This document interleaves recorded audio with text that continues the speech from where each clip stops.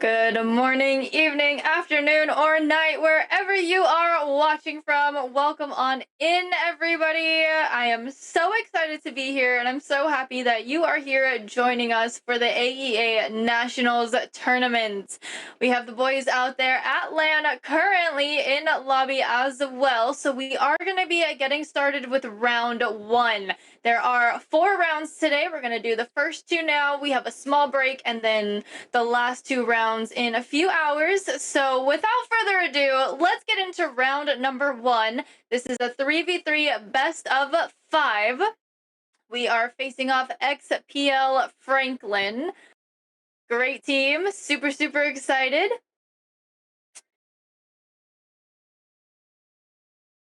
Perfect. All right, we got Plum, Selixer, and Castro. The field for us as we head into game number 1, kickoff number 1. 5 minutes on the clock. Here we go. Selixer and Clin on kickoff as Plum has a nice cheat up, sends it to the wall. In comes Castro, sending it down into the left side corner. Defense is on it, sending it out, but Selixer is on it. Clin with the turnaround.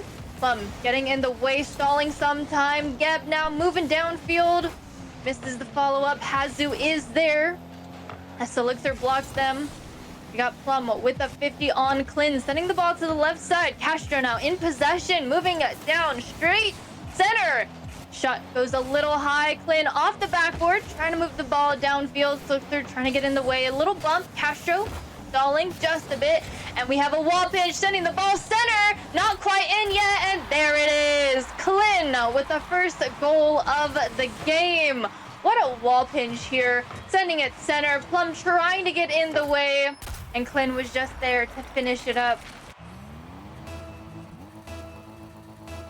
4:18 on the clock. We head into kickoff number 2.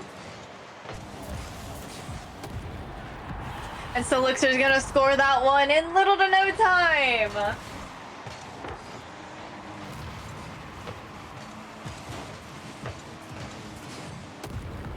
Nice little roll in there. It is now 1-1, 4 minutes, 12 seconds on the clock. Hazu and Selixer on kickoff as it gets stalled. Going to the wall. Castro now taking over. Off the backboard, great double as it goes over to Plum. Castro taken out with a demo. Clin getting in the way, moving down on that right side. A pass over to Hazu. He pops it up one more time. Castro goes for the block and gets it. Sends the ball back into that right side corner as he takes their corner boost. Clin gets 50'd as the ball goes up to mid. Plum sending it back into the corner. Hazu with one launch. Castro keeping it in that corner, not letting it move too much here. We got Clin with a pass to Hazu. Castro taking out Geb with a demo as Plum takes over, gets past one, gets 50'd by the second. Hazu now trying to get through Selixer. Ball's in the right side corner. Castro taking over, gets it past midfield. Geb chasing it down. Castro little to no boost, gets it center, and Hazu is there on defense. As Selixer 50s the ball once more, sends it back to midfield. Hazu has a shot, it's a little too high. No follow-up. Geb with the half flip towards the net. It is shut down. A pass back over to Castro. He gets past Clin. Selixer little awkward there, not quite ready. We do have him chasing down the ball. Back on defense though, he does get in the way as Geb's taken out with the demo, clearing up some of the defensive pressure. Ball is center. Clin gets a little awkward touch. Geb has the follow-up as he wins the 50, pushes it back down into the left side. Plum now with the clear all the way to the right side corner. As he follows it up, he's got 11 boosts. Castro, second man, sending it back down. Nice rotations taken over as Geb tries to send it out. Plum is there. Castro on the right side. We got a demo taken out. Again, some of that defensive pressure. Hazu does get in the way though. We got Plum just missing that challenge there. Selixer getting in the way. Hazu awkward. Sends it over to Castro. He makes his way down field. Hazu is trying to go around the team. Plum chases him down, gets in the way. No boost in the tank. Selixer with the follow-up. In goes Castro, and it's saved away by Clin. As Hazu takes possession, he gets past Selixer and through the defense. And there you have it. XPL Franklin taking the lead here. There's still time though. 1:55 on the clock.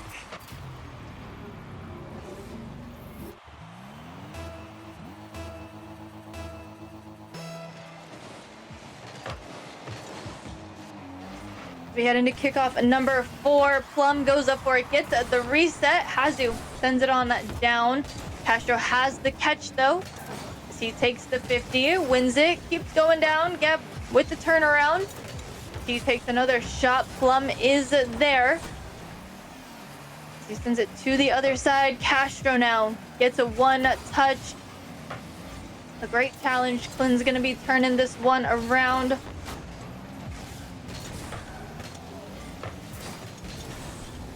Snow just chipping it down field. We're in the right side corner.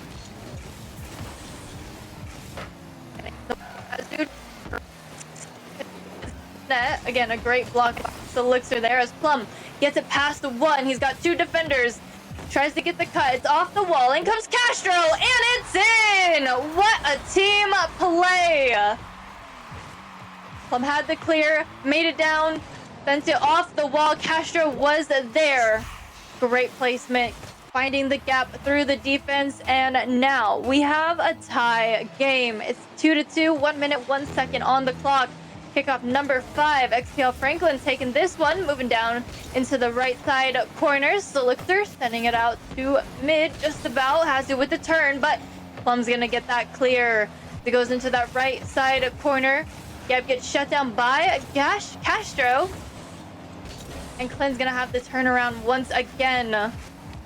Got some lovely clears from both teams here. Not doing too much. Finally, we see Plum with a little bit more control, taking possession, holding it, really trying to calculate his moves here rather than just kind of get these clears. As it does seem to be working, they're holding this offensive push as he does find a gap through the defense. Hazu makes it back.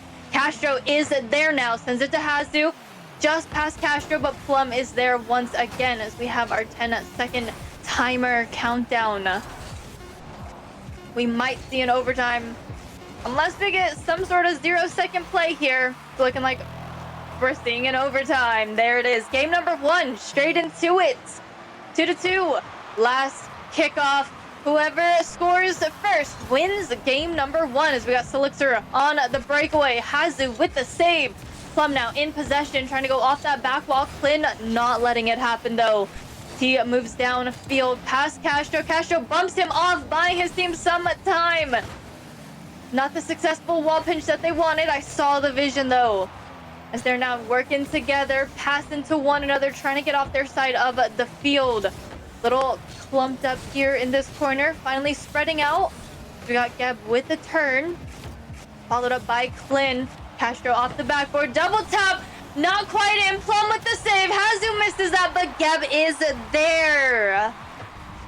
Take a look at that replay. We got Clint with the double, getting past Castro. Elixir just missed that one. Plum had the save, but Geb, as their third man, put it in the net.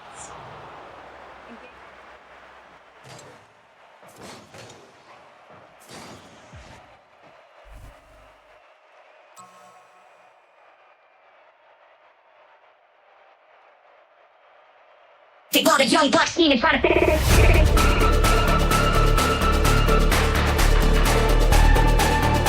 They got a young black team in front of it.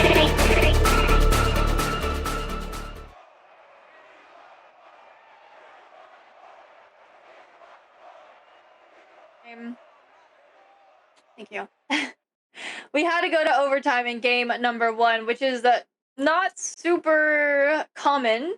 So it's very good to see that both these teams are pretty evenly matched. They're keeping up with one another, and it was a good first game. So I'm excited to see what's going to be happening in game number 2 as we head on into it.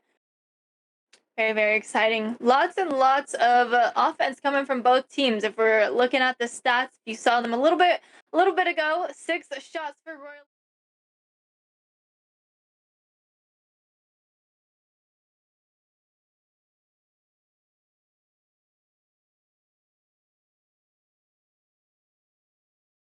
The field, and we have another 5 minutes on the clock. Here we go. 0-0. Once again, we got kickoff number 1. Geb sending this one to the backboard. Hazu going up for it. He does get challenged as Quinn takes the shot. That one's gonna go in. Little deja vu from our last game. Kind of starting off strong, starting off pretty quickly.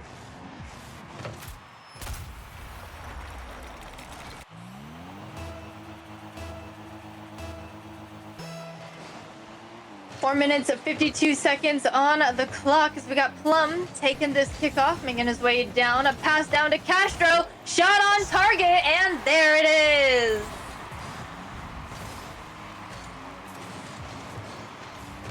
A nice pass by Plum down to Castro. You love to see it. Again, teamwork making the dream work out there. 1-1 now, 4 minutes, 45 seconds.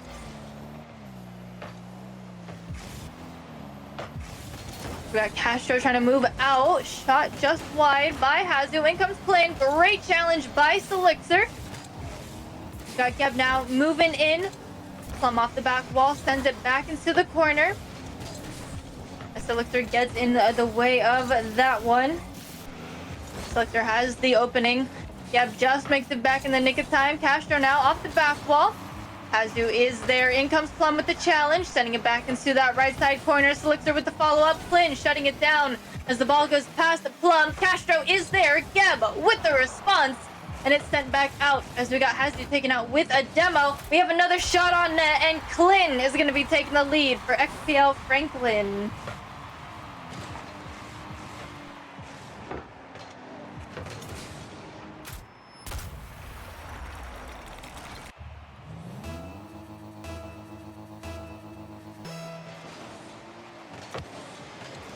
And here we go, 1-2 now, 3:55 on the clock. Clint taken over.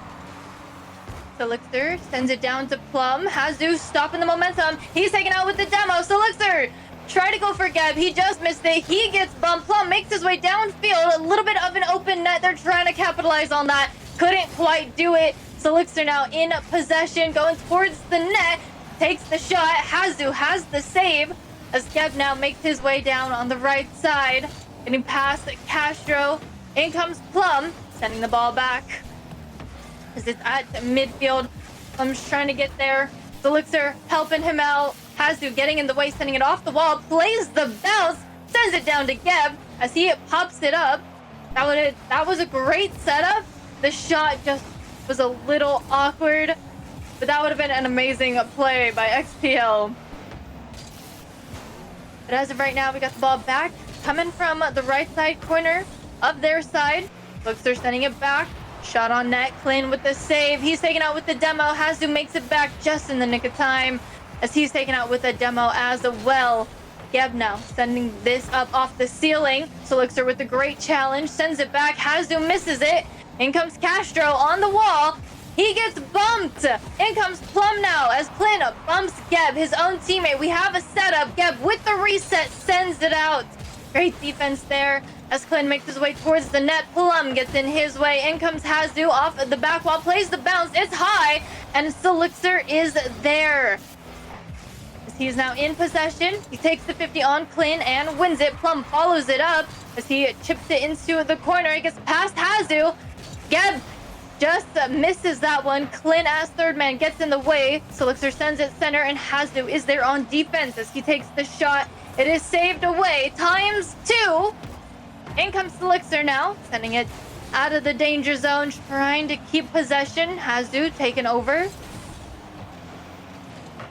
So many resets as Clint sends this back center. Geb is there, but so is Selixer. Castro now with one awkward touch. Takes the shot. Plum with the save. We have 1:35 on the clock here. XPL Franklin still in the lead. This Geb sends this one over to Selixer. Moving down. He's still maintaining possession. Going off the back wall. Shut down by Hazu. Castro has the catch. Again, stop at the momentum. Takes the 50. Ball's going to the other side. Plum now with the reset. Hazu with the shutdown. Got Castro going up from the left side corner. No boost to work with still. Making his way down. Takes the 50. Sends it center. It is a shot. Clin with a small clear. As Hazu chases it, Solixer is on it. Down to Castro. In comes Clin. 50 towards the net. It's off the back wall. And it's shut down by defense once again. Solixer with the shot. And it's saved away by Clin. Plum now with the shot. And that one's gonna go in. We're back to a tie game here. 2-2. 39 seconds to go.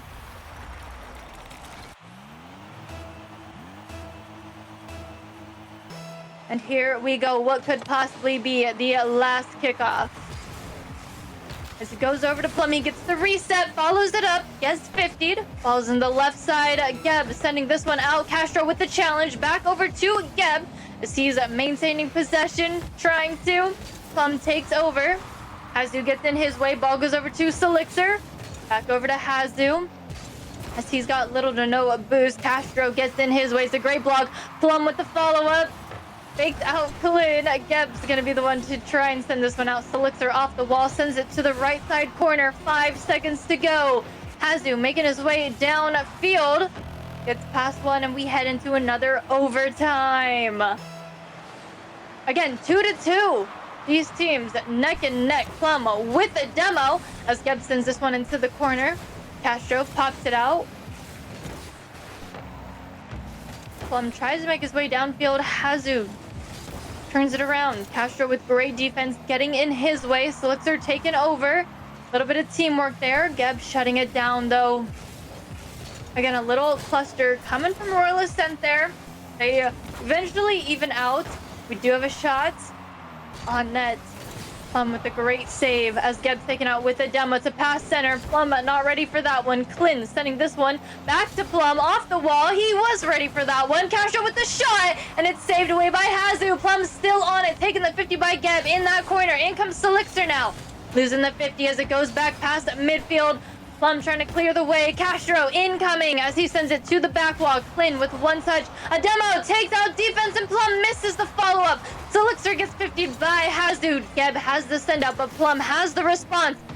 Hazu just misses this one. In comes Plum once again. Just beating Clin to it as he sends it into the left side corner. Geb with one touch. Castro sends this one down. Hazu sends it right over to Plum. He takes the 50, wins it. It's off the back wall. Geb now sends it into the corner. Solixer turning it around. Gets past Clin. Hazu with one touch. In comes Castro with the bump. Sending the ball to Solixer as he takes it to the other side. Leaves it for Plum. As he gets a bump on defense, they are able to recover. Castro now. Shot just wide. Solixer trying to go for it. Gets blocked by Geb. As we got Castro now off the back wall. Hazu getting in the way. Solixer now with the challenge. Does not win that one, but it goes over to Plum. Just wide of the net as it rolls up. Castro is there off the back wall. Over to Solixer. Defense gets it out. Moving down past midfield. Takes the shot. Plum is there. Great save. As it pops out. Castro takes the 50 and wins it. It's just wide. In comes Plum now from the corner. Gets the double off the wall to Solixer. Up and over defense. Clin is there as third man. Sends it out to Castro as he's trying to make his way towards the net. It's not possible with the rotations of the defense here. Hazu over to Clin. Castro again with the shutdown. Over to Solixer from the corner. Going center. Hazu has a touch on it. Gets a very nice clear. As Plum's on the back wall, he drops it down. Castro with a great follow-up as second man defense there. Offense is on it. They are really, really trying, but Castro has the breakaway. No double! Oh my goodness. Solixer now is trying to go for the shot. Geb shutting it down as it goes back on over to Plum. He takes the 50 by Clin. As it goes to the other side of the field, Solixer gets shut down by Hazu as he's trying to chip it center. Castro is there. A pass to Solixer. Shot goes wide and Geb is there. Solixer again getting in the way. Clin sending this out. Plum with the turn. They're keeping the offensive pressure alive here. One touch by Solixer over to Castro. 12 boosts to use. He's got one touch. It does go to Plum. He's got more boosts to work with as he gets 50. Geb taken over now. As it goes over to Solixer, he just misses that one. Everybody moving in. Plum sending this back out. We got Plum once again faking out to the offense. One demo. Shot on net. Castro with the save. As he gets a very nice clear off the wall. Can't play the bounce. Hazu sends it over to Clin. Elixir now trying to get in the way. Hazu finds the gap though. Plum now. Nice possession steal. Geb with one touch sends the shot wide. It was a good setup by Plum. Great shutdown by defense as Clin now has 12 boost to use. Takes the 50. Still just making his way downfield. Castro now with the 50. Sends it up to Hazu. Shot on net. Plum getting in the way of that one as Elixir plays the bounce off the wall. Gets a very nice pinch downfield to that right side corner. Clin, however, is able to turn it around. Get past one. Take a shot. Castro with the save. Hazu sends it towards the net once again. Castro is on it. Geb taken out with a demo as Plum now sends the ball from the wall. Hazu sends it down off the back wall. Castro with great defense gets in the way of the follow-up. Geb now off the back wall. Hazu is there. In comes Plum with the save. Castro taken over. Has the opening and Clin makes it just in the time needed. Great defense as he sends it center. Geb takes the long shot. It is wide. They do get the clear, so it does give them some time to recalibrate. Get some boost, whatever they need. We have another shot by Elixir. Geb with the save, going back center. Clin is there. Plum has the read on that one. Sends it over to Elixir. Hazu getting in the way. A nice catch with the air dribble. Down to Castro, though, as he sends it downfield. Ladies and gentlemen, we have over 5 minutes on the clock. This is basically like game 3 happening here, but we're still in game 2. Incredible. As we got Castro now sending this over to Clin off the back wall. Elixir with the read sends it to the right side wall. Doesn't quite play the bounce, but Plum is there to do it for him. As Geb sends this one out, he takes the 50. Castro wins that one, but Clin has a great follow-up. Elixir with the shot, open net, and it's in. 5 minutes, 38 seconds on the clock. My goodness.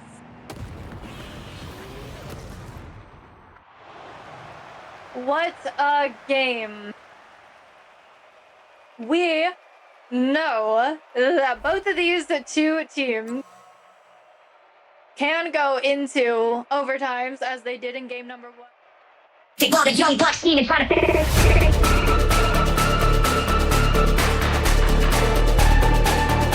They got a young black team in front of it.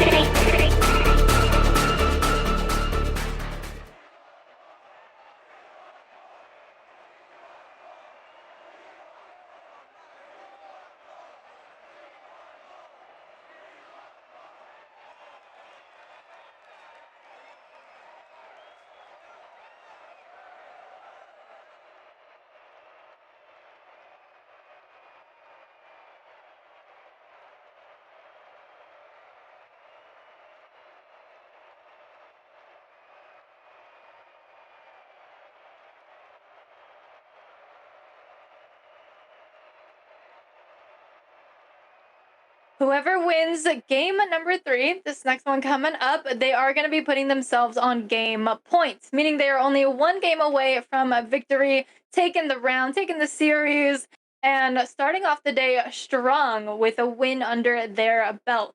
But we shall see what happens as we got the players out on the field waiting to go. So let's head on over there. 5 minutes on the clock again, 0-0 ball game. Here we go. Kickoff number 1. Again, Elixir was on it. As we got Royal Ascent on defense. I'm getting in the way here.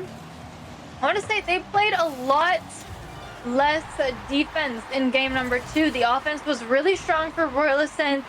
They had a really good game. And again, Geb here with the first goal. Not unusual. Not in the slightest.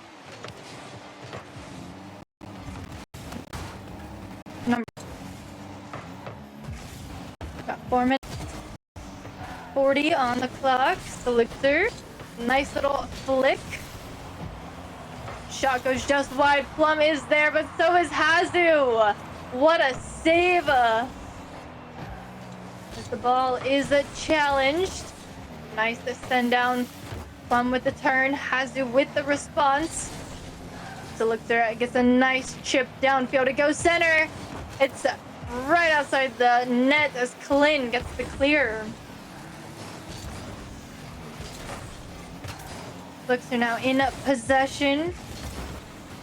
Nice to 50 going out center. Hazu with the shot. And it's just wide.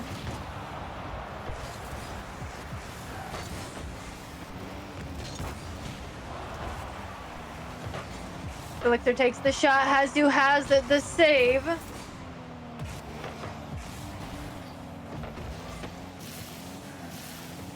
In comes Elixir, finding a gap. And there it is. First goal of the game for Royal Ascent here.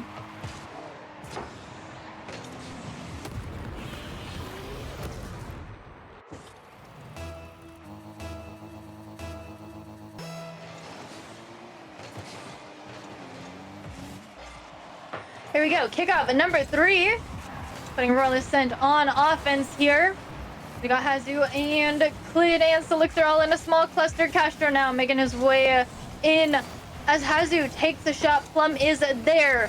Nice chip off the wall. Shut down by Clin. As Castro sends this one out to pass the Plum. One touch over to Hazu. Things quickly turn around here. We got Geb now. With one touch, ball goes over to Clin though. He's making his way towards the net. Castro is on it. Pass over to Plum to the back wall, back down. And Hazu on defense sends it out. He takes possession. It's a pass to Geb. Shot and saved by Elixir. It goes wide. A push downfield. Castro in possession. No ground pinch for him. He's shut down by Geb. He takes over, gets a wall play. Playing with the follow-up. Plum with a great 50, sends it over. Hazu redirects it, and Elixir is there. Plum takes out Plane with the demo. Elixir sends it off the wall, and it's just outside the net. Elixir over to Plum, and there it is. Let's take a look at that replay. Shot just goes wide. Plum sends it. Elixir off the wall, back over to Plum. It's a really good thing Plum did not rotate out and he stayed with the play.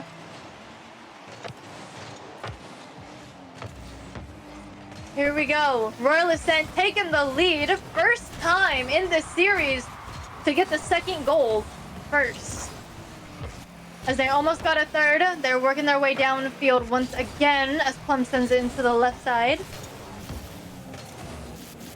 Hazu does have the clear, gets the reset, plays off the wall. Plum with the shutdown, sends it to the right side wall. A nice play off the bounce, gets it downfield as he's still sticking with it. Trying to musty. Hazu sends this one out. Elixir with one touch off the wall. In comes Clin though, taking the shot. Plum is there. As we got Geb now going with the shot. Castro with the great save. As he gets 50'd by Clin, ball goes up. Hazu's first to it. Tipped it towards the net. Elixir with the save. Zero boost in the tank. Little dangerous here as Geb makes his way towards the net. Castro is going to send it out, buying his team some time to get boost as Plum makes his way down. Clin gets in his way. Elixir is right behind him though. One soft touch towards Hazu as he gets the bicycle kick. In comes Castro. Great 50. Keeping the ball active on the offensive side for Royal Ascent. Keeping that pressure going. We got Clin now taken out with a demo. Elixir makes his way down field. Fakes out Geb, but not Clin. As the ball rolls back center, Hazu has the follow-up off the back wall. Plum just misses that one. Clin goes up. He's awkward, though. Still time for defense to get in the way, as Elixir does on Geb. Clin with the touch to the left side. Hazu taking over. Castro with the tackle. Sends it towards the net. Gets the shot. Clin with the save. As Plum chips this one a little high. Trying to get around the defense. He gets past one. Hazu was there as second man. Sends this one out. Elixir with one touch. Over to Hazu. And that one's going to tie up the game.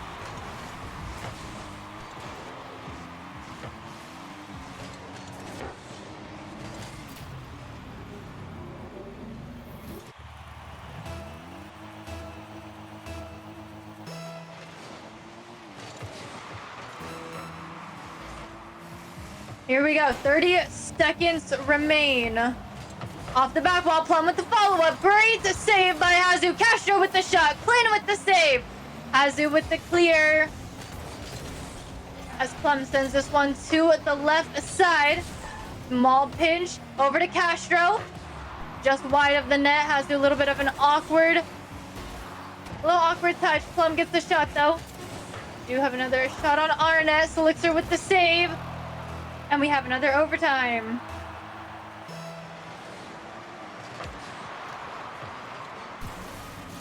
Castro now sending this one from kickoff. Hazu over to Elixir. As things quickly turn around. One more touch. Shot. And it's in!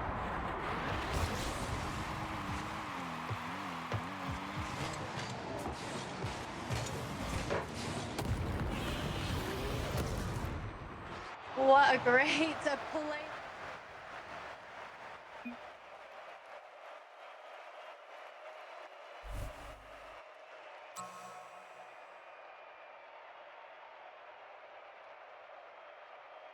They brought a young black team in front of it.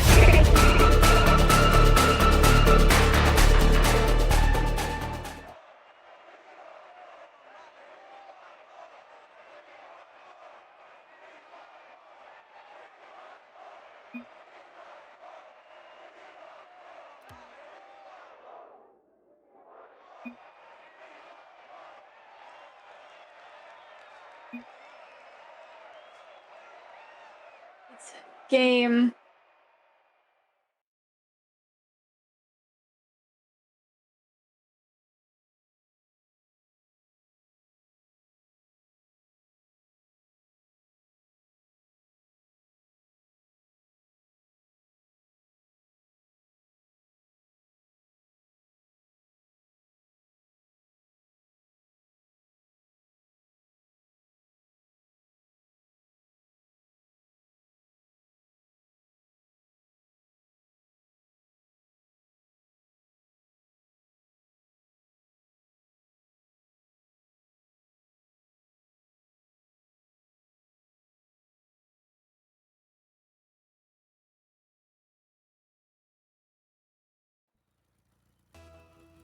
We head into game 4.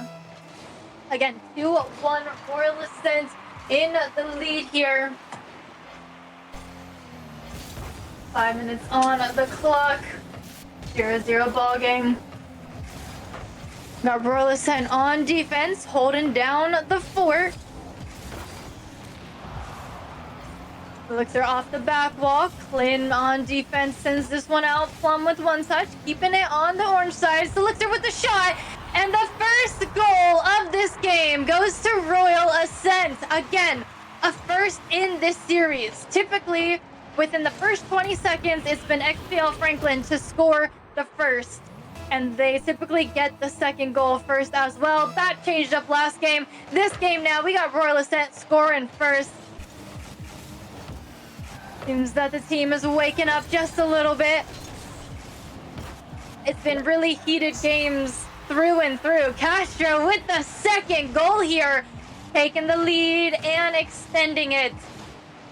This is a huge turnaround by Royal Ascent here.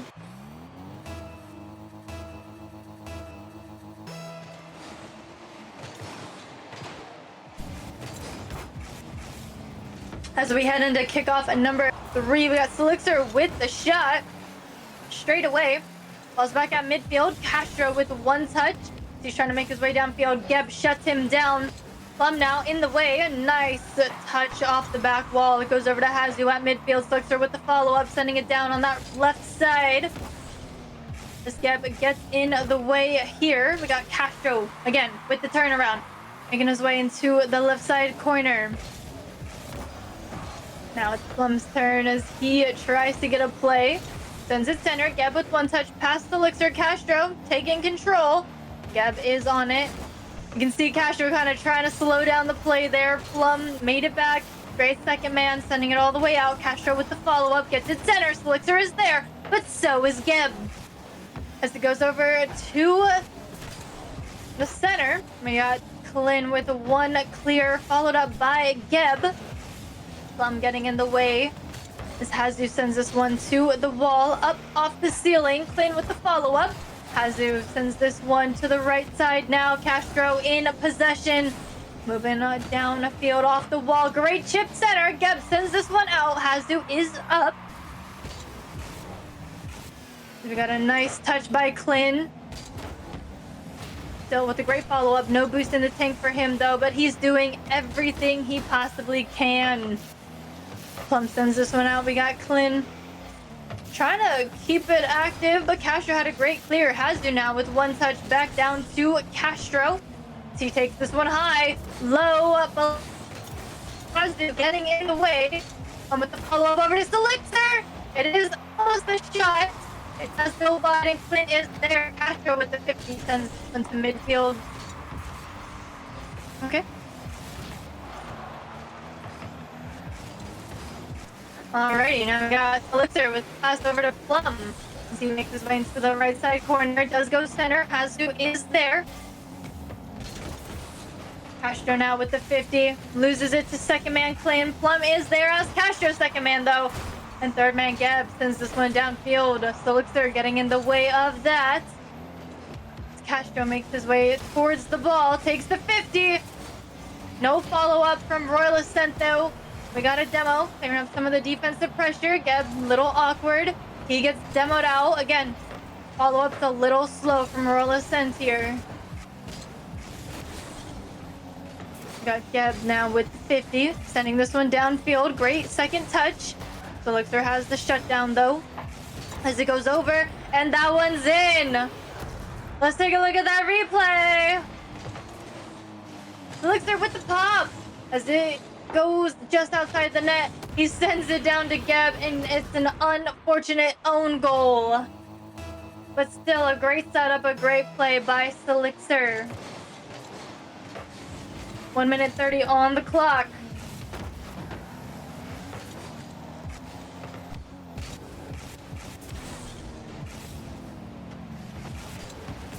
We have a shot on net by Geb. Elixir with the save. Clin now getting shut down by Plum. Hazu now with the turnaround over to Castro as he sends it to the right side.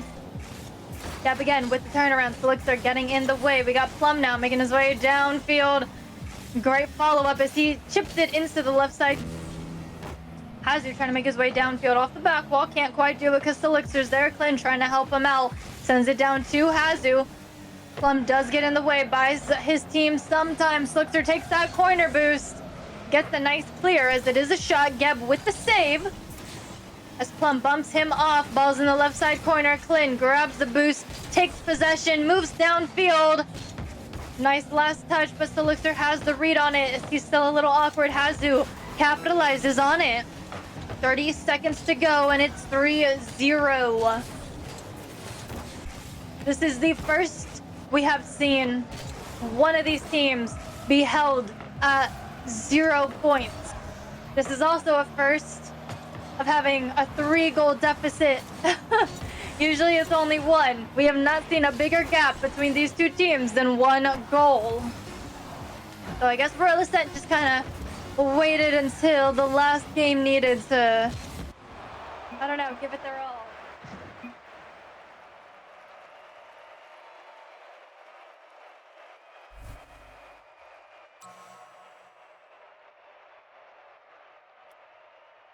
Every single time. Game number 1 had an overtime. Game number 2 had an overtime. 5 minutes, 38 seconds. Absolutely incredible here. And just in the end, Royal Ascent was able to pop off, take it, and extend it 2 times over, giving us a 3-0 game. So, congratulations to Royal Ascent as they start off the AEA Nationals tournament strong with 1 win under their belt.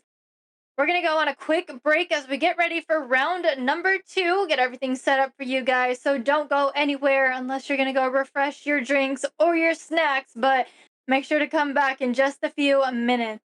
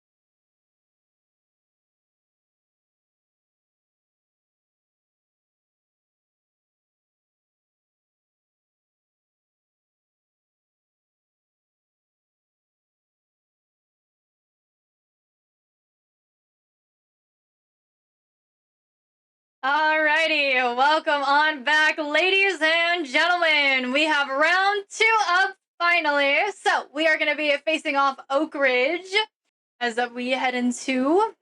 We're going to get the teams out on the field, but let's hear it for the team. They did so good in round number 1. It was a tough battle, lots and lots of overtimes. Again, 5.5 minutes, just a little bit over. In game number 2, absolutely incredible. And then they ended out strong with a 3-0 game. So let's keep that same energy. Let's go into round number 2. Get these players out on the field as we got 5 minutes on the game. Here we go. Kickoff number 1. Castro sending this downfield. We got Cam sending this one out. Plum. Shot just wide. Frag sends this back downfield. Selixer with a touch as it goes to mid. Plum with a pickup. Shot on net and it's a little high. Castro now with the rebound sends this one wide. And we got Frags now moving downfield in that left side. Plum stopping the momentum just a little bit. Can't quite follow it up. Camming his way towards the net and that one's gonna go in. Top left corner. Take a look at that replay here. Welcome on in if you are just joining us. This is round 2, game number 1. 4 minutes, 25 seconds on the clock. Kickoff number 2, Selixer just wide. Frags is there on defense. He's taken out with a demo. In comes Plum, and that one's in, tying up the game.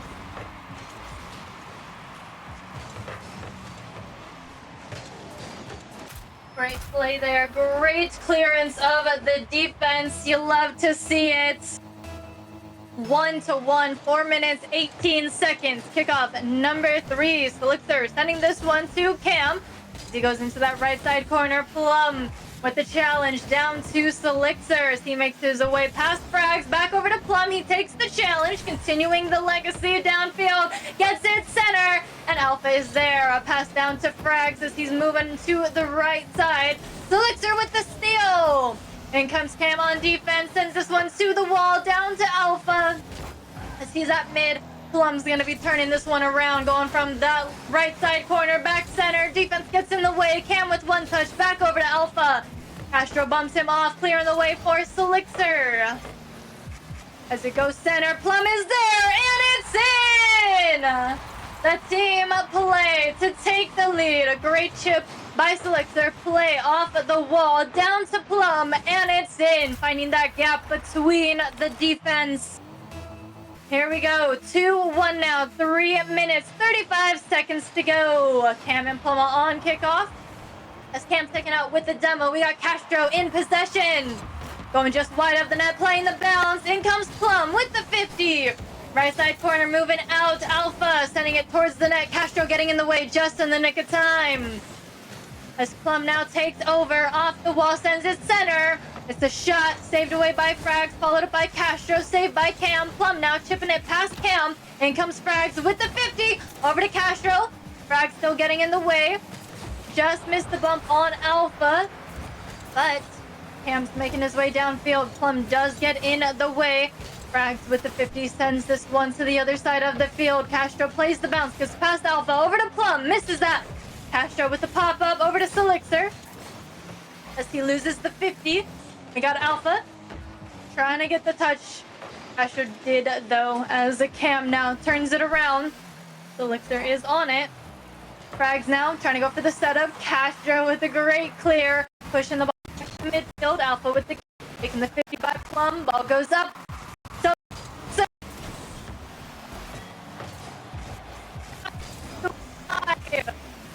Castro now with 50 over to Frags. Nice pass to Cam as they push the ball downfield. Plum sends this one center. Selixer meets Cam with the 50. Castro taking over, gets past Cam. It's going towards the net. Frags with the save. As the ball goes up from the corner, Alpha plays the bounce. He gets challenged immediately by Plum. Ball goes over to Frags. As Castro now takes over. One touch off the wall. Selixer with the follow-up. And Alpha has the save. As the ball now goes over to Castro. He gets past Frags into the corner. Cam with a great clear on defense. Elixir cutting it short though, followed up by Plum. It bounces down. We have a great corner boost steal. Cam sends this one out. Alpha with a great touch to the back wall. The follow-up is shut down by Castro with the save. It goes into the right side corner. Elixir is on it, sending it off the wall. A little bit of a double commit happening there. They're still able to keep control as the ball is high. We got Alpha trying to go for the shot. So Elixir with the great follow-up, shutting it down. Castro now with the chip towards the back wall. Gets a demo on Frags. Cam is there though, sending this one out. So Elixir playing it. As Alpha has a great touch off the back wall. We have less than 1 minute remaining. A great 50. Defense trying to hold it down. It goes center. Plum is there. Ball still somewhat center. Castro has the follow-up. A pass to Elixir. Just outside the net. Castro now off the corner. Down to Plum. And a save by Alpha. What a save. As Alpha still maintaining possession. Holding the front down. Frags takes over, tries to make his way down towards the net. Elixir sending this one out though, as Cam gets a nice chip. It's on target, and Castro has the save! That would have tied up the game. That could have pushed for an overtime in game number 1, but Castro playing that defensive line. Now Plum with the shot over to Castro, and Castro is gonna take the lead and extend it now. Not only did he grab the save, his team set him up for a great shot. And there you have it, 3-1 with 11 seconds to go. The ball goes over to Elixir, going in that corner. It doesn't matter too much if they score here, and they do. Cam with the shot, closing the gap just a little bit. However, they only have 2 seconds to make a play. So they're gonna have to go into kickoff and keep the ball up. All Royal Ascent has to do, Plum, Castro, Elixir, they just have to drop the ball here. That's it. Let's see what happens as we have our kickoff. Cam with the pop-up, and there it is. It is dropped, and Royal Ascent takes game number 1. GG's to both teams here. Take a look at these stats here. A total of 10 shots for Royal Ascent and a total of 4 shots for Oak Ridge. 2s across the board for their defense though. 6 saves for Oak Ridge and only 2 for Royal Ascent. They didn't really have to play too much defense. Again, Castro had that really good save to really keep the ball rolling, not tie up the game and kind of restart everything, and that led to our 3rd goal. But Cam with a great come up, he was the only one to score for Oak Ridge there, really trying to keep the team going. They did get that last one, so hopefully that's enough motivation to push them into game number 2. But we're gonna see what happens as Royal Ascent puts 1 win under their belts. Again, this is a best of 5. So they're going to need 2 more wins to close out this series. But as we head into game number 2, everyone is taking the field and we are getting started over there. Again, 5 minutes on the clock, 0-0 ball game. Here we go. Kickoff number 1. We got Royal Ascent on.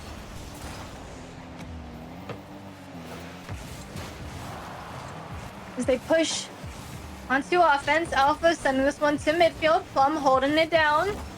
Keeping it on the orange side as Plum follows it up. He gets the shot. And there you have it. Let's take a look at that replay. Yeah, it's a great 50. Alpha almost had that one. He got the boost, make it there just in time, but the 50 did not go in his favor. 1-0 now. Kickoff number 2, 4 minutes, 35 seconds on the clock. Alpha is taking the 50, pushing it towards the net. He does get a shot, Plum with the save. As he's 50'd off the wall, ball bounces center. Elixir playing the bounce, using the last of his boost to get a shot on net. Alpha with the save. Cam trying to get the clear. Castro not letting it happen as he goes center. Plum 50's Cam. Frags now with the follow-up.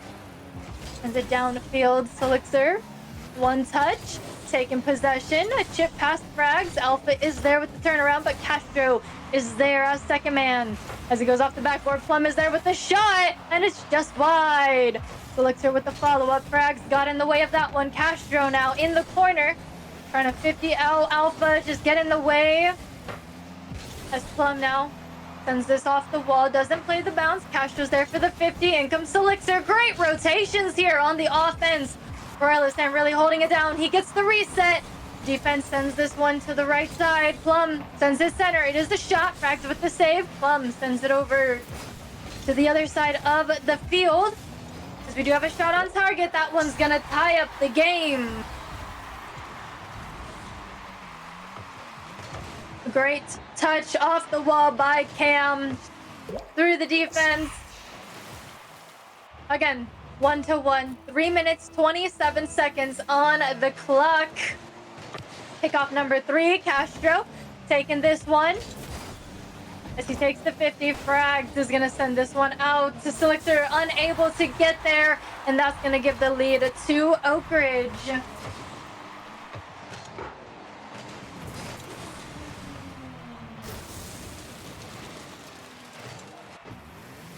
Okay. Now, 3 minutes, 19 seconds. Here we go. Kickoff number 4. Cam taking this one. Plum with the pop-up. As he chases it down, gets the play off the ceiling. Takes the 50 by Frags. Alpha chasing it down, but Castro beats him. As it goes center, Selixer goes up. Gets one touch, maintaining control. Gets the reset.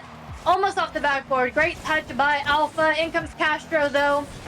As he tries to send it towards the net, Frags is going to send this one out just a little bit. Plum, he's on it, gets the demo. Alpha getting in the way once again. He's taken out with the demo. In comes Selixer now, taking control. Gets past Frags. It is a shot. Cam with the save. As Alpha now is in control. He gets 50 by Plum. Castro with the follow-up. It's a nice clear, but Plum has an immediate turnaround. As Alpha now makes his way downfield past Castro. Selixer's up next. Shadow defense. He gets bumped. Plum as third man gets in the way. As he's making his way downfield, it's him and Alpha.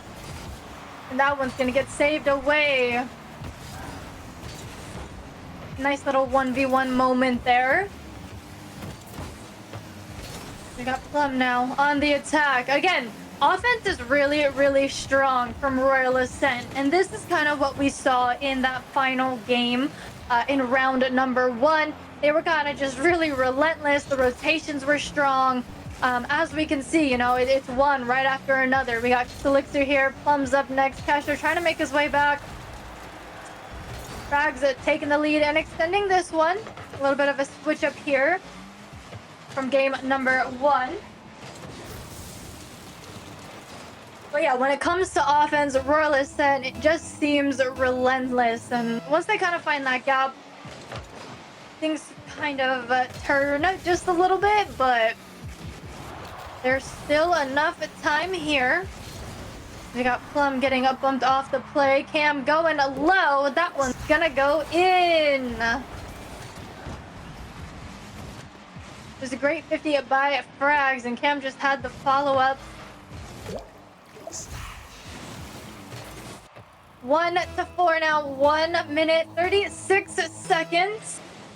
Kickoff number 6 here. Frags taking this one. We got Selixer moving down. Plum on his left side. Cam with one touch. Plum taking out Alpha with the demo, trying to clear up some of that defensive pressure. Shot on net, just wide. Cam with the save. Selixer now with the shot, and there you have it. Take a look here. Again, we got Castro. Defense getting just in the way, and Selixer with the follow-up.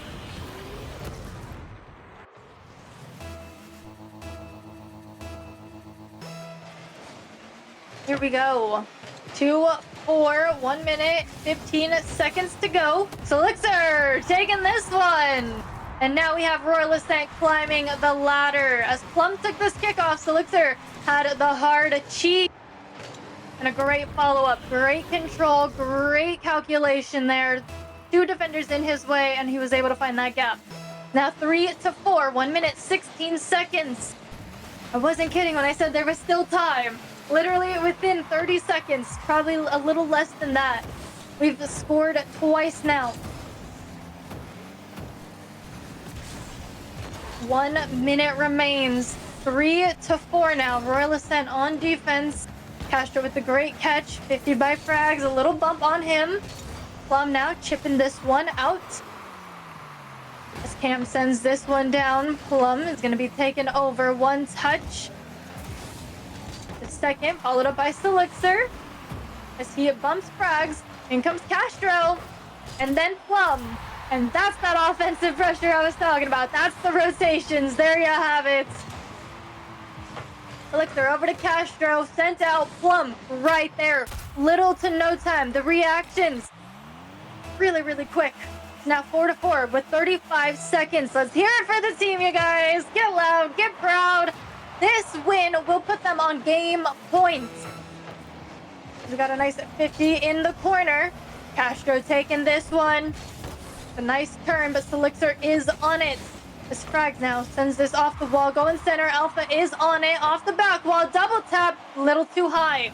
Castro now in that right side corner, moving downfield, gets past Cam, not past frags, but in comes Plum, sends this one center. Selixer is almost there. Alpha with great defense. 50 sends this one out.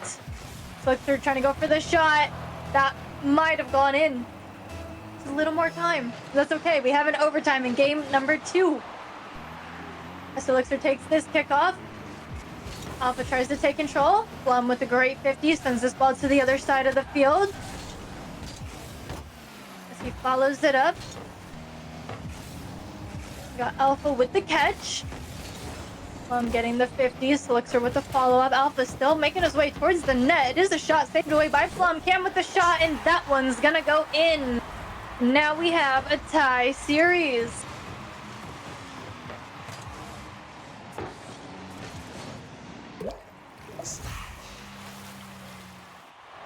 "24 seconds into the overtime. Very, very quick one. Again, it seems Oak Ridge kind of woke up a little bit. Taking a look at these stats here, a total of 14 shots for Royal Ascent and only 10 shots for Oak Ridge. We got a total of 7 saves for Oak Ridge and 4 for Royal Ascent. So not too close in stats, but definitely a close game. I mean, all the way into overtime, ending in 1 goal a deficit. This was definitely a really good game. And this was a little bit of kind of what I was talking about in round number 1, or as we were like heading into round number 1, where game 1s are kind of a warm-up. Sometimes it can be a little bit of a blowout, but that doesn't necessarily navigate or tell us the map of the how the game's going to play out, right? As we see, Oak Ridge made a comeback. Now we have a tie series, even though, Royal Ascent took it 3-0. So it was a good game. And that's just hyping us up for game number 3. We now know both these teams can win against each other. So it's anybody's game right here, right now, as we got 5 minutes on the clock, 6 cars on the field, and 0 points across the board. Here we go, ladies and gentlemen. Game number 3, round number 2. We got kickoff number 1 playing out. Castro in possession. Does get a shot. Alpha with the save. Plum now takes over. A little bit of a double commit. Cam didn't really have the read on that one. He was a good double commit for Oak Ridge there. Just trying to get in the way. However, they're still on defense. As Cam sends this one out, Plum is on it. In comes Selixer, just trying to get in the way. He does get a touch. Sends this one to the wall. Frags with a 50 on Plum. As Selixer now makes his way towards the net. One last pop-up. It's just outside. Frags with the touch. As Plum turns it around. It's going! And it's in! Take a look at that replay.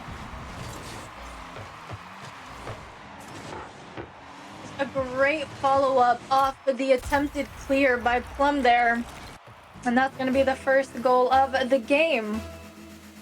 1-0, 4 minutes, 11 seconds. We got the ball in the right side corner. Elixir sends this one center. Castro with the follow-up.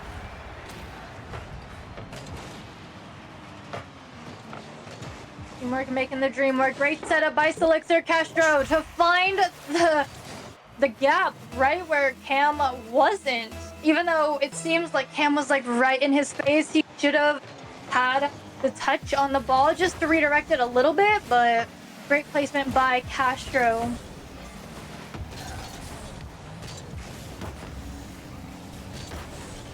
So we got Alpha now with the clear. Plum chipping this one up a little high.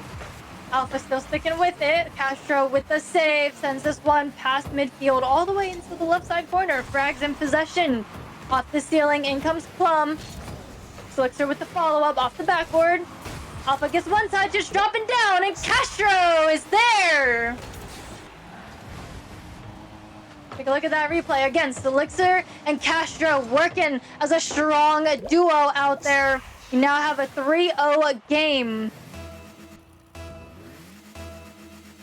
3 minutes, 28 seconds. There's still time for Oak Ridge to climb the ladder. As we saw, Royal Ascent had to do the same thing, actually, in the last minute and 43 seconds of our last game. And they were able to tie it. And they were down by 3 as well. So, I believe that they definitely can, since we have seen how this team plays. We're seeing their rotations, seeing their offense, because they have a lot of good setups as well, but they're just heavy on defense. As we know, Royal Ascent is a very strong offense team. Lots and lots of bumps and demos also coming from them. We've seen them implement that strategy throughout both rounds today. As you guys may recall, or if you are new here, Plum being known as our king. It's not really shocking if we see he's known for. However, it seems to have bled into the team, as we did see Castro and Elixir implementing them as well.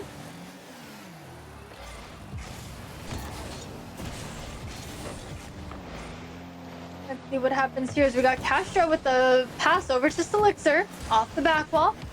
Frags in possession. Plum trying to just go up for the block. Castro now a second man. Sets it up to Elixir. Goes to the wall. He plays the bounce. Gets it just outside the net. Alpha takes over. It's a nice catch. Castro with the shot. Cam with the save. Sending it out. Elixir with the pop-up. Plum following this one as he takes control. Gets one touch. Elixir tried to follow that one up. He did get the 50. It goes over to Castro. From that left side corner, Alpha with the send out. 1 minute, 43 seconds. Here we go. Plum over to Elixir. He falls off. It goes back over to Plum to the back wall. Alpha with the read as he sends it into the right side corner. He's got a nice clear past midfield, making his way towards the net just wide. Elixir is there as he's now making his way to the right side corner. Plum again with a follow-up off the wall. Over to Castro. He got the reset off the 50. Frags with one soft touch. Elixir with the shutdown. Moving in towards the net. Alpha with one touch. Ball still up. It's in a good position for Plum here as he sends this into the corner. Plays the bounce. A little bump on the defense. We have a bump on offense too now. Cam now making his way down at field. Elixir getting in his way. 1 minute remaining. Still a 3-0 game. Elixir now with one touch. He takes the 50. Frags with the follow-up. He gets past the Castro, not past Plum. Elixir now taking possession, moving downfield. Alpha goes up for the challenge, gets it, but he's going center. Cam goes up first, beats Plum to the ball. In comes Castro. Frags goes low. It's an open net, and there you have it. First goal for Oak Ridge High in this game. 27 seconds left, and they are down 2. There's still time. It's a little bit of a crunch, but anything can happen. This is Rocket League. 27 seconds. Kickoff at number 5. Elixir taking this kickoff. It goes over to Cam. The pass over to Frags. In comes Plum with the clear. Really, all Royal Ascent has to do is stall out time, as we do have a shot. Castro has the epic save. He's now moving off the wall. Cam still on the attack. Plum now taking possession, slowing it down just a little bit. Takes the 50, grabs the save on the shot. 5 seconds to go, and it looks like it's safe to say Royal Ascent is going to be taking this game. There you have it. Royal Ascent with the second win in this series. It is now 2-1. We are on game point, meaning we only need one more win to close out this series and start off this tournament strong with 2 series wins under our belt. Taking a look at these stats really quick. We got 11 shots, 3 saves for Royal Ascent, 4 shots, 4 saves for Oak Ridge High. Another good game. Again, I think Royal Ascent really did I think they really were just outpacing Oak Ridge a little bit. Again, offense really high. They put Oak Ridge on their back wheels for a majority of the game. And then in the end, they kind of got to lay off, relax a little bit, and just kind of kill the clock. And that's exactly what worked for them. So let's see what happens in game number 4 here. We got 5 minutes on the clock. Kickoff number 1. Castro getting in the way here. As it goes into the left side corner, we got Elixir with a great challenge. It does not go in his favor though, as we got Plum as third man taking over. A great ceiling pinch down towards the net. Elixir with the follow-up, getting past Cam. It goes center. Castro meeting Alpha, bumps him, sends it into the corner, but Frags plays the bounce and gets it downfield. As it's off at the backboard, Elixir is there. Taking possession, getting it past mid, but Cam has the turnaround once again. Royal Ascent finally being on their back wheels just a little bit, but it doesn't last too long as we got Elixir with the breakaway. Alpha with the pass off his back wall. It is a shot saved away by Cam. This is in the left side corner going center, and that one's gonna go in. Alpha with the first goal of the game for Oak Ridge High.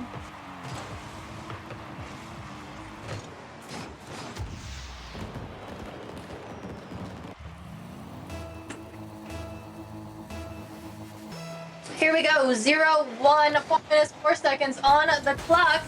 Kickoff number 2, we got Elixir in possession, moving downfield, a bump on defense, clears up the way. Castro with the shot, it's not quite in. Frags now sending this one out just a little bit. Plum with the setup, Cam getting in the way. It seems that the defense has adapted to the offense quite well here, but we'll see how long that lasts. As we got Plum making his way downfield, takes the 50. Alpha chasing it down. Elixir with the shadow defense. As it's just wide, Frags is going to redirect that one on in. And teamwork makes the dream work for Oak Ridge as they take the lead and extend it now. 0-2. But there's 3 minutes and 27 seconds left.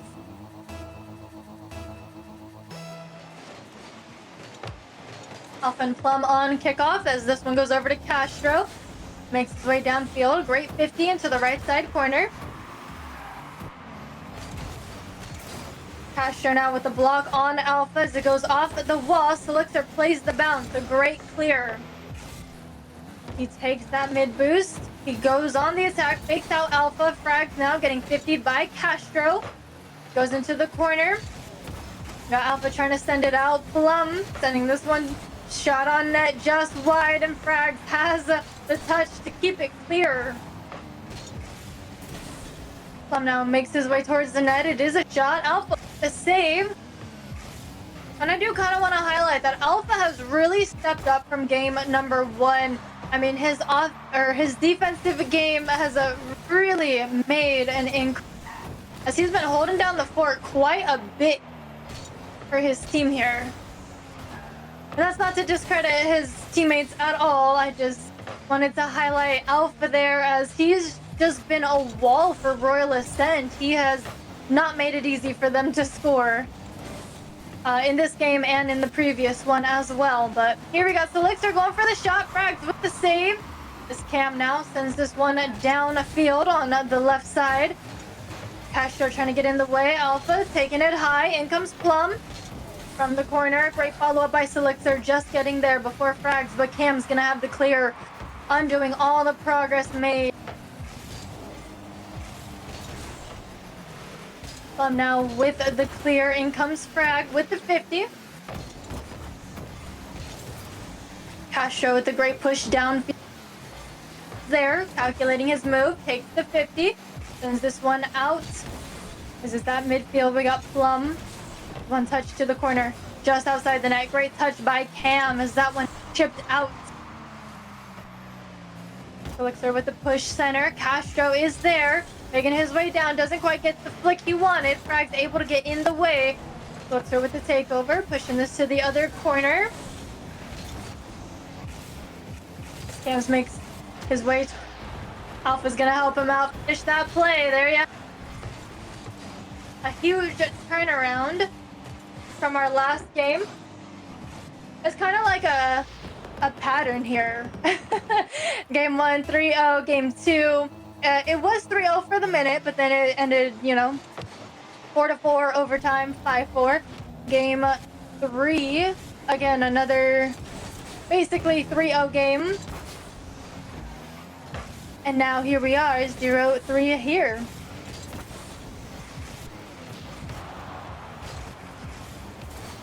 We got Plum with the demo on Alpha that clears the way. There's still 2 defenders though. Alpha taken out with the demo again.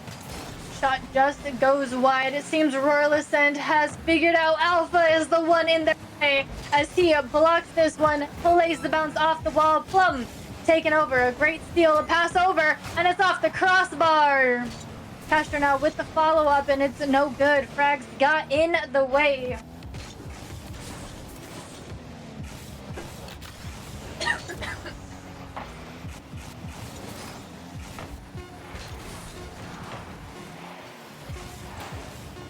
Alrighty, and 5 seconds to go. And this win goes over to Oak Ridge, which is going to tie up the series here and push us for a game 5. A good game from Oak Ridge here. Again, like I said, kind of a around. They to have woken up not only just from game 1, but now game 3, losing that one as well. Still only 4 shots on the net. We have a total of 1 save. So again, Royal Ascent needing to pick up that defense just a little bit. But I mean, total of 8 shots compared to the 4 shots from Oak Ridge. Huge difference in the offensive game. A total of 6 saves from Oak Ridge though. So I know they are definitely feeling the fire from Royal Ascent, but Alpha, again, he's been the main lead in that defensive line. However, I mean, Frags and Cam coming in with the same stats, 2-2-2s across the board. Everyone did amazing out there. Oak Ridge really holding it down, not leaving without a fight. And that's exactly what you love to see. That's exactly what we want. We love the competition. We're absolutely loving watching these teams out there. So here we go. We got a game 5. Winner of this one will be taking the series. So without further ado, let's get on out there. 5 minutes on the clock, 0-0 ball game. Kickoff number 1. As we got Plum sending this one off at the back wall. Asher a little bit of a backflip, leaving it for Selixer though. Cam sending this one downfield. It is a shot saved away by Plum as Selixer chips this one out. Plum has the read, continuing on down, but Cam has the turnaround. Castro as third man, gets the clear into the corner. Selixer with the follow-up, sends this one off the back wall, going center. Cam has the read as he gets past Plum. We got a little bit of a back pass. Plum able to take over, gets 50, but it goes in his favor. As he doesn't quite get to the ball first, Frags does. Castro now in possession, moving down. We got Cam now with a push. Plum getting in the way. Castro with a great clear. Elixir now sending this one. Frags with a great touch is just outside the net. Elixir able to get back just in the nick of time. Got Alpha now sending this one across. Elixir trying to move out. Frags not letting it happen as the Plum now sends this one down field. Alpha is there holding down that midfield point.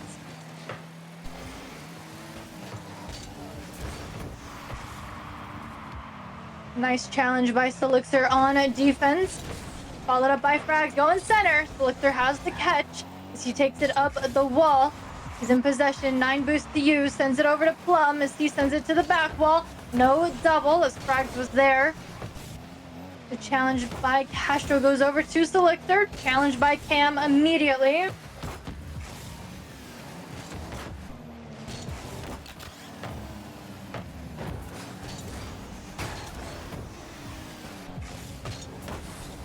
We got Alpha now with the clear, moving downfield. Elixir getting in the way. Ball goes over to Plum. One touch off the wall. Plum gets bumped off. It goes over to Castro. Open net, and it's in! Take a look at that replay. Plum sends it off the wall, past Cam. He gets bumped off the play, but it doesn't matter. Castro's there at midfield, nice and center. Taking the shot. Capitalizing on the open net as we now have a 1-0 game, 2 minutes 40 seconds. Kickoff number 2, Elixir taking it as he sends it high. Cam gets in the way, sending it to the right side corner. Alpha taking over. Castro with the 50 over to Cam, just past Plum. Frags as third man sends this one downfield, but Elixir is there. Frags being relentless, just getting in the way, sends this one across the net. As Plum is battling out Alpha, he does get past him. No boost though, loses it to Cam as it goes center. Alpha is there, and it's just wide. Plum now making it back, sends this one to the corner. It's over to Frag, shot on net, and that's in!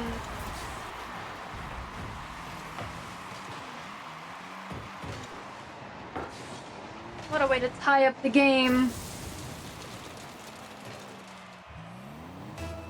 1-1 now, 2 minutes, 6 seconds. We got Plum taking possession. This one just outside the net. Elixir now trying to move in slowly but surely. Frags getting in the way though. This one off of Castro's car down to Elixir as he gets the catch. There's the flick past Cam. Alpha taken out with a demo, leaving Frags all by himself. Plum with the challenge. In comes Elixir. He got the reset. It's center. Castro is there and Elixir blocks it. Plum though sends it towards the net. Alpha with the save. Castro now moving to the left side. Sends it center off the back wall. Alpha plays the bounce. As it goes out, Plum is there with the catch, taking it up high. As he loses it, Alpha is there. One small pinch downfield. As Castro has a good turn, he gets past Frags. Alpha and Cam moving back onto defense as Alpha does get the save. He's moving in, getting a nice setup, a pinch to the other side of the field. Cam and Frags fell off though. Elixir capitalizing on that, gets the reset and shut down. Castro with the catch, another open net, but they make it back in time. Alpha with the save as Frag sends this one out of their side of the field. Castro's now going to take one out. Alpha sends this to the backboard. Plum now, a little bit of a cluster here. So Elixir leaving this one. Pass over to Castro. Cam with the clear though, as he plays the bounce off the wall. That was a really good read.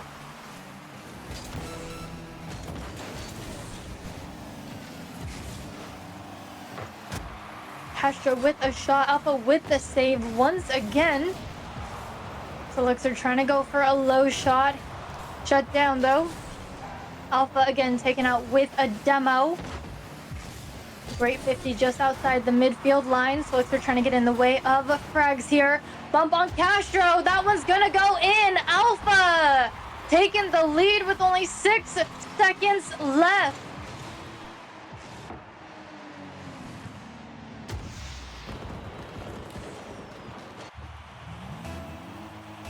6 seconds. Royal Ascent's gonna need a miracle here. A nice kickoff goal as this one pops up. Time is ticking. Castro sends this one down. Frag sends this one towards the net, and that's going to end it. Oak Ridge High School taking round number 2.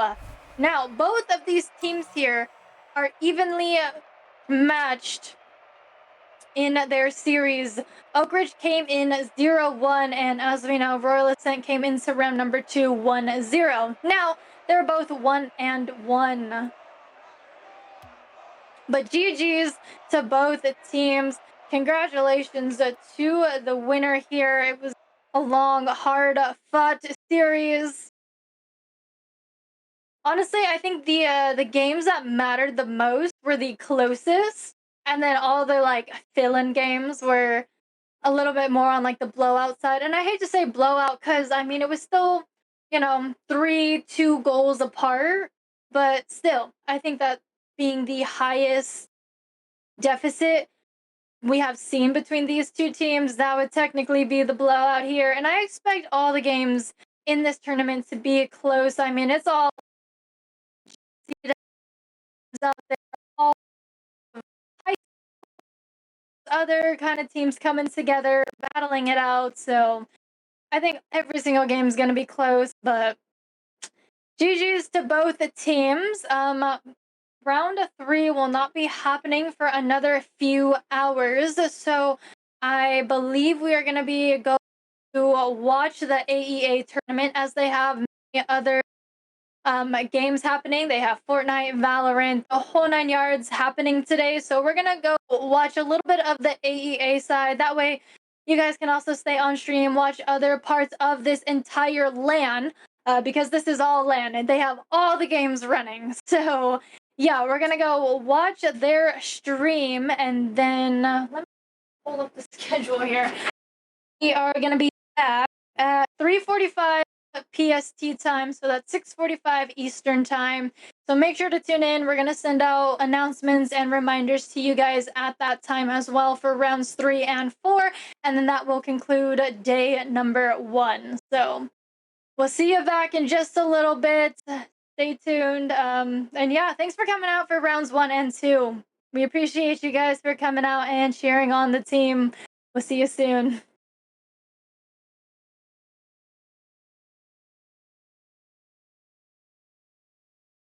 It's okay.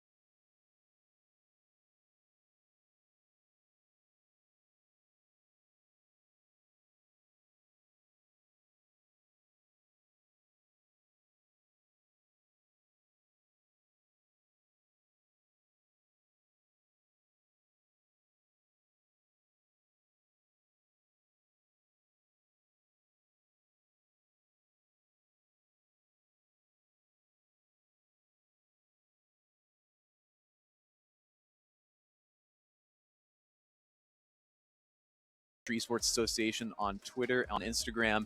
We should have some photos up there for you from the event. Thank you, Llama, for joining me. We'll tune in very shortly here for some Super Smash Bros. Don't go anywhere.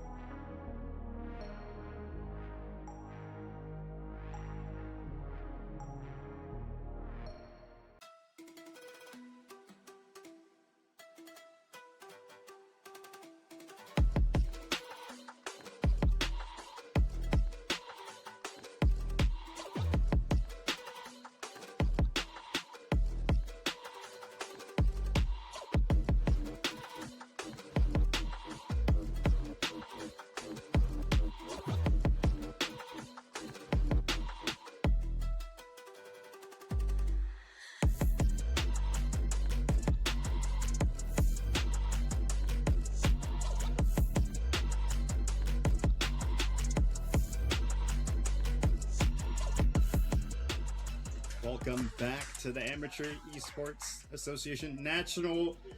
I'm here, Takeoff, here with Epi, our first time casting together. I'm excited, especially because we got some Super Smash Bros. Ultimate in stock for everybody watching at home. Yeah, and what a better game to hop into a great day of esports so far. We've done Overwatch, Rocket League, and this is our Smash Brothers section. And I'm so excited to get to work with you, Takeoff. I think this is a great opportunity to showcase our only all in-person live event. This is the only game that we've decided that it should be a LAN due to the nature of Smash. So it's popping in here. We've got tons of players, a really exciting set of Swiss brackets so far, and it's been going extremely well. All right, getting right into it. Cloud. It'll be always interesting to see.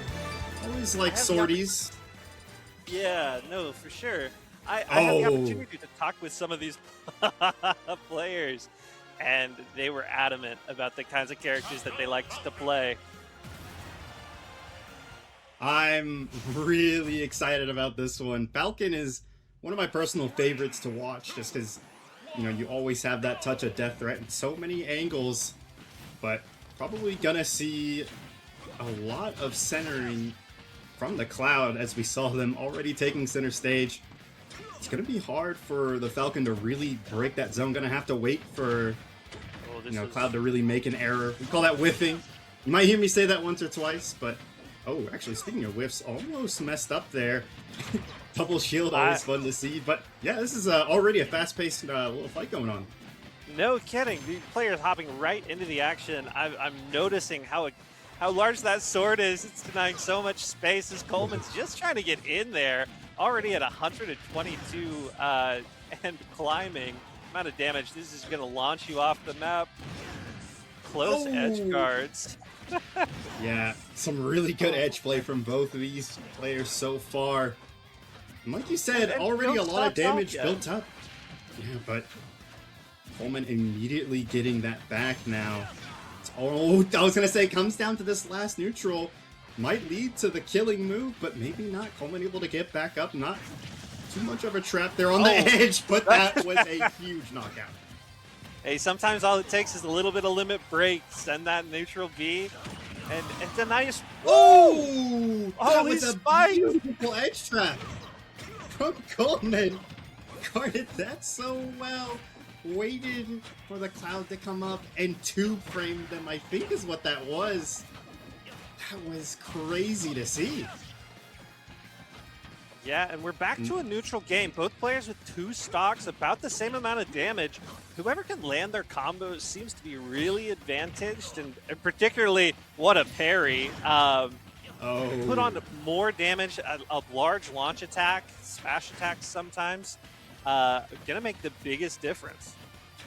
Yeah, this is normally a pretty... Oh, wow. I was going to say, this is normally a pretty rough matchup, you know, the rushdown versus the sword. It requires a lot of patience from the Falcon. As you mentioned earlier, it's a very big sword. You have a lot of room to zone them away. But 94% and an extra stock to work with to try to wrap this one up. Coleman in a rough spot here. Able to come up. Nice little shield there. Out of the shield, getting this nice little string. Maybe it will be enough to lead to something beautiful, though, from the Cloud as we go 1-1. A little bit of an advantage to Coleman, but this could be anybody's game. This damage is insane. You know, Coleman had the stock advantage, pressed his luck. Not a nice combo. A nice neutral up B is going to put us really close to next hit wins for the Falcon. Yeah, gotta be careful. You're elite here.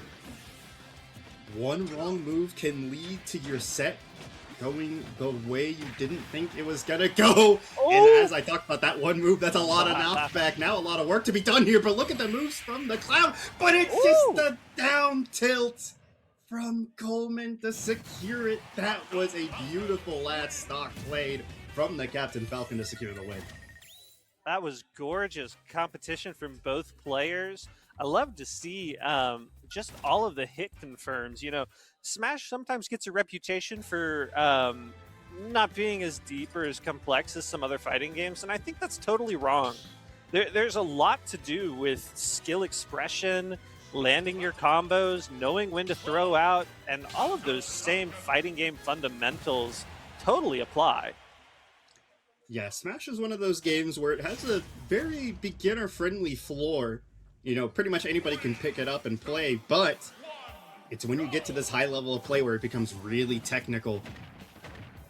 And speaking of technical, Coleman already playing this opening pretty well. Has a nice little tiny advantage, not much, but we're seeing an entertaining little neutral healer. Oh, look at that, though. The Cloud already putting in some work. I'm interested in seeing... Oh, careful. I'm interested in seeing how the second stocks can go. Maybe we're going to see a little bit more patient play from Elite. Yeah, Elite has some kind of paper advantage, but truly it is anybody's game once you actually get in here. And both players trading about even combos. A couple of edge guards. Obviously, the advantage goes to the player left on the platform, as we're going to see Elite lose that first stock. Coleman, an excellent guard, but transfer just like that. You know, things are about even. Yeah, basically had a brand new game here, 2-2. This is how we used to play back in the day to make it go by faster with couch play, just 2 stocks each.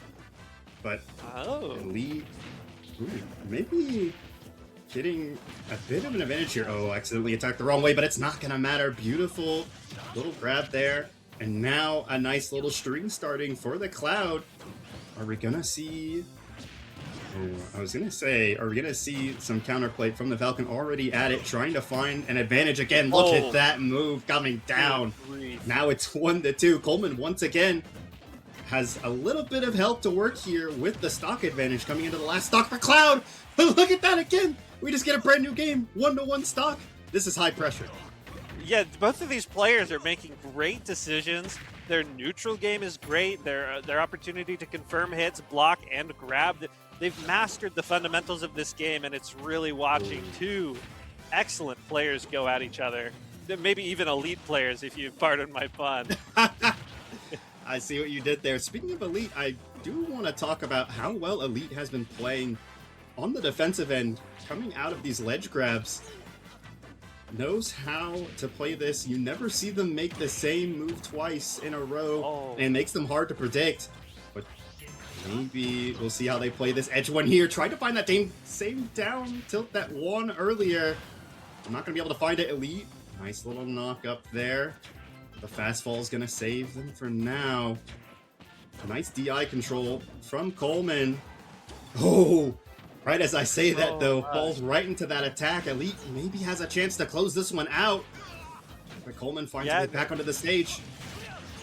Oh, not going to launch far enough. Both players just a single smash attack away. Ooh. And we're going to see it right there. Elite closing out game 2 with just a nice string. You know, a great adjustment from game 1 into game 2. Clearly...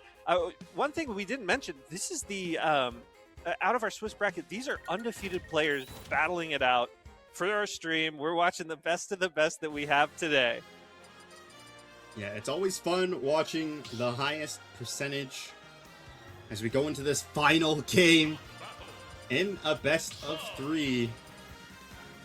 Are we going to see a swap? Maybe he's thinking about it. He's circling around, looking. Nope, and back to the Falcon. Okay, I was going to say, stick to your guns. Falcon. Oh, man.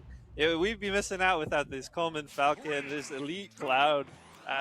Just excellent play so far. And this map is a little bit different. The platforms, having 3 instead of 2, a little bit more to play around with.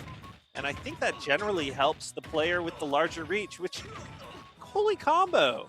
Little juggles all the way across the stage. That's the type of stuff you see in a practice mode. Really experienced players. It almost looked like a KO contest during there. Yeah. I was almost expecting it to be a fast stock. Coleman's playing this so well.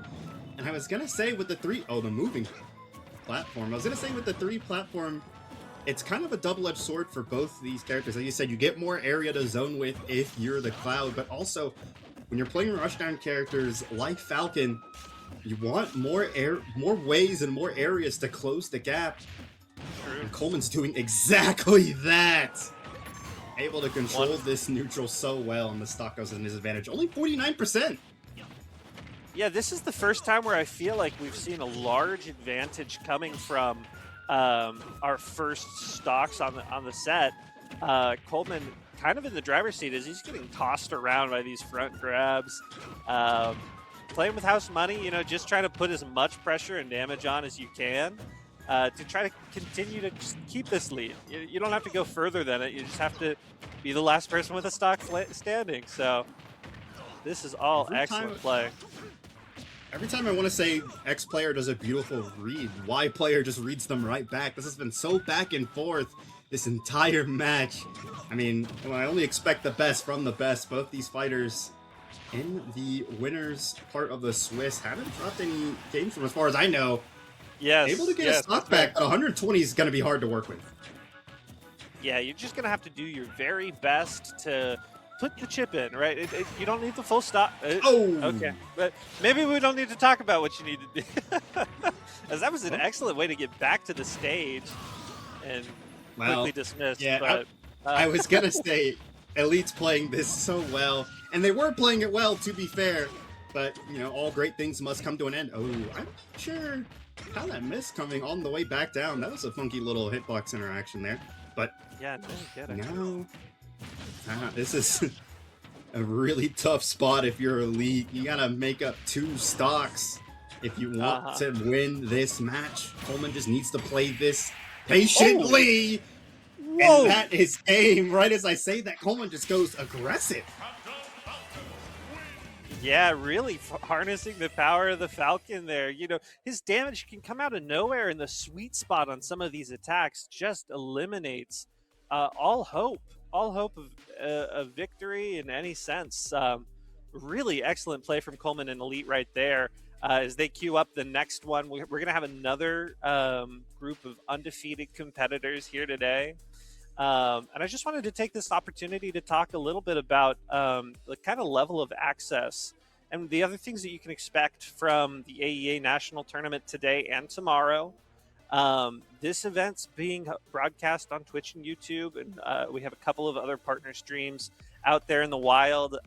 So please continue to tune in, support youth esports in our quest really to highlight the next generation of players and the people who are practicing their craft, learning sportsmanship, figuring out things like teamwork and coordination. These are all vital moments and things to get out of esports. Yeah, a lot of things to be learned from esports, both in and out of the game. And if you want to keep up more with the Amateur Esports Association, you can follow us on Twitter at Amateur Esports. And of course, amateur.esports if you have Instagram. And if, of course, most of you probably are watching from twitch.tv/Amateur Esports Association. If you are, drop a follow so that you can catch our next stream. Nationals aren't the only thing that we show, but we are going to be right back. A quick little break before we get into our next event. It's actually going to be some Overwatch. So stay tuned if you want to check that out. And we will be right back here at the Amateur Esports Association Nationals.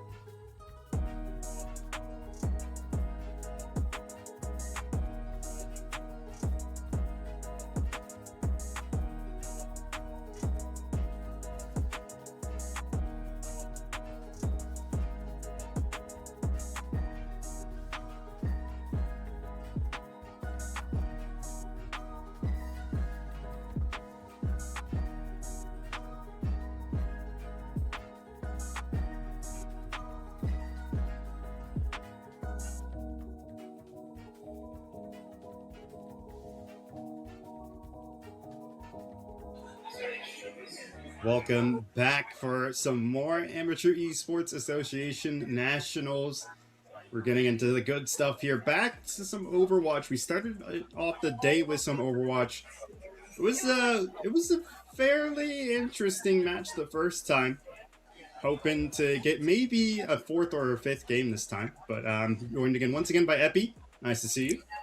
Yes, it's great. It was a short break, a lovely foray into the Smash Bros. Scene here. Like I said, it's been hustling and bustling here in War Guts in Tulsa.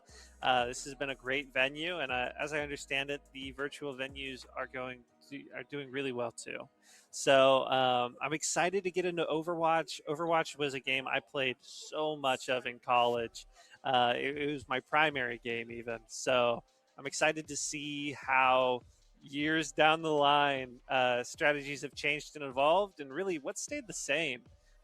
Because as much as they release new characters, some of the fundamentals kind of stay similar to what it is. So I think we're going to hop right into a brand new game mode, Flashpoint, where teams are going to... Yeah. No, go ahead. I was just going to say, I love Flashpoint. It's one of my favorite modes. It looks like we're joining in the middle of a best of 5. We're in game 2. Yeah. Looks like Sydney, who are 0-1. We saw them earlier today. Now they're figuring things out. Like I said last time, if that best of 5 or best of 7, we probably would have seen more games involved, and now they're finally finding their rhythm. But things can get very chaotic on Flashpoint. Yeah, Flashpoint, a game that's similar to Control in that teams are competing to take space and hold it, while completely different because you carry your ult charge through these points. So already having some contact and early Suzu from Sydney, a full brawl happening, health points going low, and the first to fall is going to be Wembenyama from Sydney. As the fight is turning both ways, you just have to wait and see sometimes who's going to come out ahead. It's going to be Atoka in this case, taking the first capture. That first capture kind of sets the tone for the rest of the match. What do you think? Oh yeah, for sure. It was a little bit unfortunate that the D.Va got demeched so quickly, but I was going to say probably going to see a swap just because that Winston and the D.Va can be pretty difficult. No surprise to see the Malga. That's like the #1 go-to that I see a lot of the time. And now they're going to try to brute force their way into the point with this comp. They got the Malga, they got the Lucio. Oh, actually, I'm going to hold that because it's just going right, and Church trying to find something. Meanwhile, the Winston diving right into the back might be a problem. Yeah, backlines are getting traded in this fight. It's all kind of for naught. There's not been an established winner so far. As finally Sydney's starting to capture this point a little bit, and I think that's going to be the straw that breaks the camel's back as Sydney secures the point with probably around 87%. Once this is all said and done, a little bit of stalling. This is a great tactic. Yeah, great job by Buddha to stall as much as they can. They got an extra, it looks like 7% more than they should have with that stall. So very nice for them. If they do retake, it should be just a little bit of a hold and they should take this first point, but we'll see if they can even get into that retake. I mean, the Reaper, the Winston, and the Vendetta all very difficult to play into the Malga. We'll see what plan they have in store. I see a couple of plans, but the first one down is Astro, and that's your Lucio. You're not going to be so mobile. The rest of this fight, EMP comes out, hits 2. Teams are getting traded left and right. This Vendetta's going to have to put the team on the back, but Sydney weathers the storm, gets through it, and Atoka back to spawn, back to the drawing board. One last fight for this part of Flashpoint. Yeah, it does seem like they were thinking about trying to move on to the next point, but I think they realized that they don't quite have this yet. It's going to take one more fight. No, I don't think, yeah, no swaps really yet from Atoka. They're going to stick to their guns. Sanguageki's going to come through. Gotta be careful. The Reaper can melt through that quickly. Might have an ultimate here. It will be huge. Death Blossoms ready. Retake is going well so far for the side of Atoka. The Reaper is hacked from behind, but it's not going to matter. They're going to secure this point, and it's on to the second point here. They're going to try to find some kills on the exit, but really great retake from Atoka. Yeah, they won't say team kill in game, but really, fundamentally, Atoka took no losses. Not a single person was eliminated in that fight. So they were able to just snowball that lead, that early advantage, and really hold on to this Reaper Blossom and the Lucio beat. So have a lot of utility as they look to contest this second point. Yeah, really great camera work from the observers here. Looking at this angle, seeing the kind of poke that the Malga's putting through, and he's just going to go right in. Kitsune's going to come through as well. That Death Blossom's just going to get mowed down. And Sydney will take the first point thanks to a nice, really nice Kitsune from Burrito Band. And an excellent team kill. We just talked about how the team kill was so impactful in Atoka getting that first point completely captured, their name with the 1. But the opposite happens here. Sydney just stormed the point, and because they were able to eliminate the Lucio, the Astro, he wasn't able to play sound barrier and wasn't able to sustain. Now we're going to do the exact opposite. What a boot! That was a beautiful boot from the D.Va. Huge advantage now for Atoka. They're just going to use the numbers the best they can. Malga's got to get out of there. Time to get out of town, but they're not letting you leave, buddy. Now the remake might be a bit of an issue. Gonna have to poke a little bit, but still they take the point. Huge advantage for Atoka. this feels like a fight between two heavyweights. We're just seeing haymaker after haymaker. You know, ulting with as you're engaged is such a strong tool. It sets you up for such an aggressive early fight. And if you can confirm these kills early on, you're set up for life. As we see Mauga just poking pressure so much. We're gonna pop this cage fight, and it's gonna get mostly Diva eat, but we're gonna catch one Vendetta out in this fight as Sydney's taking the point by storm. Again, near team wipe for Sydney, and both these teams so even. Yeah, I think Atoka will maybe get one more push. I'm not sure if they'll be able to make it in time. Probably gonna have to touch, but really great play so far. Yeah, I think they will end up on a touch. As we see, 95, 96 is kind of go time. Diva sending the thrusters forward. We have the touch. A nice Vendetta ult, not going to be ending in any kills. I hear Reaper Blossom gonna help push in some more damage. Fight on point, Kitsune ult. This is as chaotic as it comes, but through the chaos, Atoka secures another capture of the point. Gonna have to save it for probably one more fight to get an early 2-0 lead, unless Sydney can make it happen. Yep. Tadpool said, you can have the Death Blossom all point. I'll go ahead and dive your backline and try to secure this 2-0. Not sure if it's gonna be given quite yet. Beat's gonna allow them to get on point. Another beautiful boot, but it's not gonna be able to confirm the kill. Another Death Blossom coming down from Sweets this time, able to find a kill. But Wembenyama with the return. Now the Vendetta trying to put in work for the retake, but the Lucio with beautiful poke on the side, and the Divas to secure it. Self-destruct coming through to force them off the point. Oh, but it wasn't quite enough to secure it. They got to put in the work if they want to retake this. 99-99, nobody can afford to get off the point here.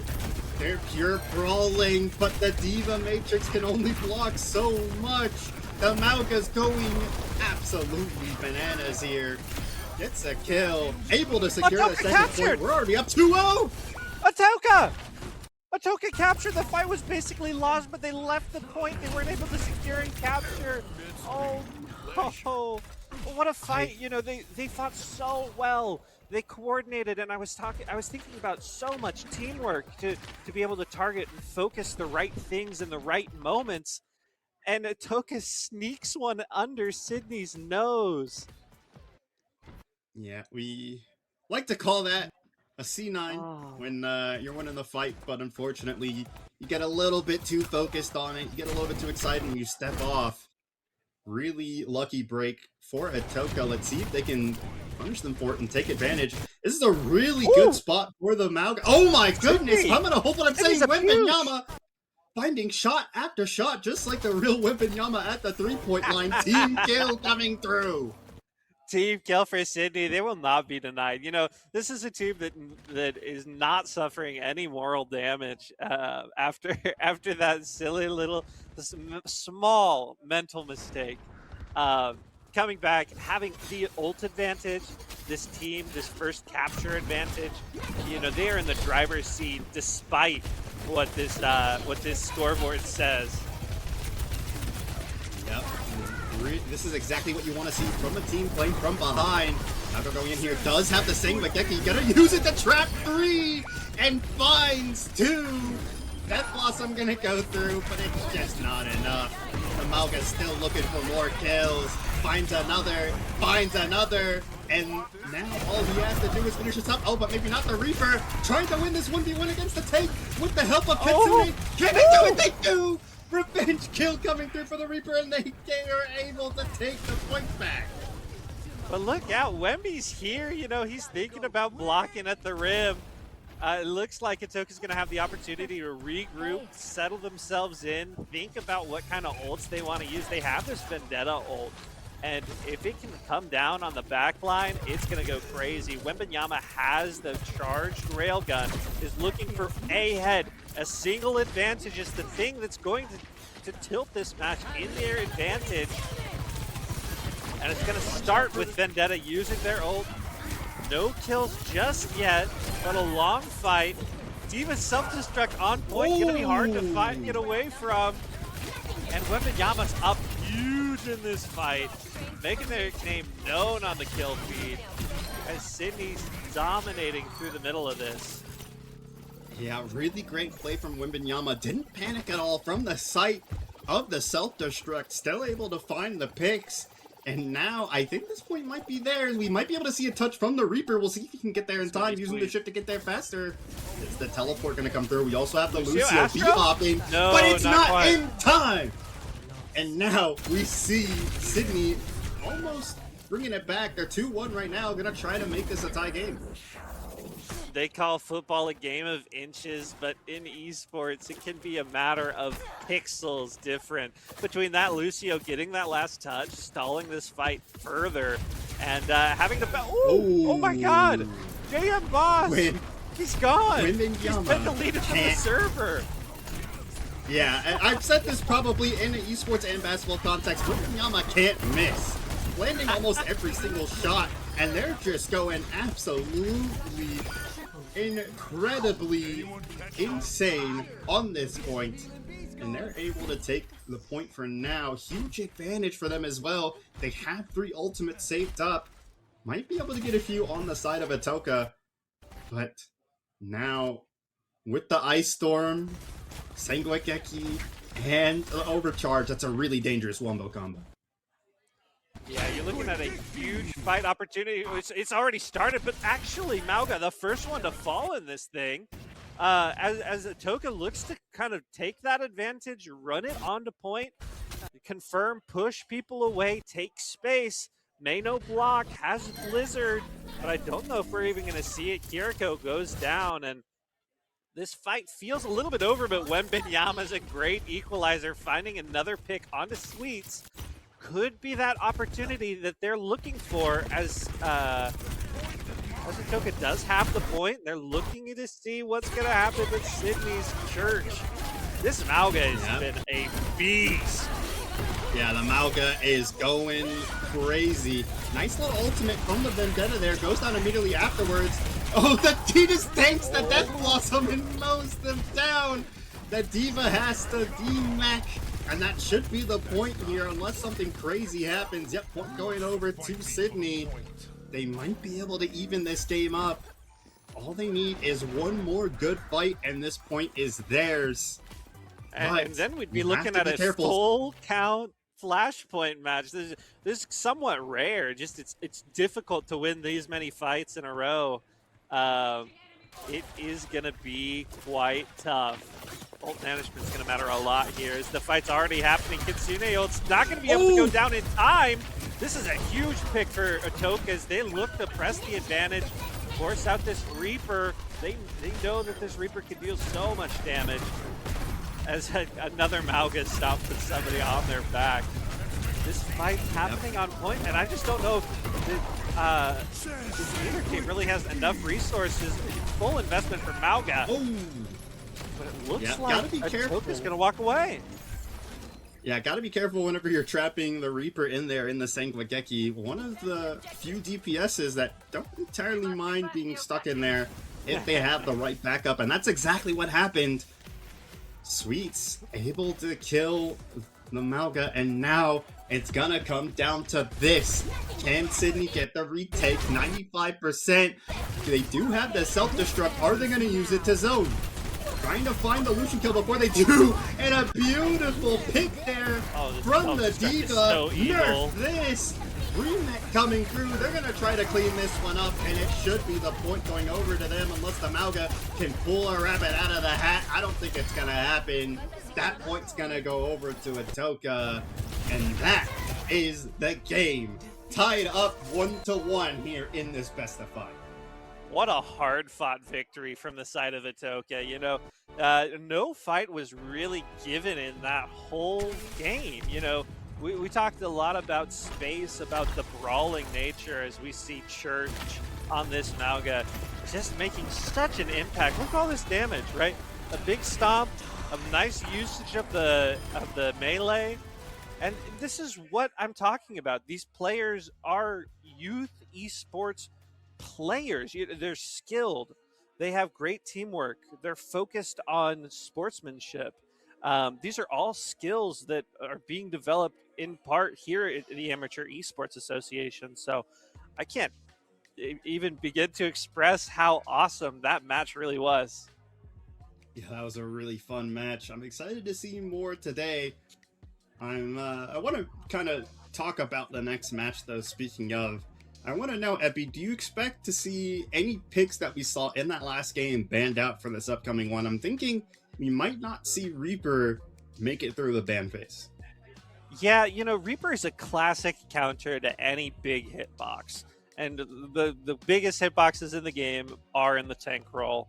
The D.Va helped a lot, I think, in the ability of having that defense matrix to really protect not only your own team, but to counter the enemies. It's a nice, classic, clean one. But yeah, I wouldn't be surprised if the Reaper fell right off the board, just as a way of a stopgap for Mauga to run wild. Atoka might have to figure out a different strategy and adapt to whatever comes out. I'm not sure if we're headed to a push or a convoy, but we're actually going to King's Row. We're going to King's Row next. That's a fan favorite, so I'm really excited about that one. I'm wondering if we're going to see any, snipers or bowmen come out from either team, especially because that first point is such a sniper's delight. If you're on that push, you have that high tower, and you can really get some opening picks to just blow open the game. Yeah, we saw in our first game streamed today of Overwatch, we saw Widowmaker, we saw Hanzo get involved, but we got a Widowmaker involved and a Hanzo, and they were doing some really dirty pick work. Even in that last game, we had Sojourn, and Sojourn's headshot potential in particular is a deadly one. So we'll see what we get in terms of picks, in terms of bans, and then once we get in game, what level of mechanics are being displayed here today. This has been a great show. And for anybody tuning in, we are the Amateur Esports Association. This is our national tournament. 5 games, 16 venues, over 350 players duking it out to be the best in all of North America. This is a wonderful event put on for high school-aged kids to practice and develop their skills as they become young adults, and see some opportunity with scholarships at the next level, at the college level. So it's really our pleasure as we're getting right into this thing. King's Row, what a beauty. This has been a map that's iconic, it's classic, and a map that players will never get enough of. Yeah, it looks a little weird. I don't think I've ever played this map in daytime. That just clicked in my head. I think I've only played, me personally, King's Row when it's night. I've never seen this map be so bright. It feels so weird. But enough of that. I do want to say real quick, we were talking about the Soj earlier and how big of a threat that was, and I was even going to say how big that pick was for Wembanyama, but we're actually going to see the Soj banned away. Not only that, we see Anna banned away as well, so we might see some more dedication to the dive. Yeah, we'll see. King's Row has a history of being the best Brawl map in the game. Teams love Reinhardt for this thing, and it seems like something that Atoka is going to play, at least in the early going. We'll see a swap happen, maybe, as Wembanyama's on the Widowmaker. This is a classic sightline. No picks given early on. Sierra's piling in the damage. No picks. This is just a lot of damage burst as Buddha does a great job pressuring out the Sierra into Wembanyama's sightline. Dadpool goes down. And this is just really classic. A slow, steady pace to push back Atoka. Yeah, I was gonna say that it seemed like Dadpool got away with one there, but Wembanyama able to find the punish on the Widow and immediately swaps so they can get this push going. Oh my gosh, that's a great mythic for the Reinhardt. But besides that, really great push going so far for Sydney. They're able to find that pick, but a beautiful pin from the Reinhardt. Very worthy of that mythic weapon, and now the Reaper going in, gonna try to find a few more kills to clean this one up. Gotta be careful though. Taking a lot Yeah, of these damage. are brilliant shots. You're chunking people for half their hit bar when you shoot this well on Reaper, especially in a short little corridor like that as Atoka wipes the rest of the team out. Sydney back to the spawn door, a minute and 15 seconds off the clock. Gonna have to see what they can do with some of the old charge that they've generated. I see they're still swapping around some characters, but don't look now. We have a Reinhardt Shatter on Kings Row coming up. I was just about to say we already have an Earth Shatter, not to mention a potential window. Oh, but there's the Shatter coming through, able to find a kill, able to find a pin, make that 2. And now that's gonna send Sydney packing most likely back to spawn. Gonna have to rethink this push, but at least they did get that key ultimate down. Yeah, it's going to be okay for Sydney. You expect a fast fight loss just based on the old differential here. Is even they're already back into this fight. You know, the window's coming out. This is an amplification. Matrix going to double the damage coming through. A hook finds that. Was so nice, but Sierra and Dadpool actually end up trading out with Church. This Roadhog given some pick potential and not paying off just yet. I think with a whole hog, we have a little bit of a different game. Yeah, it seemed like that was the window that Sydney needed to get in, but it does actually Here it is. The window. Right As they there. find another hook, able to get down Dadpool, and now they're trying to press the advantage here on point. And vulnerability comes down, but it's quickly destroyed. And now it looks like Sydney are on the back foot, but only for a little bit. They're going right back in trying to find these kills. I mean, look how deep the Roadhog is in there, finding kill after kill. They're going to be able to take this point, and now the push start of Kings Row will begin. Oh, maybe not, though. A little bit of a stall.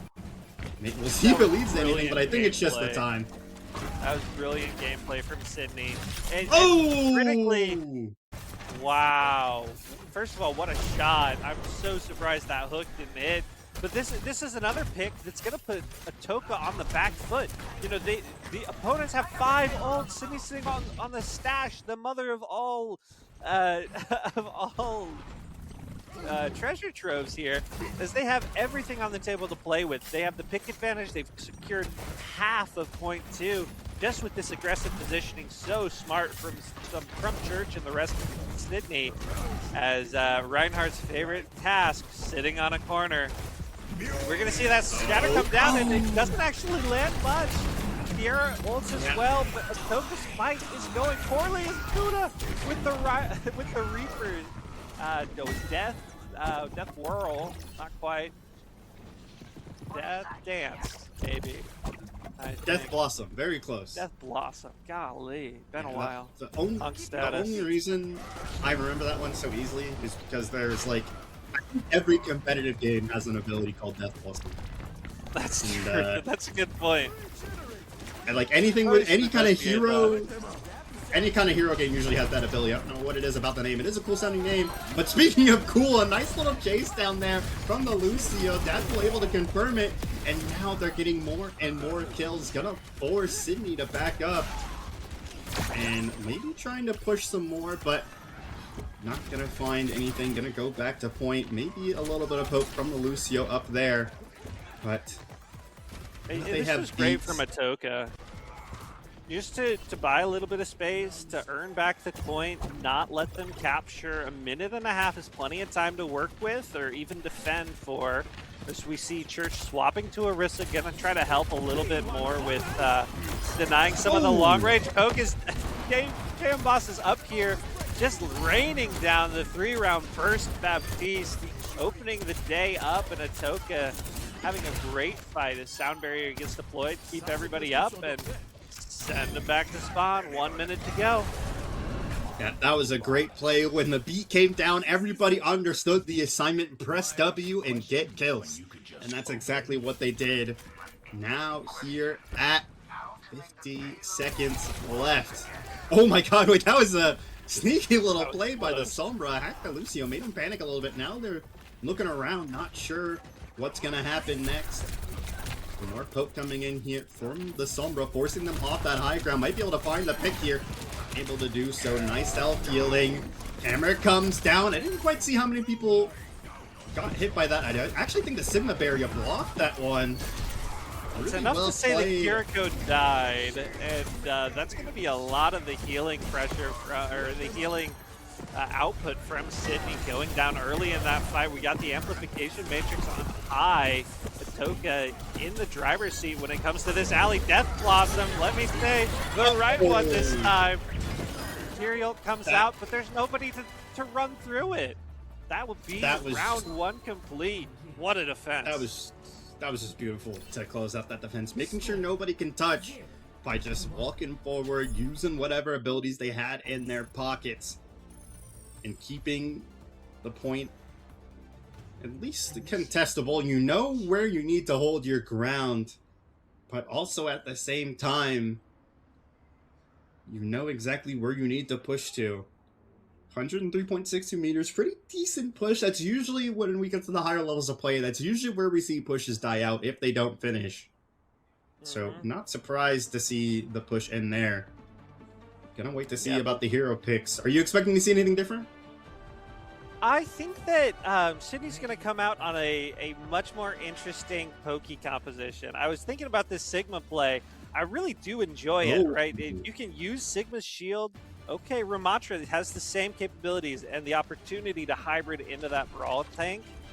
If you can set that Ramatra shield to deny some of the healing from JM Boss, your front line loses out and only has Lucio healing. So I'm eager to see what kind of shields Ramatra throws out and how it looks to brawl into the Reinhardt specifically. Yep, and I'm curious to see. Okay, I was gonna say I'm curious to see how they're gonna play this Heaven, but I don't think they're gonna play it at all. They're just gonna move down as 5. Typical Reinhardt push through the point. Gonna move together, going around the backs here. Gonna take the high ground. Maybe look for cross. Oh, nice. Nice little block there. They're just going to go around, but yeah, they're going to try to take the high ground, maybe go all the way around, but that's a lot of damage coming down onto Dadpool. But look at that! Woo. Sweet's already able to find Wimbenyama in the back, and a pin coming through. They're going to take this point pretty quickly at this rate. Able to find 2. Well, and you know what? It's almost times this. But now it's going to come to kill confirmed, and that should be the point for Atoka. And whenever a team rolls out as 5 people, goes down a single lane like Atoka just did there, you know that this is a set play, planned, practiced, and perfected from the experience that these teams have given each other. You know, they've had all school year, all season to kind of identify what works and what doesn't. And Atoka takes point 1 with 5.5 minutes left to get through point 2. An excellent start for them as we see the new Bastion rolls out with a little bit of help from Wembenyama taking out Dadpool. And so much more of this focus can be on the front line now. Yep, and if you're just tuning in, we're in game 3 of this best of 5 on the second half of this point for map 3. And the Bastion is, like you said, is coming out. We're going to try to put some pressure in this choke point, and it's working out pretty well. Maybe going to see a swap off of the Reinhardt, just because this shield is just not able to block all this damage coming out. And they're paying the price. Actually, maybe not. Turtle? Oh, no, yeah. Turtle Boy able to get a kill there, so yeah. Might see a swap. But with 84%, they might try to just send it one last time. Yeah, Earthshatter does tend to be one of those fight warping kind of ultimates, is pending that you can hit it. So I'm not actually all that surprised to see Atoka stay on the Reinhardt for just one more fight. They've got 5 minutes to work with. They're just poking, prodding, seeing what angles they can keep and get a hold of. But Wembenyama and the rest of Sydney is doing a great job just to deny this space. The Bastion's already in turret form. The ping comes out. That's going to be putting a critical. A nice immortality field going to keep people alive. Hammered down, putting people on their back. Then Death Blossom comes out. Oh my goodness. This fight's all blue. That was a crazy Reinhardt play. Just went in, found 2 different kills from 2 different charges. And now they might be able to win this map. They're going to have to go and stop them pretty quickly if they want to make a go at this. This point's moving pretty quickly. Not a lot of space to go. They're going to have to send it now. Tree of Life is available. He's just going to put it on point. They're trying to touch, but it won't work. And just like that, Atoka able to take the map. Yeah, Atoka, a great showing on Kings Row here. The momentum of this match going their way. 2 games in a row. We're going to see Bathtub Birch, Reinhardt play. This was excellent. This is that opposite perspective that we saw on the screen. Just absolutely hammer box that Kiriko. Says, not in my house. We're winning this one right here, right now. An excellent play. Congratulations to Atoka on that second win. This is a best of 5, 2-1.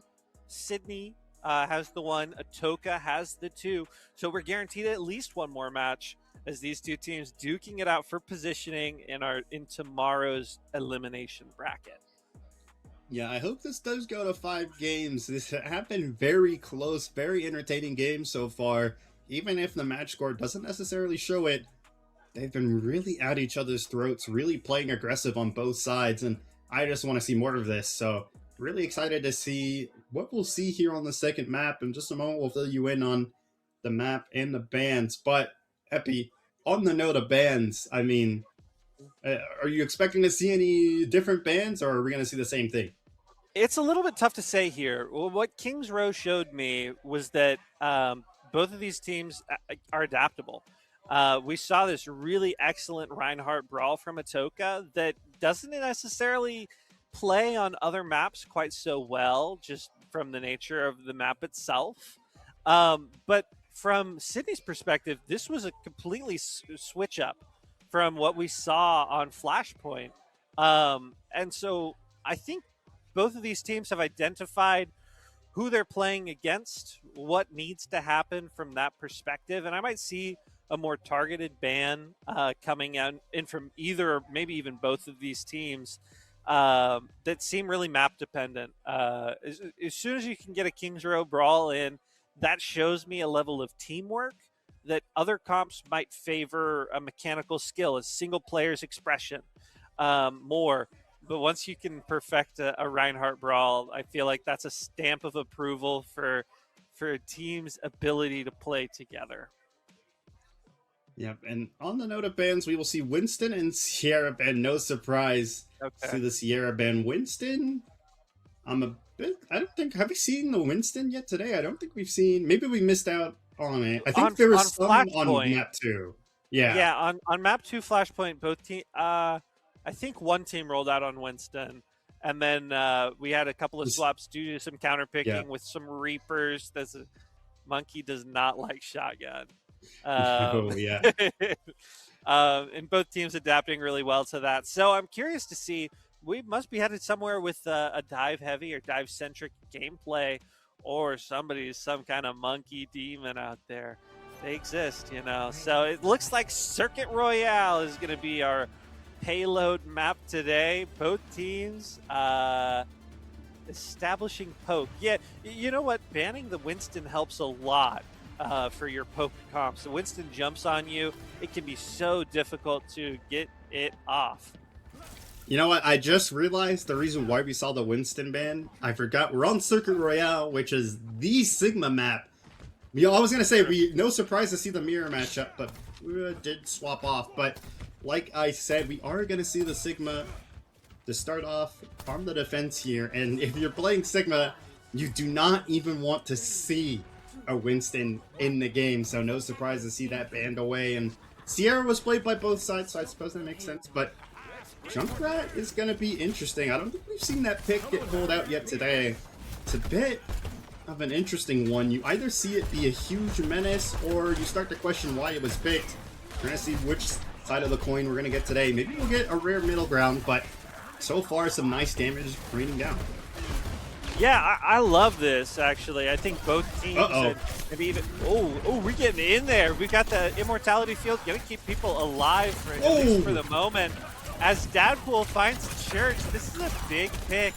As Buddha on Ramacha trying to do what they can to deny the value of that Sigma, but really just need a little bit of a regroup. And you know what? As I'm saying it, I think that there's a little bit of a switch, role switch between Buddha and Church. I think they've traded tanking and damage responsibilities. Yeah, it's sometimes, you know, when you want certain picks being shown and you want certain lineups being played, you gotta swap the roles out around a little bit. That might be what we saw just now, or maybe they just want to try to switch things up to see if it'll help them. Really nice boulder from the Sigma, but he might pay the price from the Reaper coming up from behind. Yes, he is. Huge pick from Church. Now we're on the back foot. 2 picks so far for the side of Sydney, trying to make it 3 on the Lucio. He's stuck in an awkward spot. He's going to go down. Jim Boss is going to be the next. Dadpool's going to be the next. It might not say team kill on the scoreboard, but they wiped out all 5 members of Atoka to take this point. And I gotta tell you from experience, it is so hard to come back to Circuit Royale. Point ones is this checkpoint is just a difficult spot to contest if you're on the defense. We have the Riptire online. We'll see how much they want to invest the amplification matrix. Now the Riptire's coming in, going straight to the back line, finds Kiriko, puts another really low. As Sweets on the Ash is getting that amplification matrix. One of the few ways that you can do single shot headshots, 1 shot, 1 kill, still on the table. Atoka securing, stymieing that Sydney attack right at the last minute. You serve your emperor well. Yeah, you were talking about just a minute ago how difficult it is to retake this first point. They were able to get it by the skin of their teeth. It looked like just above 4 meters left. And they were able to find the defense. Really great window by Jim Boss. And then, oh, wait a minute. We might see. Oh, that was a great trap. Oh, the trap ends up making the ult be a bit of a waste. They might still be able to take this point, though. Able to find a few kills. But Dadpool putting in work on this Junkrat. Are they going to be able to make this happen? Maybe not. Atoka have Sydney on the back foot. But their tank has not given up, trying to take this point, trying to make it happen, and they win the little fight there with the Junkrat, trying to make it 2 kills. But the Immortality Field is going to stall this out. They're trapped in an awkward spot. Shield goes up. It might not protect them for very long. But now the beat comes through to make this even harder. Just barely Atoka are able to take it, and then the block from the Death Blossom. This Sigma is playing this so well, but not well enough. Wembenyama coming around the corner to help out with that one. They gotta pull off a miracle if they want to hold this point. It's 2 versus 3. Make that 1 versus 3. Make that none versus 3. As they, oh wait, not yet. Oh, now I was gonna say, now they take the point. Beautiful play from Atoka, but still Sydney able to make it happen. Yeah, Jim Boss popping that amplification matrix, trying to make it winnable. That's the amount of drive and passion these teams have to win at every fight, at any cost. Atoka getting back on here to point 2. I'm really looking forward to this Kiriko ult, this Kitsune rush. I think is going to be a really pivotal point in this upcoming fight. Yeah, Wembenyama going over to that soldier. If they can do the classic Kitsune tactical visor combo, they can do a lot of work. We'll see if they wait for that synergy or if they're going to pull the trigger early on the Kitsune. Oh, watch out. We got a lurking Junkrat fire in the hole. Able to find Wembenyama in the back. They might be able to get some ultimates forced out of Sydney, and looks like that's exactly what's gonna happen, but it might end up being in great Sydney's annihilation. favor. Look at Buddha going in the back with annihilation, able to find 2, able to find 3. They take another point with a team kill, and now they're trying to get this final push. Yeah, what stellar team play, and a lot of that in the kill feed shows up as Buddha, but I want to shout out Turtle Boy on that Ana. Finding the mana boost, combining your combined forces, always stronger than the power of 1, and really making an impact here as we make round the corner on the point 3, 2.5 minutes left to go. Fights sporadic still happening.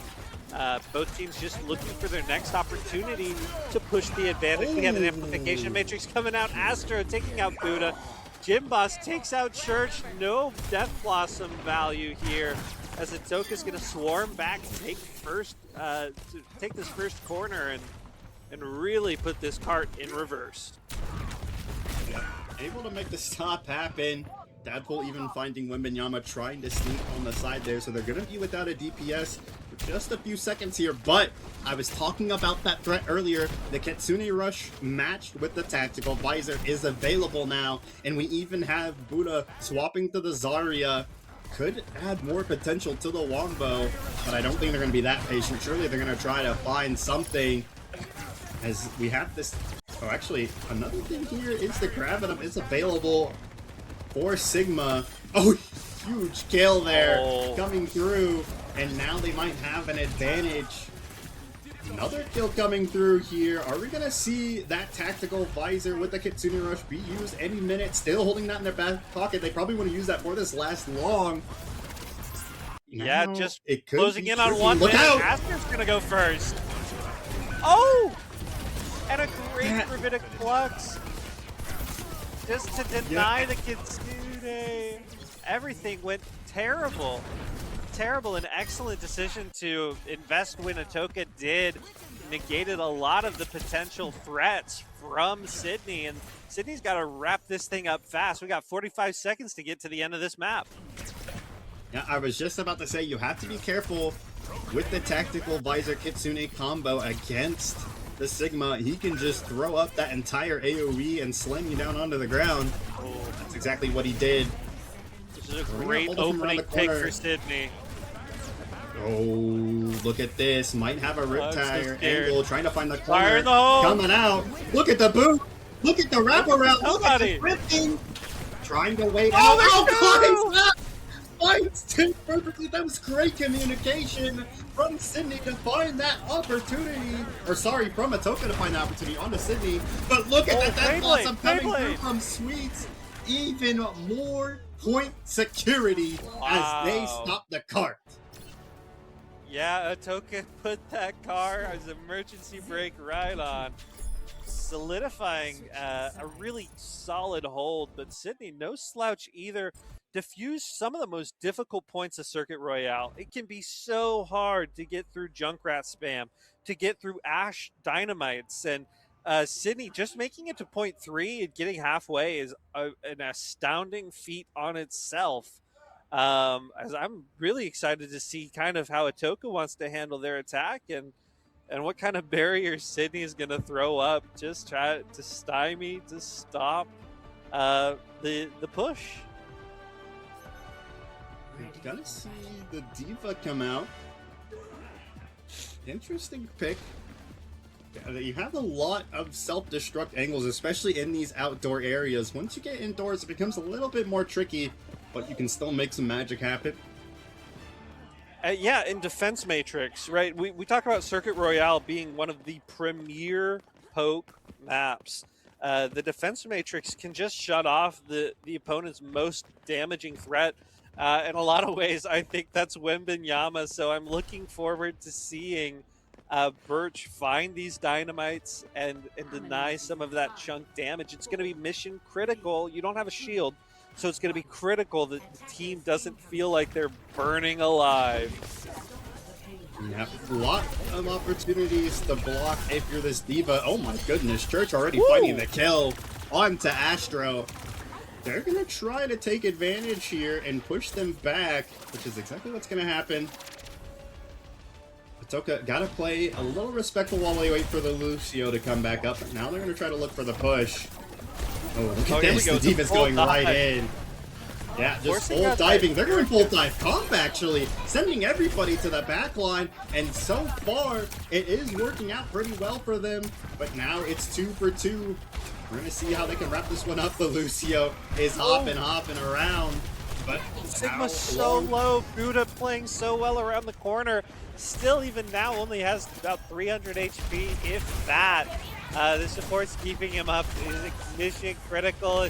He's got the E. Wembenyama finding Jimboss is going to put a damper on the ability to sustain for Atoka here. This fight is hardly over. The next pick is going to be just as impactful and blowing this thing wide open, as it's going to be Sydney taking down Dadpool, Church finding Astro, and that's going to be all she wrote for this push in the very least. Yeah, that was a very long burst push. It seemed like it lasted several fights, but now finally Atoka being forced to back up. Gotta regroup, gotta reassess. Doesn't seem like they're gonna make any major changes. We'll see if they dedicate more to this dive or if they want to play it slow this time. Gotta be careful of the signal ult though. Here it comes, trying to stop the dive, and it does exactly that. Finds 3. Actually, yeah, finds 4.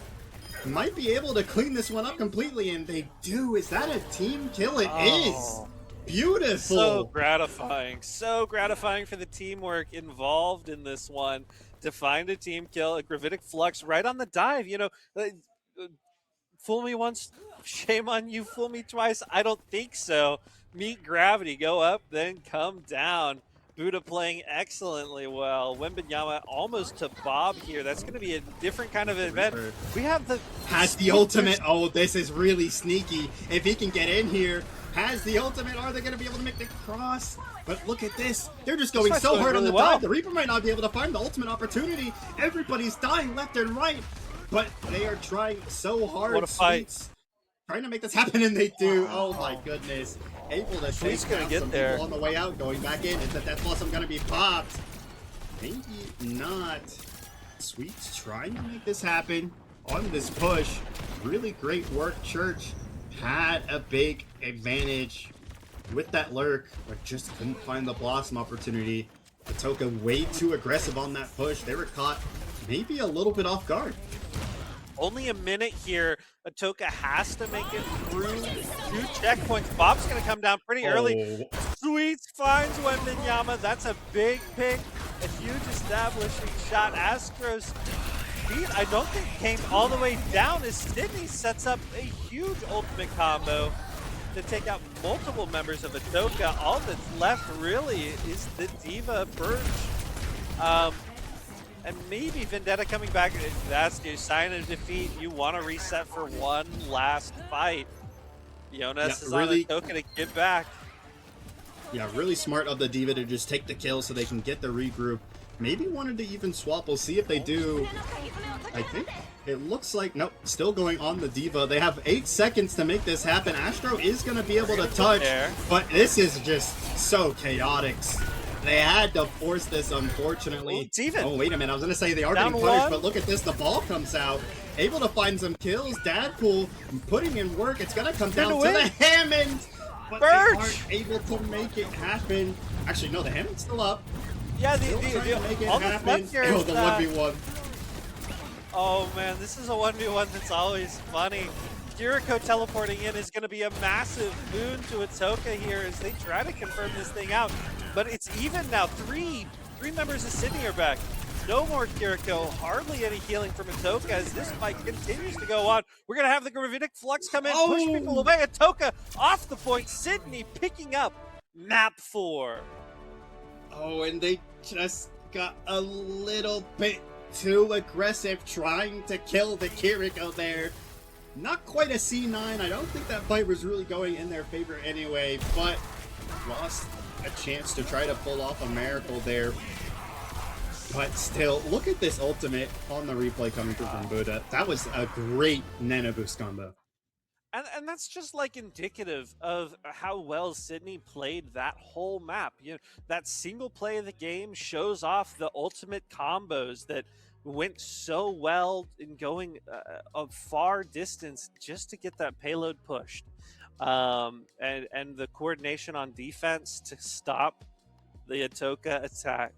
A really impressive match from Sydney. This whole best of 5 has been really indicative of the level of skill and competition that we have in the Amateur Esports Association. So I'm looking forward to one of the greatest moments in esports. You got the final game, all winner takes all. Again, for seeding purposes tomorrow in the Swiss elimination bracket. So playing for spots right now, an easier path to the grand finals to be crowned national champion. Both teams want this so bad. Yep, and we're going to be taking this Game 5 onto New Queen Street. Waiting to hear I about the love bans, but yeah, New Queen Street is a fun one. It's kind of like the new gen Kings Row, you know. It's yeah. all the OG players are like, yeah, Kings Row. This is where all the iconic Overwatch League matches were played. This is where all my best and most exciting games are played. We want to go there. But you know, the more newer gen, the people that came in during Overwatch 2, or even in this, you know, back to Overwatch 1 phase, they really like that New Queen Street. You know, I'm really excited to see this game go through. I'm interested in seeing the bans. It looks like we're coming in now. Ramacha and Bat are the bans. I was actually going to say we might see a Baptiste ban. That window was so dangerous the last 2 months. Oppressive. Oppressive is the word I would use. Yes, It denies so much space, puts so much pressure on everybody, the healers, the tanks. Just there's nowhere to hide when the window comes out. That space is just owned by the team with the Baptiste. And more than that, it doesn't have to be the ult. His immortality field is a complete game changer. You send all your abilities expecting a kill, a Genji slash even in some cases, and immortality field is just there, protecting everybody from going down to that critical level of health. Baptiste, a great character, one of the most disrespected characters, I think. There's so much skill expression, teamwork, and even just individual mechanics that can come out from Baptiste. So doesn't surprise me to see that one taken off the board this time. Yeah, Baptiste is one of those heroes where you're like, well, I don't want to play that guy. He doesn't look very fun or good to play. I'm going to pass up on him. And then you see someone else play him, and you're like, okay, well, maybe I completely misunderstood the character. You know, they can just turn in. I hate using this word, but it's really the only way I can describe it. They basically turn into like a lobby admin and just completely run the game however they want. And so I'm not surprised to see the Baptiste banned away. Maybe a little bit surprised to see the Ram, but maybe... Oh, I was going to say, if we see shield tanks being played, not surprised to see it. And although you don't really think shield when you look at these two, you still don't want a Ramatra in the game if you're playing these two tanks. Yeah, I think Atoka's really excited that the Winston came through. We were seeing their Circuit Royale attack did get stopped, but how much of that could be just contributed to losing out on the Monkey? Such a powerful dive character, perfectly balanced, does everything right, gets up in your face, and Atoka rolling out early. I'm eager to see the backline trying to protect themselves from. Here comes the Winston, just dumping in. Gonna be the first one down, actually. Yeah, Winston just went right on in. That's not really the best idea against this comp in particular. You see the Malga, you see the Reaper. Maybe they just wanted to try to send it. If we win the fight, it's good. If I die, I get to swap tanks. We'll see if they want to swap. I don't think they do, but still, really great effort to try to take them on by surprise and go in, but there's just way too much punishment on the side of Sydney. Now on the defensive here as Atoka start this push. Yeah, even though the Atoka... Oh, wow. Oh. That is brutal. That is brutal. Yeah, Completely disabled from using any abilities. Malga, a great character, really reliant on the stomp, the charge, and even the life-stealing kind of capabilities. So the Sombra, a great stopper in that. Yeah, this is a really great dive comp that Atoka are running. They're playing it to the best of their abilities so far. Oh, look at this. Able to find one kill, able to find another. Now, Sydney finally able to find the fight that they need. They're able to find some opening kills in the first opening fight, but now they're really able to take advantage. Getting the point in their favor. Gonna try to start a little push here. But look at Jim Boss. Already has the ultimate. Astro Dadpool also close. Yeah, and that was a really great ending pick from Buddha there, just to deny Kiriko getting in quite so far, as Sydney's on a great counterattack. Yeah, about halfway through, setting themselves up in a great way. I would not be surprised if we see the Kitsune come through for Jim Boss. Astro finding Wembenyama, up one in this fight early on, traded away by Church. As this fight, and even the robots running the other way, Atoka's taking control of the space and is going to put the pressure back onto Sydney, despite not a completely clear fight win. Oh, wait a minute. I'm going to hold my point because look at this. Huge Sengwekeki here from the Malga. Gonna find one. Gonna find two. But we see a return kill from Dadpool before they go down, but it's just not going to be enough. Sydney wiping that fight. Make that a team kill going over to their favor. Yeah, no, and that's the right way. Like I was trying to say that Sydney maybe didn't convincingly lose that fight, and not dying all at the same time gave them the ability to quickly regroup and set up for that fight in particular that went so well. Atoka going to have to try to touch already down Dadpool here as sound barrier comes in. As a little bit more gets traded away. We're going to see High Noon find Gym Boss. Oh. But it's going to be now or never for the rest of Sydney to take out some of these players on Atoka, as teams are just trading off resources after resources. Malga finally going to be walking away from this fight. Atoka secures this one as we got 6.5 minutes left in this round of push. Map 5 in a best of 5. Winner taking all. Yeah, you could not ask for a better map in this game 5. These two-way push maps are so much fun. And they get so intense. Finally get halfway? Their stop just short. They're going to have to win this fight in particular. Hindered is Birch just playing on with the Tesla coil. Oh. Finally stopped by Wembenyama and Church.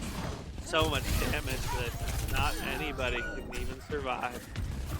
Yeah, this dive is starting to become a very big problem, but Buddha able to find the kills to get the odds back in their favor. Same with Dadpool here. I was going to say, maybe I spoke a little bit too soon. Dadpool, nice little 1v1. That's a hard one to win if you're the Vendetta against the Malga, but they still made it happen. Now they're gonna maybe they're gonna push this top window to create some more space. They're gonna keep pushing into the second half of this map. The Winston does have Primal Rage. Maybe gonna go for the double jump engage. Maybe not. Playing this safe for now with the right click both. But oh, Wembenyama able to find another pick. Now pops the overcharge. I believe. Oh, you know, I called that a little bit too early. Buddha getting a couple of kills, swapped over to the Orisa, and it's working out already. Make that 3 kills to retake the point. Team kill coming through. You're gonna have 2, maybe 3 ultimates on this next fight if you're Atoka, but still, really great showing from Sydney. And I was gonna say, it's no wonder you were calling the overcharge maybe even a little early. Wembenyama is doing a great job charging up that railgun and then making the most out of that single high damage burst shot. We're going to see Kitsune Rush come out from Atoka as they look to deny Sydney the small advantage, 30 meters difference, as this fight's continuing to break down. Primal Rage coming out from Birch, Gym Boss, Sweets, wiping out the rest of Sydney, and Sydney doesn't have the resources to continue this fight.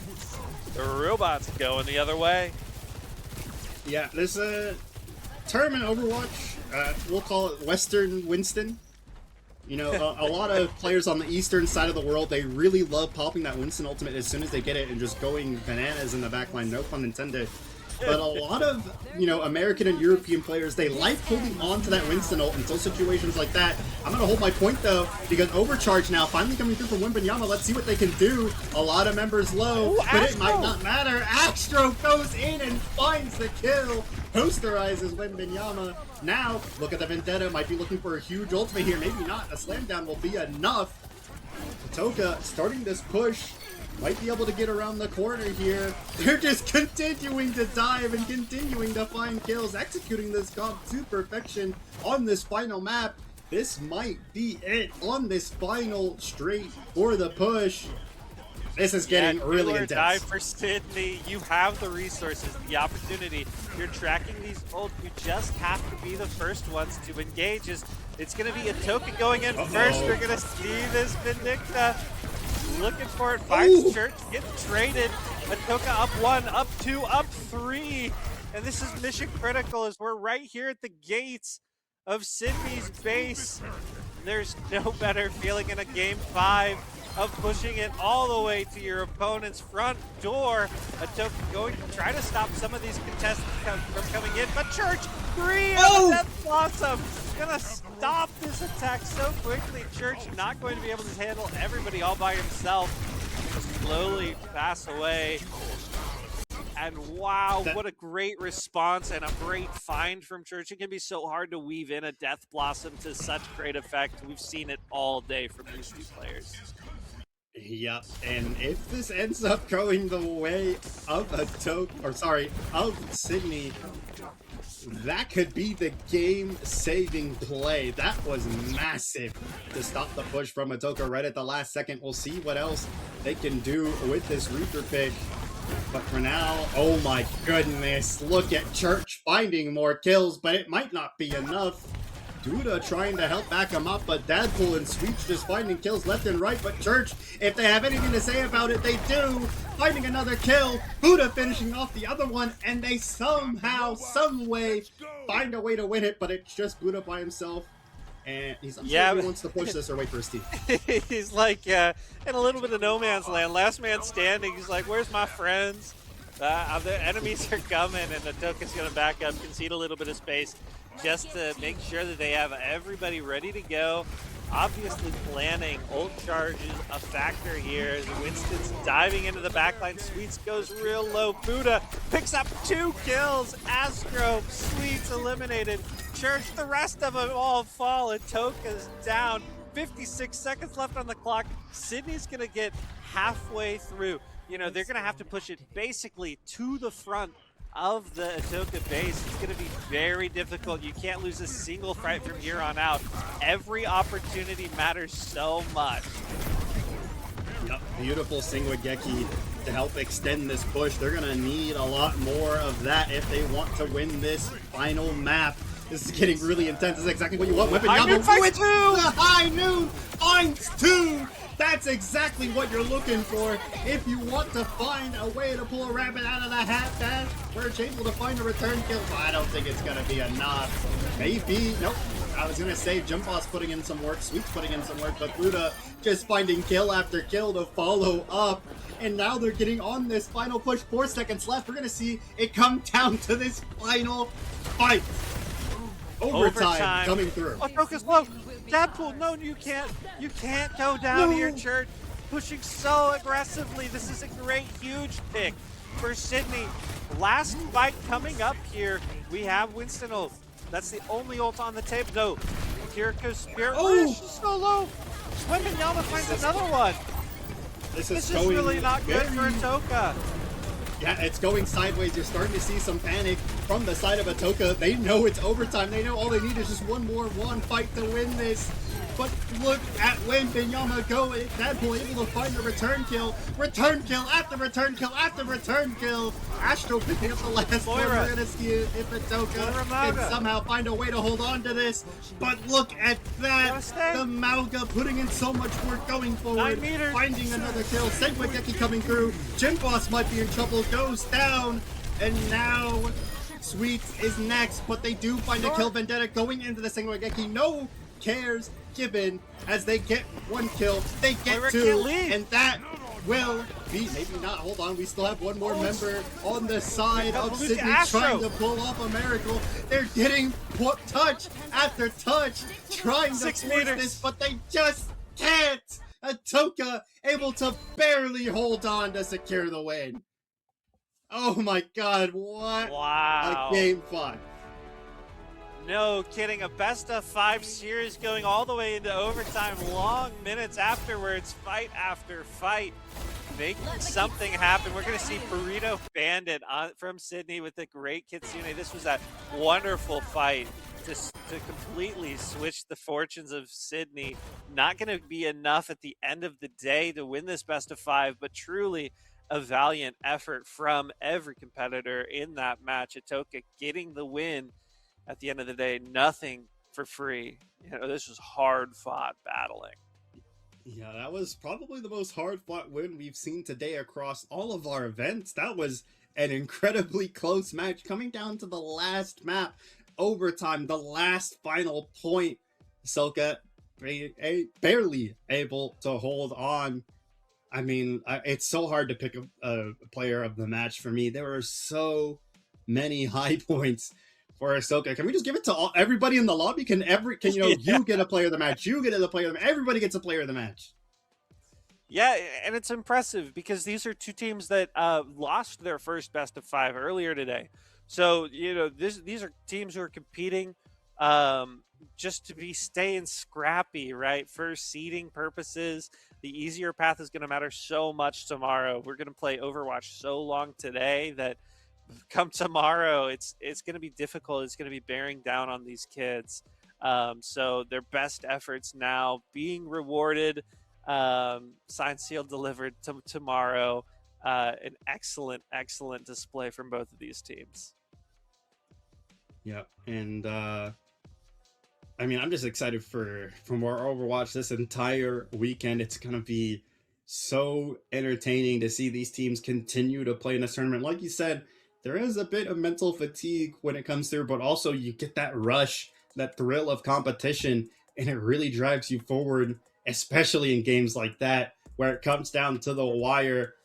I mean, fantastic, amazing, top of the line gameplay. If you want to catch more games like that, all you have to do is drop a follow here on the Twitch channel, twitch.tv/Amateur Esports Association.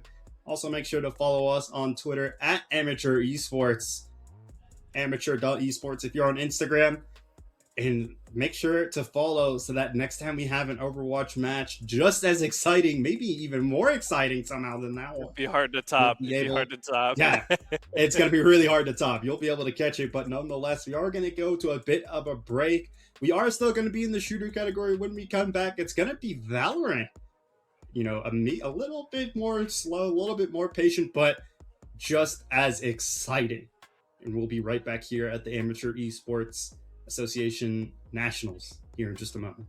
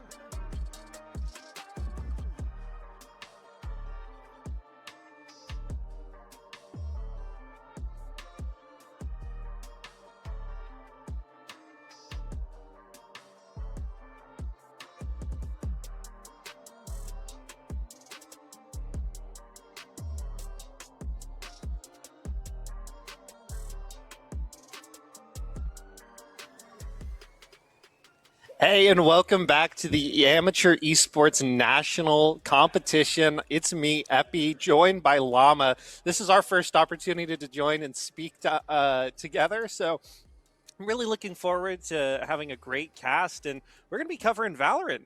And it looks like we're really getting into this, so take us away, Llama. Oh, it's gonna be a good one. Best of threes, my favorite for Valorant. It's that perfect medium, and we get to start on one of my personal favorite maps in Lotus. So get right into Agent Select. It's gonna be a ton of fun. But how was your casting and all the other action that was going on while I was off stream? You wouldn't believe it. We had one of the greatest best of 5 Overwatch series that I think I've ever had the privilege to commentate. It was neck and neck the whole time. Teams were coordinating and playing at the peaks of power for one another. And I just can't even express how amazing it is to know that this is the next generation of esporters, right? Like the players who are doing esports. So we're not talking about professional. We're not talking about the true high peaks of it, but the beginnings of it, the mediums of it even are really already here and present in a lot of these players. So it's really incredible, and I'm looking forward to seeing what kind of skills translate to attack shooter like Valorant. As we've got Owasso versus Lorraine, Ohio, I think is what that says. So both teams undefeated so far in the Swiss. Best of 3, like you said. Lotus, a great map. What kind of things are you looking for here in the early? Well, it's pretty interesting. Lotus, one of the few 3-site maps in Valorant just in general, but it's also a map where you have very mobile moves from site to site. So if you don't have control of one site, you can move to the other as attackers and be very, very fluid in that factor. But it does mean that we get to see agents like Vise, things that can lock things down. That sheer wall is going to be an important thing for both of our two teams, where if you lose one player too far forward, that sheer wall can isolate you and you can be stuck into a 4v5 for the rest of the round. Totally. It looks like we're having a little bit of technical difficulties. It's one of the challenges that we face as a virtual association, but it's one of our great strengths too. Amateur esports is all about connectivity and the advocacy of making sure that things are accessible. So today we're competing for 5 different titles: Valorant, Overwatch, Rocket League, Smash Bros, and Fortnite.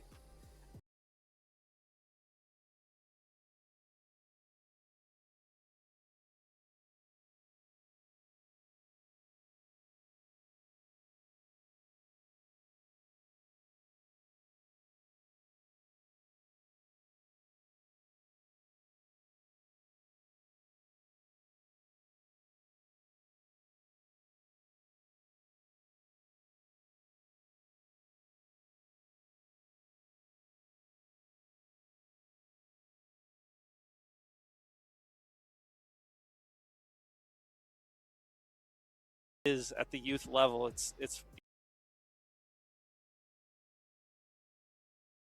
Hey, you want to be the best in the country, so getting to play that level, and not only that, but getting some collegiate eyes on you, getting a chance for some of these kids to pursue some higher education while finding the game that they love is pretty awesome. Yeah, so this is a great opportunity to talk about kind of the impact of the Amateur Esports Association while we're waiting for some server problems to resolve themselves. The AEA was founded in 2021, and this is the 5th year of nationals for them.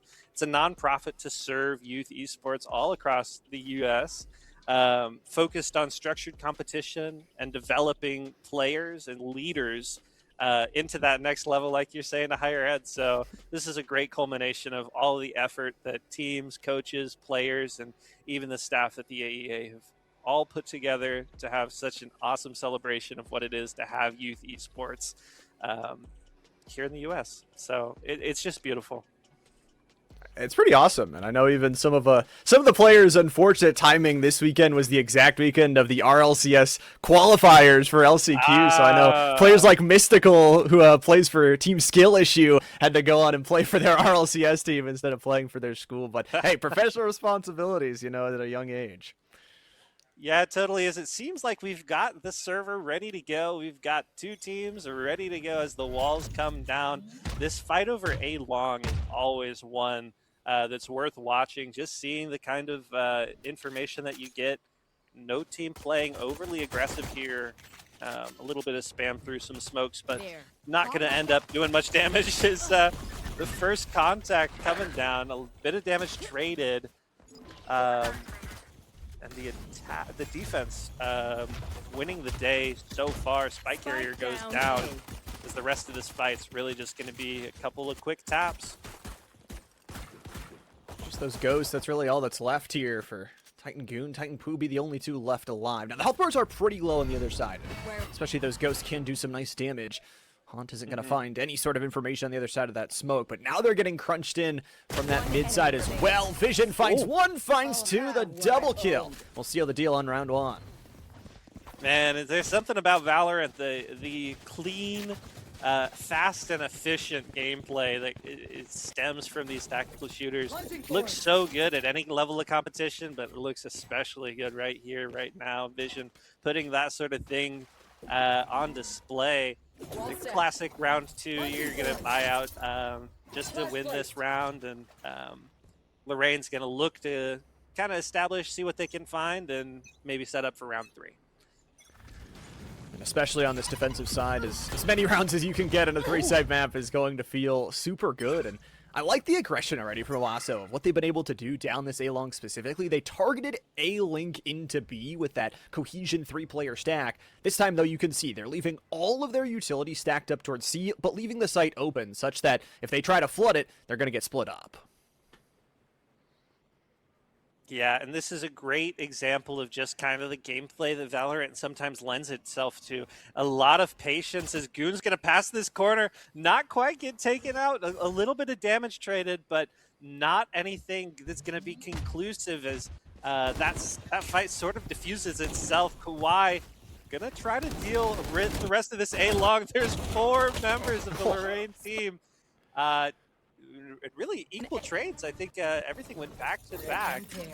No true advantages, 2 versus 2. A little bit of health damage on the side of Lorraine as they look to get aggressive either into this A or B site. 30 seconds left. And that's honestly a win for Lorraine. You go in with pistols and you find some really big upgrades into those SMG or rifles. Texi trying to look long range here with only a ghost to play off of. Deals a little bit of damage. That crunch in coming through the Bulldog on a 1v2 through B. Fake on the plant, a headshot through the corner of the box. The plant should be able to go down. Vision with minimal bullets left to go, 14 in the magazine. It is a 2v1, but your teammate only has the pistol, and Titan Goon's able to find the headshot. But Texi clutches up for the back-to-back round victory.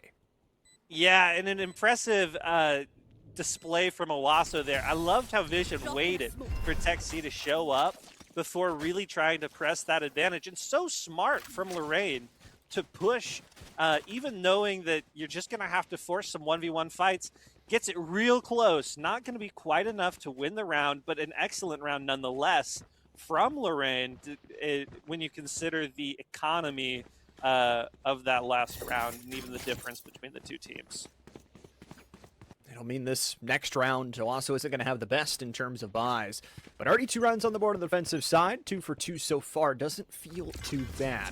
I'm interested to see, though, Lorraine, do they try and up the pace? They've been burned a couple times down A-Long specifically, and these smokes give them so much versatility on where to go. I think same exact strategy from Owasso. Place some of that Vise utility, including that sheer wall at the Guardian entrance towards C. Now it's actually going to be a rotate back to try and help buffer that out in case multiple members do go there. And it's really smart from the attacking Lorraine team right now. They were thinking, hey, you know what? Everywhere we went had 1 or 2 people. What about C? This is a smart identification of maybe the weakly defended point from Owasso, but slowing this thing down might give Owasso enough time to properly adjust to this fight as angles are being tightly contested. Smartly packing up Rookie. A really good move there with the blast pack. Gets the sheer wall out of contention here with Under 40 seconds to go. It's not a great split scenario, though, and they're going to have to choose one site to get into. 30 They've kind of just been seconds left. relegated to spawn. Poobie's going to join their team in Arctic and try and attack this B side using that neon wall to guide away the vision. Strong Maniac, though, is here with the Sheriff and loses out to the Outlaw. A long-range shot, the smokes are coming, but it's far too late. A 5v4 on site with a plant already down. Spike planted. Yeah, and a ton of momentum for Lorraine here. This is the first opportunity they've gotten to have the spike down and numbers. Kawhi gonna take this angle aggressive, but all the kills are red. Lorraine wiping out Owasso. It's up to Vision with just this ghost to wreak as much havoc as they possibly can for the rest of this round. Probably going to wait and see if they can't deny some of this spike. Ooh, what a clean headshot here. Seeing if they can't take off. Ow. Game time. Hope you're ready.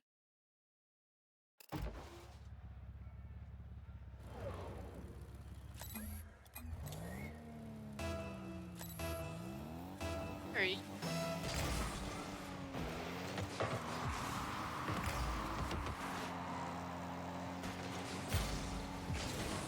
I know, I was waiting on him. He didn't go for that, that's crazy.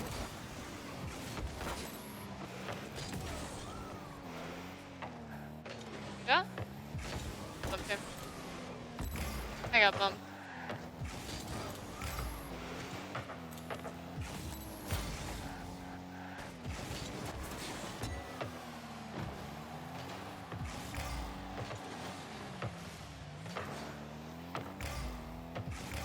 Got.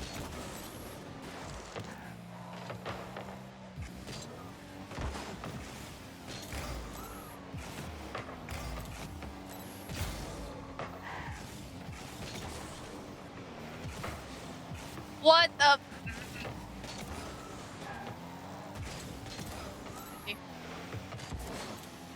Oh, he messed up his teammate.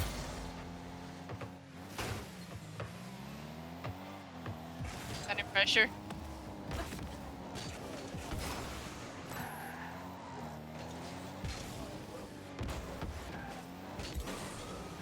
Oh shit.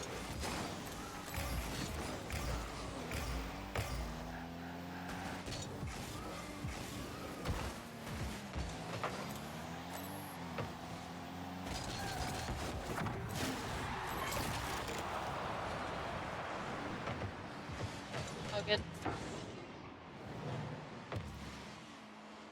That's crazy. Nothing. I forget how innocent everybody is sometimes. Go to, go to, go to. I got you.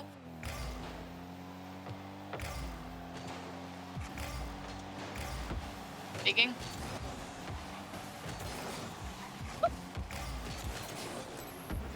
He's not expecting that, okay?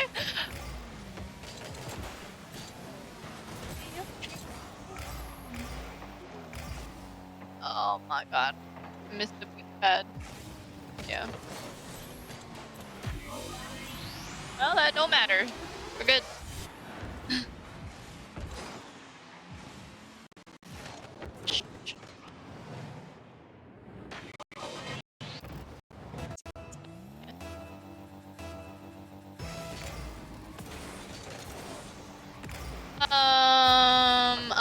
You're streaming our games on the Twitch channel right now?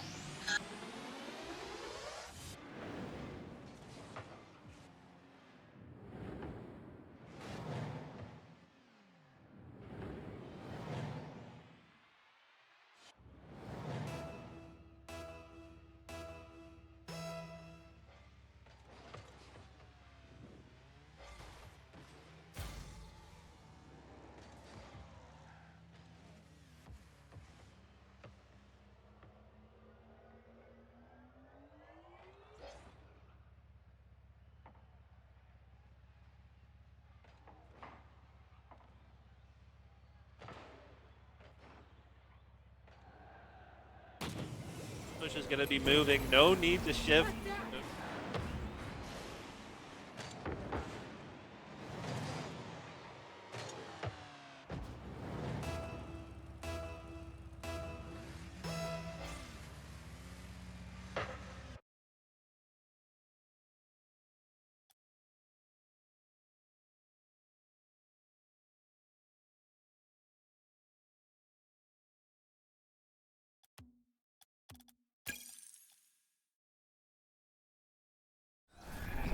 every ult enemy coming out in remaining. this post-plant situation. Both these teams know how important it can be to stop the momentum, and Taz, that was nasty with the Salamat, jiggle thanks. peek. So aggressive with the Neon, just a Spike's dead. wonderful duelist. Welcome. Can do things that no other character in Valorant can do. I mean, the speed, the precision, good there for now the top frag on the kill leaderboard. But more importantly, just a slight misplay there. The spike was planted a hair too far left that let them sit behind that big cube and not have to push out. But like you said, literally everybody was pressing their ultimate button in that last round. And what's left on the field is 2 ultimates from the side of Owasso and 1 from the side of Lorraine. Now, I would say the Omen one not as powerful as the Clove or the Vise one. Well, we'll see what they do here. It looks like we're going to see something a little bit different from Lorraine. We've been favoring that A long, so it might be time to switch it up. I'm sure these in-game leaders, these callers, the leadership that we talk about so much earlier in our broadcast is coming up. These players making decisions for one another and trusting their teams. The Vice Wall not going to catch anybody out just yet, but important utility used early on in this round. I like the use of Tejo. Lorraine have just had no answers for that drone and the knowledge that comes with it. And you look at the forward positioning as well. They've got almost full control of Palace. Taz going to take that control. So they know it's probably 5v2 here, but you don't have the sheer wall to protect yourself. So Rookie's going to go in. There's one close range. It's a headshot from Rookie through the box that starts things off. Monty finds a headshot on a Clove, who's going to use the not dead yet to try and resurface into this fight, but they're dead before they can even get a chance to. A 5v3 here. Nobody dead as Lorraine trying to work through Waterfall. Yeah, and it's going to be up to Owasso to try to defuse this thing, but all 5 players in the bottom of C here is just such a difficult position to be. We're going to have the breach ult coming out, but Thrifty. a thrifty coming out from Lorraine, managing their teamwork excellently to create its own advantage. They just keep winning. Even after getting the thrifty, they also get that Rolling Thunder gone and away. Unusable, but also still will have 2 ultimates available, even though they did use 2 in that last round. But boy, Lorraine is starting to play really smart and patient, knowing that Tejo drone is going to come out, knowing that it's Lotus. Very simply, you have many options on where to attack, even if you think you are stuck in one place. So Owasso still leading by 2, but Lorraine showing some good things. The A-long utility dump fest is live and well here in the advent of round 7. Very aggressive gameplay actually coming out from Lorraine, trying to take the advantage and really the fight to Owasso. As it's a 3 versus 4 on point. Monty finding Strongomaniac. A couple of trades coming in. Both teams down to 3. The spike going down early here in this round. 2v2 post-plant situation. I expect Owasso is going to wait to play together, take these angles together, trade out if need be. But this is such a smart angle from Arctic. It can be so hard. This Tejo is going to send in the barrage. Arctic finding one and goon the other. No need for anything fancy. An excellent attack from Lorraine. Completely dismantled that defense on A. I will say, for as good as everything Tejo does, that ultimate is super slow and super easy to dodge away if you have the space. So just sidestepping the Armageddon, both players win their 1v1s. And we are within 1 round of each other, off the back-to-back, off the thrifty, and as well you got another ultimate off the board. So it's just this defensive Steel Garden that, again, is very situational. You need the team to be attacking your site or need it to be on a retake.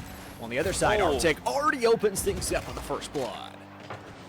Yeah, this is the earliest first blood we've seen so far, and Owasso's just trying to recover the gun here. Their economy is a little bit bad. Teski in the middle is not going to be able to find a great pick, put himself in the right opportunity. The mechanic's just not there today. Lorraine really spiraling this thing, going to pull out the sheer wall to bait it out, and look, the bait and switch already in full effect. A already going down long. This is excellent position, and Owasso won't even know what's going to hit them. They have to retake both the sites. They don't even know if it's B or A, so finally deciding, okay, 5v3 on the other side. You have the Steel Garden that could make things a little bit interesting, but this one is super tough. Omen Smoke's already there. You have control of upper. It's a 2-player stack up here. Taz is going to land the stun, and both players are trapped. A 3v3 now. It's going to be the Thorns down low. A missed shot will allow Vision to go crazy. 3 straight kills here.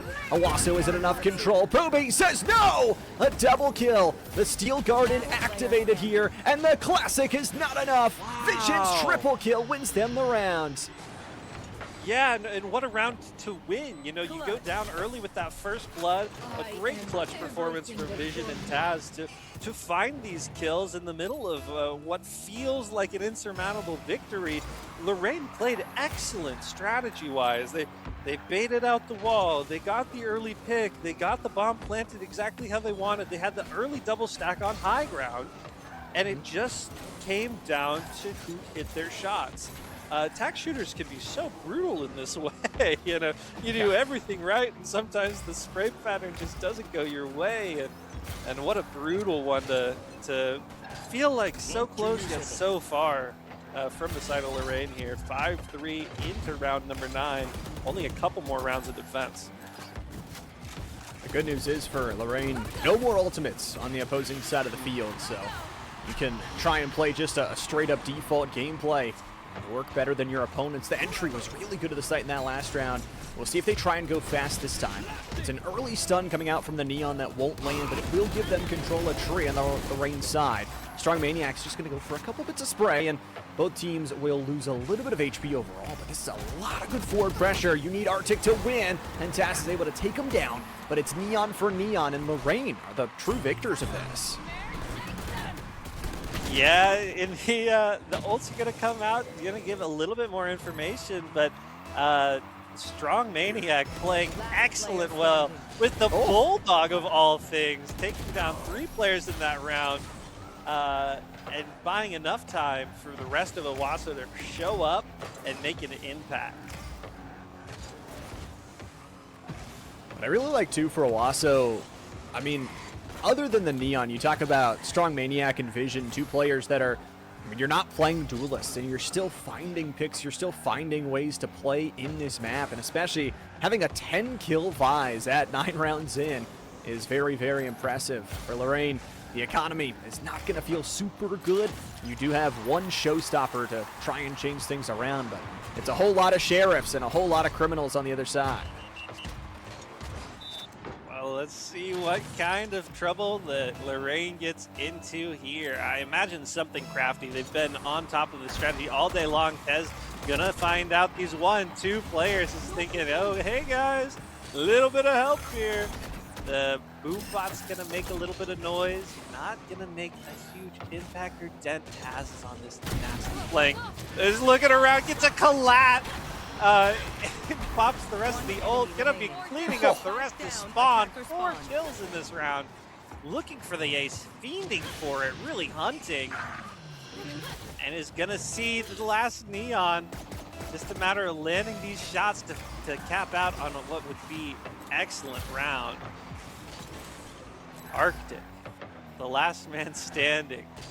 The lone outlaw left, just trying to stay alive. Maybe even save, but I think that might be crazy. You got to think about all the angles that the defenders, the Owasso team, has to clear unless they get caught out and get surprised. And This is a realistically, long time to hide. A really long time. I would love the ace. I love the ace, but they got spiked. They're playing smart here, and Arctic with 31 HP. Unfortunately, the time is going to be too little too late. A final search for the ace here. Taz did pick up the Vandal, so a chance to do it. And through tree, 50-50, checks wrong, and Arctic will make you pay. Arctic not going to be the one giving away the ace and what could be a pivotal round 10 there. An excellent flank from Taz. And we talked about the economy being bad, but that's fine. You expect to lose those kinds of rounds. So the more that you can do to just get through those slogs, do the damage that you can, and move on without revealing too many of your other tactics. Really, you aren't that far behind. I think Lorraine has a lot to live for here as they set up the neon wall on long A. And I mean, don't get me wrong, as Arctic finds another first blood, they've got a good composition for the defense. So Lorraine, once they get there, they'll have that Vise, they'll have the Fade for so much information to play off of, and even that Raise to excite things. But Arctic is just going crazy. Exciting shots, a triple kill already. And Arctic, as they expand into B, Tech has too many places to look, dodging away from the stun, just getting caught by the lollipop edge. Arctic's found them all. 5. Yeah, and what a reverse of fortunes. Two Neons battling it out, Taz and Arctic. Arctic gets the last laugh here, finding all 5 members of Owasso, coming back from that round that looked somewhat pitiful and really just turning it around. That's all it takes. Momentum builds in Valorant and swings so fast like a pendulum. You just have to wait for your moments, put yourself in the right opportunity every time, and Lorraine is doing a great job at that. Got one final round here to make it 5 for themselves, cut the lead to 2, or Owasso could end things over at 8 with a 4-round advantage. Vision watching as all their utility is there. There's one player trapped on the wrong side of the sheer wall, but Vision doesn't really care. They probably just want to get back. Their Arc Rose is going to activate, and they know everybody is here. 20 bullets in the magazine. What's sticking out here? It's Vision who rips down 2 before falling down to the backside. Sight control is theirs. Here's the showstopper from Rookie to make it a 3v3. Yeah, 3v3 post-plant situation. Owasso has not been afraid of these so far. Already finding one. Trades back 2 and 2. 1 versus 1. Rookie last one on point. Tejo and Kawhi gets the final kill. Gonna get the 8th round on defense for Owasso. I'd say that is a good outcome for the Owasso team from Oklahoma, the Rams, playing excellently. And really both these teams showing what they've got early here on Lotus. And the nice thing to remind not only ourselves but our viewers is this is a best of 3 as well. So you win this map, job is not done. You have to win one more after that. Also know, Epi, we've got viewers coming on from the YouTube, Twitch, but also like to welcome our viewers over from the Roku channel as well. Hope you're enjoying some high school esports action here today. Yeah, and thank you so much for tuning in and cherishing really what has been an awesome event so far and continues to be an awesome one tomorrow as we look to keep the action rolling. Here, Owasso is going to look for the attack. Switch those sides up here. Lorraine gonna start off their defense with a little bit different setup for themselves as they've got 2 of those thorns, one over towards C, one towards B, but a very heavy rubble stack with a 2-player forward position. I mean, Owasso needs to make a decision or just clear this out with some of their drones. They have the Raise to do that. It's going to be Arctic who once again finds first blood, this time with the Bandit, as Goon and Arctic combining for even more. Yeah, and almost out of nowhere, Visions is the last player standing for their team. Not going to be able to make any more waves from an excellent round from Lorraine. A pistol round that went just perfect. Did everything they needed to do, found the right spots, and took some really good positions, even despite getting scouted by different drones and such. You talked about the vision impact and kind of advantage that Lorraine has coming into this defense, and already seeing the starts of what that looks like just in the first round on defense. That means on the flip side for Owasso, you have to play slow, be able to play patient, or just speed through the side, I guess, where nobody is. The Neon already taken all of B. They're going to die for their efforts, and a double kill from that Outlaw. Rookie strikes true. Monte strikes as well. And Vision, it's a classic versus the world, and I don't really like the odds against the world here. Luna's just going to play safe with the Bulldog, swinging out fast, and will die giving over that weapon. Yeah, and if dreams were true, the dreams you want. You get that classic headshot, move on for the rest of the day. But that's one gun you take out of the hands of Lorraine, and every one of those counts. So it's fine. You've broken a little bit of an economy for one or two players over there on Lorraine's side, as Owasso now gets that full buy opportunity. This will be their chance to showcase what they've got. For Lorraine, this would be a huge round to win. That Outlaw still has value on possibly two members with those regenerative shields. Can still hit the one shot. For Ricky and the rest of the crew, playing aggressive towards Bound, going to give themselves the vision advantage. All the while, it is aggressive from Owasso, who are trying to attack the single site hold device. It is all down to Pube, who will hold on with the Thorns, is going to dodge away from the stun, but Tech still takes him down from the step aside. And now it means with three players here, they're going to try and play a retake before the spike even goes down, and it is good. But Owasso is just better on the shots, 4 straight kills. And Monte just picking up a little bit of scraps. Yeah, it's going to be Rookie with that Outlaw. Has that opportunity for a one-shot. Let's not forget how impactful some of these shots can be, especially as we take this long angle. I would be surprised to see Lorraine take a Owasso to take a peek at that. As really the rest of this just plays bomb. Excellent looking shot. Gonna find one so far, Rookie will. Let's see what they can do with the rest of it. Only 13 HP, finding not much, as Tezki winds up with the rest of the round, cleaning it up.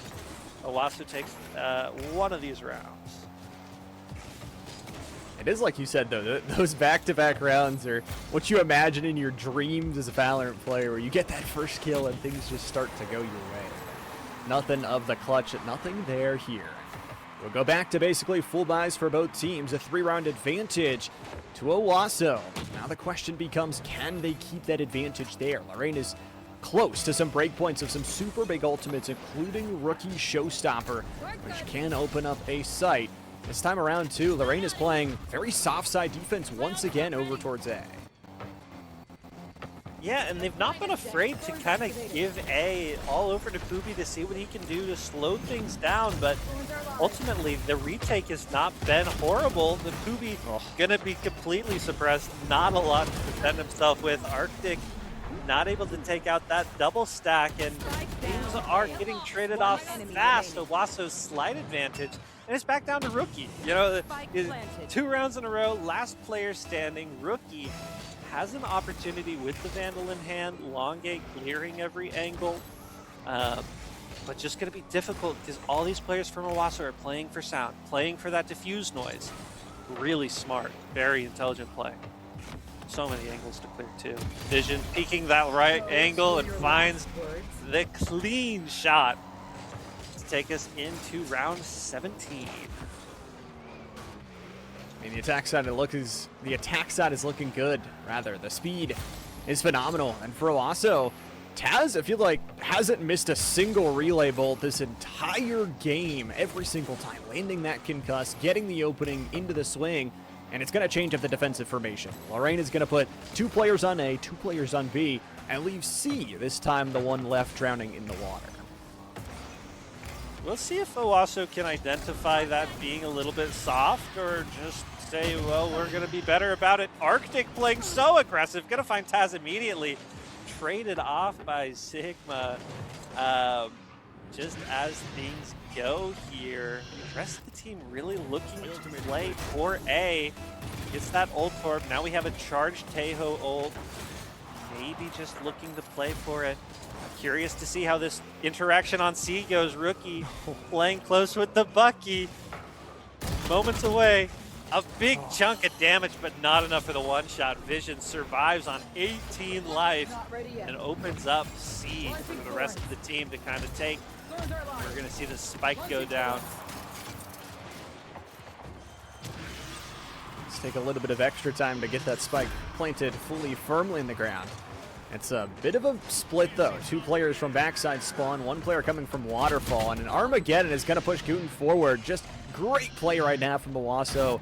Their P's and their Q's, everything's working, but Monte is working them with the Sheriff. Texi is forced to use the Not Dead Yet to add an extra body, and that extra body overwhelms them. 2 rounds away from victory. Owasso getting close.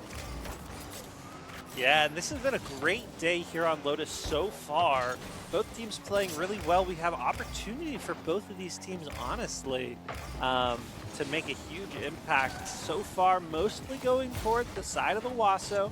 And that comes down to a lot of teamwork, a lot of gunplay, a lot of working together, cooperating, coordinating these abilities, these pushes, and knowing what you want to do before these gates even come down. As Lorraine looks to take back the reins from the rest of it. Arctic getting super aggressive. Both teams, Neon so fast, but sprayed through the wall, maybe even Kawhi finding Arctic. Gonna get that early pick. Goon finds Strong Maniac, and things are close. 3 versus 3. Vision's back here on C lurking just a little bit, seeing what's present.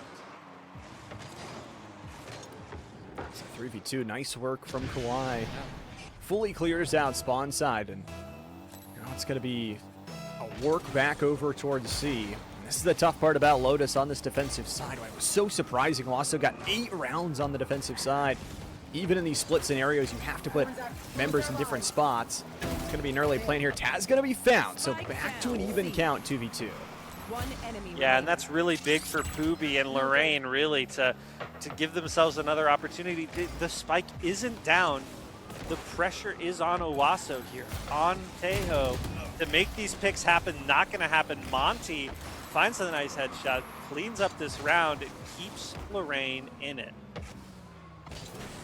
Needed an ace there from Kawhi if they wanted to win that round. Still a pretty good effort on the triple kill early on. And for Lorraine, they've been surviving enough that now they've got some ultimates on board. If I look on the other side and see an overdrive available from Taz, I'm a little bit scared from that top frag 18 kill performance so far. But you've got your own from Arctic. That's been the story of the day. Neon versus Neon, and the Titans of Lorraine are going to call their timeout. Yeah, and this is a smart timeout coming in from Lorraine, because the worst thing you can do here is feel 1% off kilter, off teams. So having the opportunity to regroup, identify the strategy that you really want to do from this moment on, this timeout is just one that you got to take. So I'm excited to see what kind of shifts change. Only 2 seconds left in this pre-round situation, so not a lot to react to that way, but certainly still a ton that you can do in the middle of the round from a strategy perspective. And this timeout also checks out both of my boxes. When I have a few pickles when it comes to teams calling timeouts right before an eco round or saving their timeout and not using it at all. So they're using their timeout and they're using it right before a rifle round. So we'll see what they want to do with these 3 ultimates. Yeah, it's going to be Goon here on A, throwing out these orbs, finding a lot of info. The Haunts going to do some. Taz, oh, shut down. Oh, no, Taz is in the driver's seat here. Pardon me, Arctic eliminated early as Owasso swarming the point. All 5 feet in the plant zone. Taz gonna find that last shot on a rookie, and it is all on Pooby here to deny Owasso's 12th round. Not gonna happen this time. Owasso driver's seat here on Lotus. Match point. I guess a timeout for me is a timeout for thee, and Owasso just use it to generate some speed. More importantly, Taz didn't use the overdrive and saves that away. They've got 2 players, 1 away from their ultimates as well in Vision and Strong Maniac. It will be a full rifle round here from Lorraine, but they can no longer win in regulation. They have to win 5 rounds straight to force overtime. Yeah, how electric would that be? But it starts with 1. Going to start here right on A long. Both teams flooding the floor with utility. We're going to see the overdrive come out from Owasso. No picks so far. No first bloods.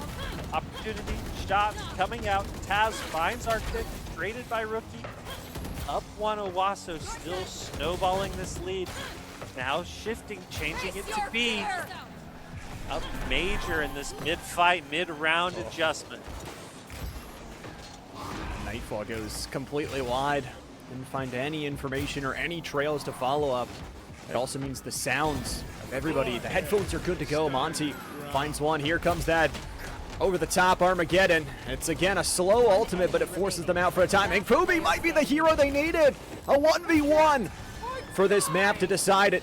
Early Steel Garden coming out. It's going to force it. There's the classic. There's the run. Classic, no good. Vision wins it. And Owasso has found themselves a map 1 victory. And what composure from Vision to know that they got the 1v1, but they have the ult. They can just pop it. You can win right now, and that's exactly what we see coming out from Owasso in that first game. And Valorant, an excellent game from both sides. So interesting. The depth that exists in Valorant and just seeing how these two teams compete with one another, it's phenomenal. And to get to see Owasso again, yes, they did good on their attacking side. They played really well, but their win started on the defensive side. 8 rounds on Lotus, playing as well as they did. They were able to find ways to shut down Arctic, who was the main point of caution, earning a lot of those first bloods, and eventually just played super well together. So it is a best of 3. They've got to win one more map, but this is a good start. Yeah, it's a great way. Today is the non-elimination side of our bracket. These teams are playing for positioning when the full elimination bracket comes out tomorrow. Stakes exist. This isn't win or go home, but this sets you up for an easier day. We talk about fatigue. This is a 2-day event, LAN environment, uncommon for most players. It certainly was for me. So an opportunity to have an easier path to the finals bracket sure helps a lot. It might not feel like a lot right now. It helps so much when you're on hour 12 tomorrow. So the Owasso hoping to close this one out in game 2. Lorraine trying to reel things back in, keep it under control. Well, and in a long game like Valorant, you mentioned timing. I mean, series can go 3.5 hours, so you have to be ready for that, and any advantage you can take has got to be one that you'll add towards your repertoire. Before we go to map number 2, though, I think we're going to take a short break, let the players get a second to breathe, and let ourselves breathe as well. So right after this one, we'll see map 2, so don't go too far.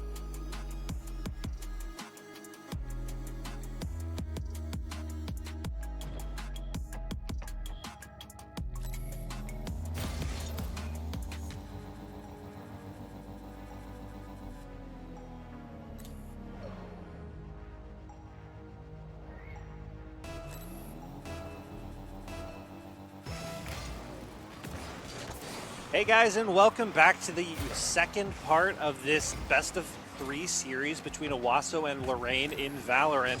We just saw Owasso take map 1 on Lotus in a really great show from both teams, honestly.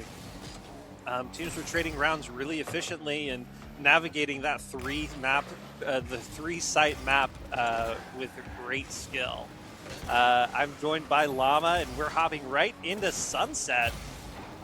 Cool. Tell me a little bit about Sunset, Llama. What do you expect to see from this one? Sunset's fun. It has some similarities over towards Lotus, where you think about the rotational speed is super quick. If you're not careful on the attacking side, they can quickly take care of your spawn side, and same thing on the defense. If you aren't in control of this map, it can very quickly get out of hand. But it is a 2-site map, and it is some very different compositions coming through. For Owasso, it's some more of the same, but they're going to be running this double duelist composition. They've got Taz, they've got Kawhi over on the Phoenix, and then on the other side, we've got this Vito. It's very good on the defensive side of Sunset specifically, so we'll see how well it can work and if they can transition that to the other side as well. Yeah, it's fascinating how quickly team compositions can change. Coming from a game like Overwatch, teams can play just like one character very specifically, but when it comes to Valorant, you need to have a deep understanding of at least your role and the kinds of things that each character can do, as we see Owasso on the attack already pushing into B, bringing in this pincher, a little bit of a crunch, just seeing who's there. Goon's going to have a rude surprise. What great shot through the smoke, put in a little bit of early damage. Taz with the first shot, Vision the second, leading to a 5-3 advantage for the attackers here. I mean, Vision, any role, it doesn't matter, it seems like. The Cypher good for one. Rookie, though, using this Bandit to get a double kill. Unfortunately, the number's just not there. Arctic is going to fall last as Texi finds the headshot. Owasso, more of the same. Striking first in last map, striking first in this one. Yeah, we saw a couple of rounds for Owasso on the attack was just full-out aggression. You know, throw out every piece of utility, isolate your people, and eliminate. Click on them more than they can click on you.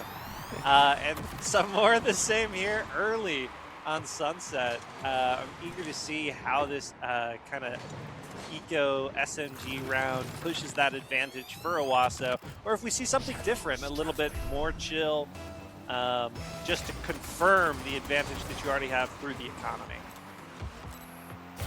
It's also tough, too. You have to imagine if you're on that Lorraine side, you know they're buying into that Outlaw. Works the same exact way as an Operator with these shield levels that are on the other side. For Owasso, I like this patient play, though. Last round, super quick. This round, they don't want to leave a member isolated and lose to a stack play and lose one of those weapons. So slowly taking over mid, letting those smokes expire, getting their own smokes down as Monte almost takes off the head of Strong Maniac. Yeah, and a similar confrontation between Goon and the rest of the people here on short. Monty, gets flicked on by Tezki, and Strong Maniac there to support too, but what looked like a possibly dire consequence of a situation there, not going to pay off. Lorraine left with just one player, the Sova. Flashed out Pookie, finding Kawhi, but short-lived run. As Owasso takes round 2.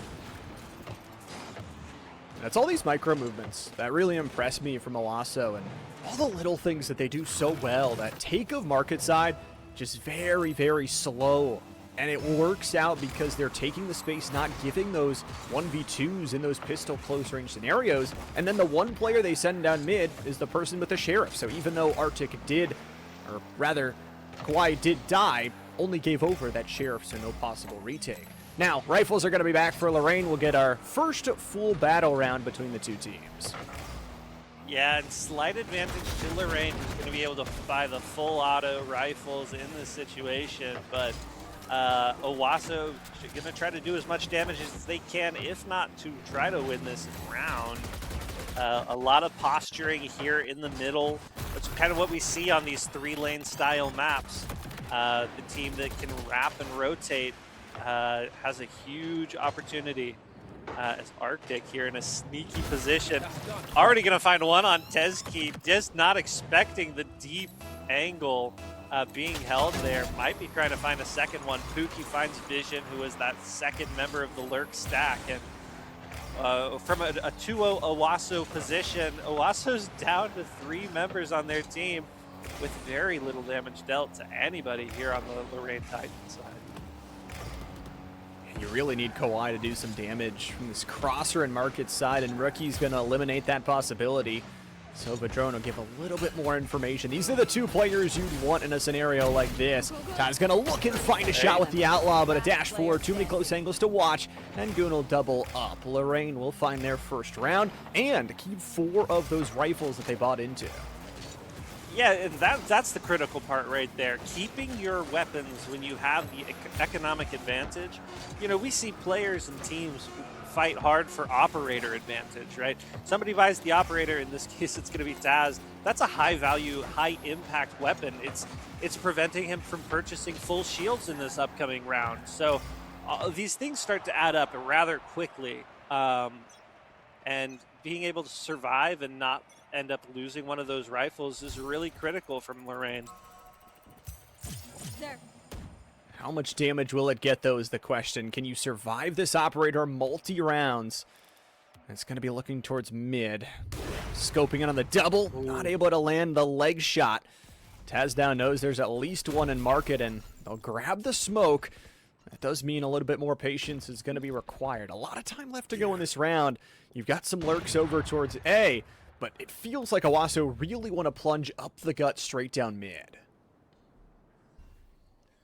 Yeah, and again, so much posturing going on from these teams. Patience, patience, patience, knowing your angles, clearing the ones that you think you know, playing really excellent. And it seems like Owasso is taking this attack to the A side as they look to use this nice flashbang, complete flash on Arctic, no chance to react or even counter that kind of play. The rest of this is going to cascade. We're running it back with Kawhi. Not going to be able to put the finishing blow on that shot, but Owasso's up all 5 members of their team. Finally, Goon's going to take one off the board and Spike planted. keep things reasonable, maybe, as Team Ace, one for everybody over on the Owasso Rams. That's kind of been the story, too, from Owasso, right? I mean, they've had everybody step up. Vision was one of the top frags from the last game. Again, on a Cypher, it's going to be tougher to do than something like a Clove, a Neon, or even a Phoenix. But really good ultimate, really good entry off that curveball, and even better, the patience to keep that operator alive. Had they set market side, had they set mid upper, they would have been immediately scurried away. Lorraine does have one ultimate here available from the Veto side of things, but Owasso leads by 2 rounds early. Yeah, and it can be a true game changer, especially on defense, to have so many options, and already Veto, rookie, taking out one. And setting the team up for a good round of maybe even some success. We'll just see what kind of gameplay happens up on double box. The double peek, the leg shot, a lot of damage, all converging at the same time. That was excellently diffused by Owasso as they try to get in and plant this spike over on B. Goon's in a great spot, and not many people are going to check this angle. Picks up 1, make it 2. Nearly finding number 3, giving the rest of Lorraine the opportunity to rotate, delaying this spike plant by a couple of seconds. Those things start to add up. The things adding up too, that Hunter's Fury going to be available because of that spike plant going down. Monte's going to go fast, but Dynastrong Maniac's headshot. It's Texi left in a 1v1 here, looking over the boards. Ruby loses to the worst side of that. The metal is going to miss, but the shots do not. Fubi clutches up here for Lorraine. Yeah, gonna defuse this spike. An excellent round from Lorraine. A great response to some of the pressure that Owasso's been showing in this round. We want the operator? Yes, we do. I love a good op play. You know, just the opportunity, pardon the pun, just the ability even to have one shot do so much damage can be a true game changer from round to round, and a display of skill, you know, for some of your best players in this lobby. It is interesting. I mean, Lorraine did win that last round, and they're the ones with actually out the economy to play for. Wasso running at them fast. Poopy's only got the Sheriff, and against that speedy Neon with an overdrive active, it just feels so unfair. Taz will lose some shielding as Ricky's shot goes wide. Has the evolution just in case to try and retake this site, but Taz is already on a triple kill. This is supposed to be an eco round, and Taz demolishes the backline. Rookies denied of their chance of the operator usage, and it is just a classic once again. Oh, well, hang on. Goon here is playing very good. The not dead yet from Clove coming out is going to force this fight. A second kill for Goon this round. Has the cocoon if they choose to use it. Certainly a close battle, but this spike's ticking down so fast. Gonna peek this smoke, and Vision shuts down any dreams, any hope that you might have had there.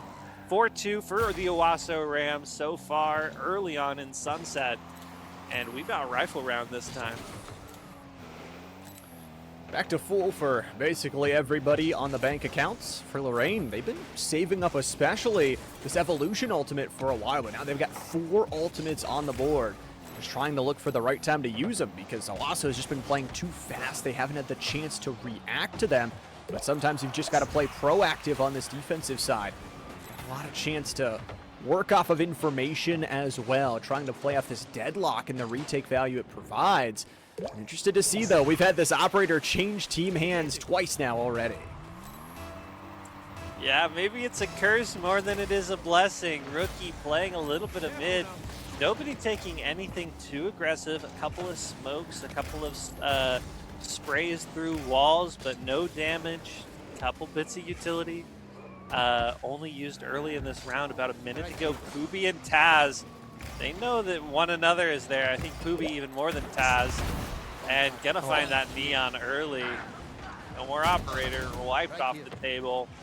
As Poopy down to 25. That's a single shot from a Vandal at this point. As it seems like the rest of Owasso is gonna back off. The Cypher coming in, the Neural Theft. Gonna see everybody reveal some information, give Owasso plenty to work with as Poopy tries to bring that drone on point. These prediction shots to shut down that drone. There's gonna be no sonar connection either, so the recon goes wide. Extra life gonna be utilized here. The entry from Arctic, it's gonna be the first life gone. That false life will heal him back up to full after death, but the spike is already a bit crazy. Monte just can't find the entry that they want, and it's hold down, lock down sight here from Owasso, that they even have the Hunter's Fury in case things get bad and a defuse starts. Vision can't get the kill though, and that'll leave Maniac in an awkward spot, but who's trapped with who? Arctic fights it into a 1v1, but Texi's got the clutch from spawn side. Yeah, and how are you supposed to cover all of the different angles that Owasso in that post-plant situation is going with? Sure, you clear angle 1, you check behind the boxes on site, but can you really spare the time to check behind you? It's just tough for situations in that opportunity. You know, you're down 3-1, and smartly played by Owasso to get another round win.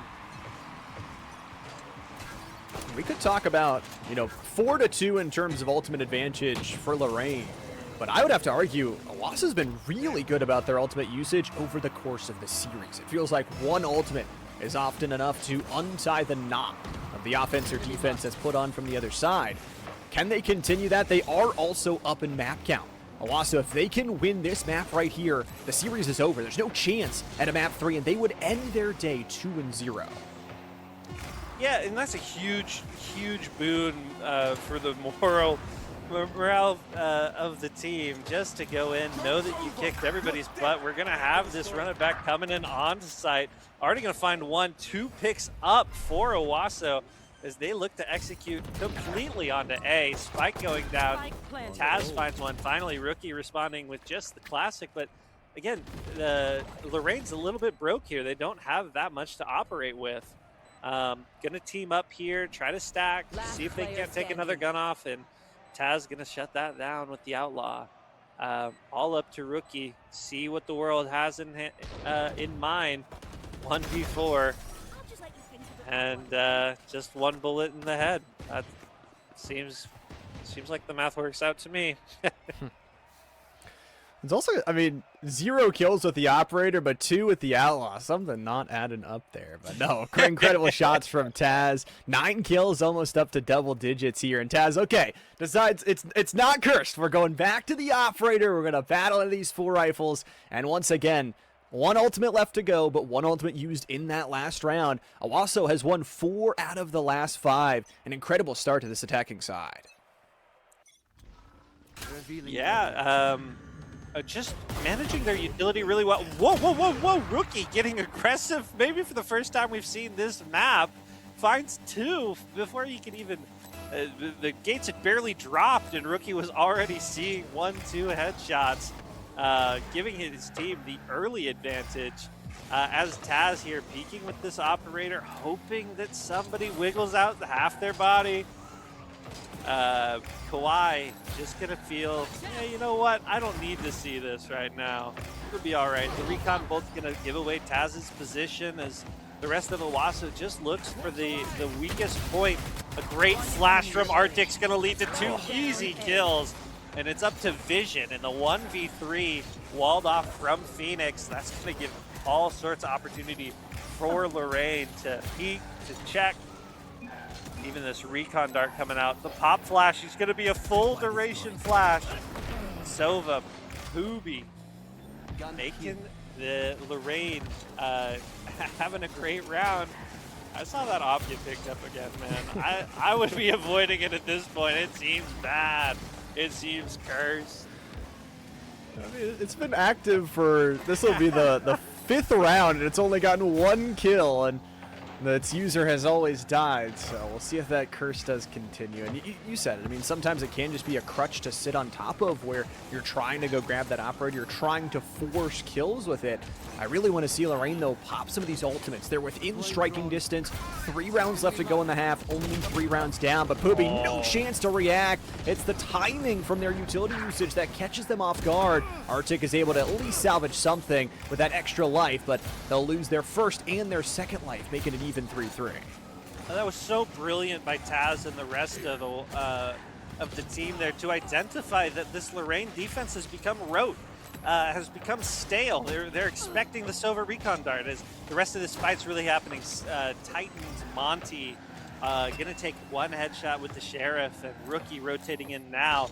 It is 2 versus 2, peeking this longer angle. Monty getting a headshot through the box. It's just Rookie. The op's gonna clear it out. I think we can say no longer cursed.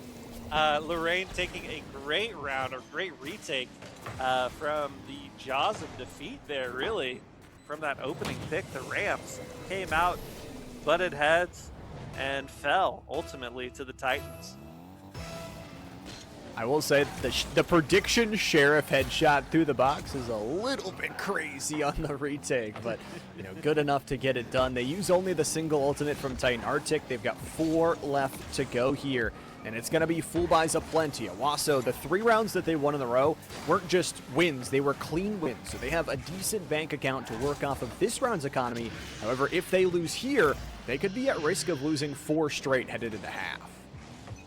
Yeah, and that can be such a demoralizing loss because you're not even feeling like it's your fault. Taz already just gonna bust this thing right open, finds 1 with the overdrive, shut down by Monty on point as Arctic here playing in his alley, but not gonna have much. Owasso is pouring onto point. Monty just sprayed through the box. It's a tough pill to swallow as Rookie's gonna pop the evolution. See if Lorraine can make this post-plant situation a reality. We've got the cocoon coming out, bringing 1 in. It's already going to be staved. Well, not quite. Oh. Wow. Okay. Non-conventional use of the cocoon is popping out. It's going to be up to Goon, who has the Vandal now in hand. A great spot from Hezki to catch catch Lorraine off guard right there. This is the last round before half, and a good round for economy's sake. No, not quite. Pardon me, he's so far away. Taz has that same operator that was like back in round 4 at this point. Oh man. Well, operator on the other side, both. Yeah, both teams want to keep it alive. It's very, very valuable. A lot of ultimates used last round from Lorraine. They're down to 2, similar to Owasso. But both teams knowing that they've got some firepower behind their sails. It's going to be a slower paced round from Owasso as that market side door is closed. So they really want to spearhead into either A, which has been very successful, or get some space towards upper mid, where Kawhi is aiming towards. Yeah, the rest of this round just doing a lot with the utility, a lot of poking, a lot of prodding. You're relying on the intel that those agents give you. Could have deja vu here if Owasso managed to win this round. Gonna find the first pick, Strong Maniac. Been clutch when you need him, and this neural theft is gonna reveal Poopy's location. All he can do is just go for a trade as the rest of Lorraine trying to find pick back into this thing. Monty with the Guardian has an opportunity. One-shot headshots online for Monty. Gonna check back a box, but it's Taz with the operator shutting down that. It's Goon here alongside the Vito. Rookie has an op of their own, as this retake is getting a little bit awkward. Gonna peek into the back corner, find one. It's all up to Rookie here with the operator. Not many, 3 bullets in the chamber, 3 enemies online, 2 enemies, but it's gonna be Taz with the wall bang to clean this thing out to halftime. Owasso up 8-4. Switching sides. Another good half from them, and it's the exact same scoreline that won them map number 1 when they had that 8-4 advantage. Now they started from that defensive side last time, and they're moving to the defensive side this time. I will say, though, man, just well used on those ultimates as well. This is the benefit of having a Clove. Even though they lose their Clove as the first member, Clove can just use the smokes after death versus the Omen that has to be physically in the game. So Owasso's been playing off that super well, being able to play off that aggression, knowing they have the backup utility, even if their Clove dies. Yeah, it's an incredible utility sort for Clove to have that kind of impact. Not many agents can have an impact beyond the grave, and certainly an important one for teams to utilize, and I'm excited that these players here today are doing so, as Vision starts us off this second half, finding a pick until Rookie answers back. Gets a little bit awkward, but a great headshot is going to shut down this fight. And Middle's the third. He's on a tear. This attacking side, Lorraine has the whole map to work with, as it seems like they're bringing the whole bus over to the A site.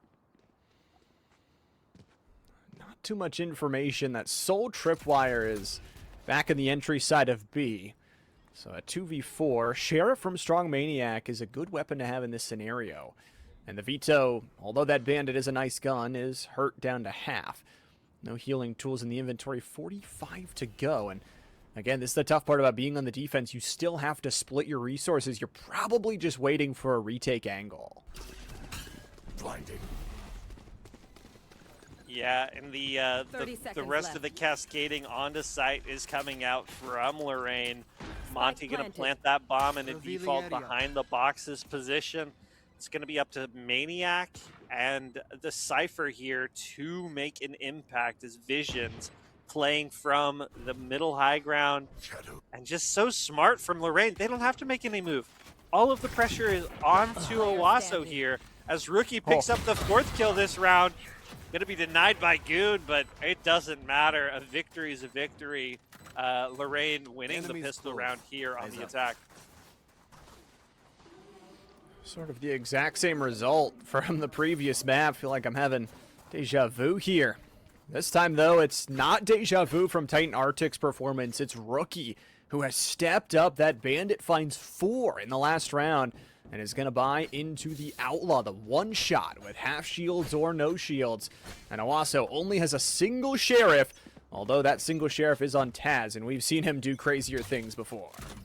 I think I saw a very last-minute Bucky buy. I love seeing the Bucky come out because it's such a non-traditional weapon as Vision gets aggressive going down the lane. Gonna be able to, saved by Poobie right before the triple shot classic can deal more damage as Lorraine maintains its advantage. Tezki gonna be found by Arctic as well, the world's Lorraine's oyster at this point.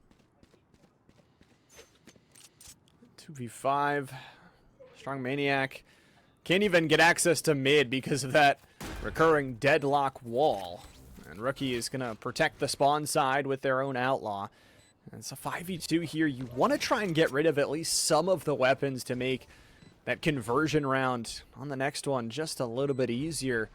But Owasso, they've got two players from two separate spots, and neither one of them can get anything. Arctic finds the triple kill, and it's flawless. Totally flawless, and setting you up for bringing this margin of difference between these two closer to even. Lorraine's putting on a great show from the attacker's position. I've thought near every point of tactic has been very strong for their team so far, and I'm eager to see what they do in this mediocre up against the rifles, really, of Owasso here. This is a big round. Round 15, Owasso a chance to re-extend their lead to 3. But Lorraine could put themselves within striking distance. They are the ones that need to win this map number 2. If they don't, all of a sudden, series is over. If you win it, you can force a third. Heavy mid-presence here, though, from Owasso. They don't want to give anything, and could be a bloodbath on tiles, but nobody's going to peek it. Yeah, still just poking, prodding. This is the smart side of Valorant. The studying that is done for both of these teams, the tendencies, the things they want to accomplish. The decisions they're making in this round were decided months ago, or even in Agent Select here tonight as Vision spraying through that clove smoke. Not going to find any targets. But does he know there's some on the other side of this short A wall? As Goon finds the first one, and I think this is going to trigger Owasso to try to rotate. Tezki now realizing that maybe all is not well as Goon picks up a second one onto Taz, and Lorraine has their way with the rest of the map at this point. Vision's going to be playing for main, but finds 2, and it equalizes, really. Brings this much more into favor for Owasso. With only 15 seconds left, Lorraine has to move. One enemy remaining. This fight's close. The Phoenix flash is going to be enough, and Owasso come back on this round in a really impressive way. Manage your life well with the rifles and kind of stymie the blood loss here as Lorraine looks to keep it going. Yeah, it's pretty surprising. I mean, it was a tough round start for them, but Vision has been so clutch on, like we said, so many different roles that have not been duelists. Finding that double kill through mid, and then Kawhi holding things down long enough for the ultimate. But that's one of the dangers of poking and prodding too long, is you just don't get a good chance to execute onto sight. This time around, it's going to be heavy pressure. B main is under assault as the follow-up tripwire is there, and both teams looking to grab some forward space. They got the ultimate orb over towards A side, and that means for Lorraine, they can't really play anywhere through A unless they want to go clearing short corners. Yeah, and that's so smart from the defense here, just to identify bits of the world that they can take out. Tezki's going to be playing this close angle, takes out the run it back, and going to keep an advantage to Lorraine's side just early on, and exacerbated really by Poobie's pick onto Taz. Vision's going to have pull a rabbit out of the hat, the Cypher hat even, to try to stop this attack in its tracks. Arctic, this is going to be a good start. Kawhi going to find one, but not quite. Goon gets one. Rookie finds one, and it's all Visions here, up against the whole world. Really 4 members of 30 seconds Lorraine left. playing for an ace. 30 seconds on the clock, and it seems like Lorraine's going to take their talents and move over to the A side. Vision had a real chance to do it, especially being one away from that big information gathering ultimate. Spike Instead, planted. it's a plant over towards the other side. Vision, don't know that they really want anything to do with it.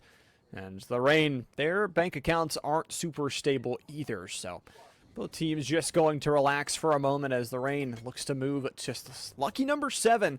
Not too bad here late in map number 2, but we're going to get some ultimates online here soon. And like we talked about for Owasso, they've been so good on their ultimate usage. Every single time it seems like they pop one and a round is over. Yeah, and these save situations, right, where the economy isn't going so well, is a great opportunity for teams to come back together, talk about the things they want to accomplish, the comps, the economy, the things that they've noticed from the other side, really, in these last couple of rounds, and come with a great plan to either continue this momentum if you're on Lorraine, or stop it in its tracks with Owasso on the defense. So hopefully both teams had an opportunity to talk a little bit about the things they want to accomplish. And for Lorraine, you can't talk about where you're at right now in the series. Like we said, 1 map down.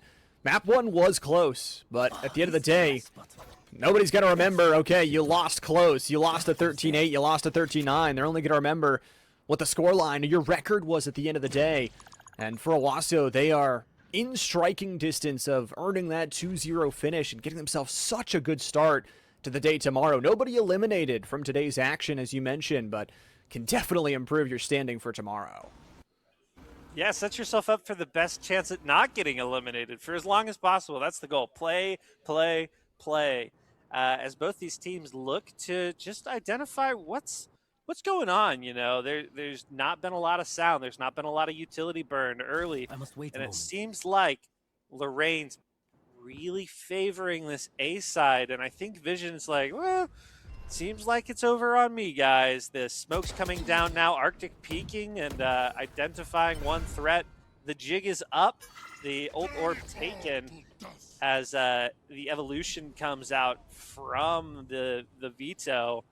I expect a push coming very shortly. Only 30 seconds to work with here.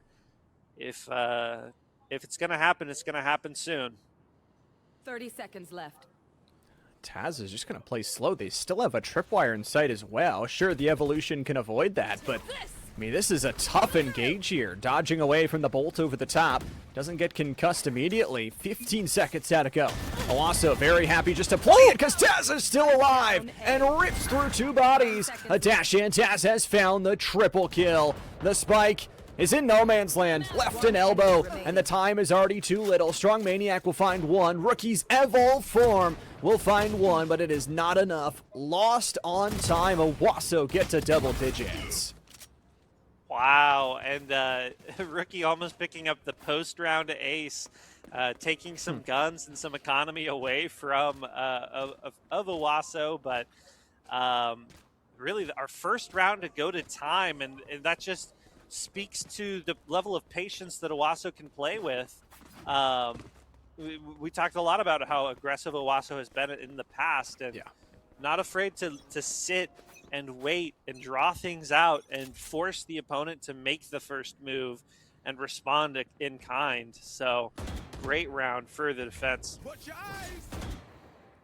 I would have lost my mind sitting there for a minute and a half not having to move, but patience from some of these kids here. And Kawhi is going to drop their own fire on the other fire, and it actually works out that way. That gets the healing. Unfortunately, has lost their teammate in the mix, so 1 for 1. No theft available from Owasso. There's this Hunter's Fury still lingering from Lorraine as they take a little bit of mid pressure, and that teleport up from Rookie is just a smart play. Get both sides active on the doorway, shut down the door frame, and then try and force into Kawhi. The problem is you don't get that kill, and now the Phoenix backs up for free.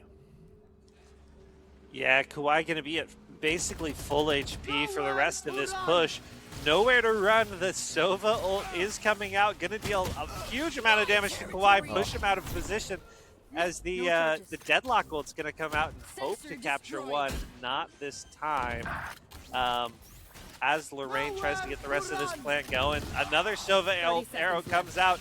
So good in these situations because many of these players understand where the spike wants to go down. It's going to be up to Goon in the 1v2 against Visions in the Sova here. Gonna wait out this Sonic Dart, and this could be so bad for Sova. The neural theft coming out is gonna give a little bit more information. It's Goon, it's Vision. Visions is running, pivoting, fleeing, knows that the spike can't go down. Wow. And wow, so clever, so crafty. The wherewithal, whoever called that, the wherewithal to know the time, the situation. That's incredible. That's incredible. That's stuff that we see all the time from these youngsters in their path to excel in this game. 4.5 seconds. That's how long you need to get it down. And Vision has just played super smart. Now, they did invest 2 ultimates there to try and finish off that post plant, but it has now earned them back-to-back round victories. Owasso, 2 rounds away, not only from winning the map, but from winning the whole dang series. They could do it here on Sunset for Lorraine.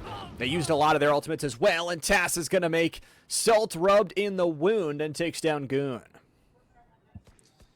Yeah, and that's a great pick from the defense early here. Tezki going to get aggressive, peeking into that main. Clove going to be able to just walk away, and this lead is snowballed. Each player getting at least one so far in this round. Owasso completely flawless so far. It's going to be up to Pubi. A first one off the board is good to have. The Cypher, though, Vision cleaning up, taking round number 12, forcing all the pressure onto Lorraine. Have to get 5 in a row just to send it to overtime. That's not even to win. That's not to send it to map 2. That's for overtime.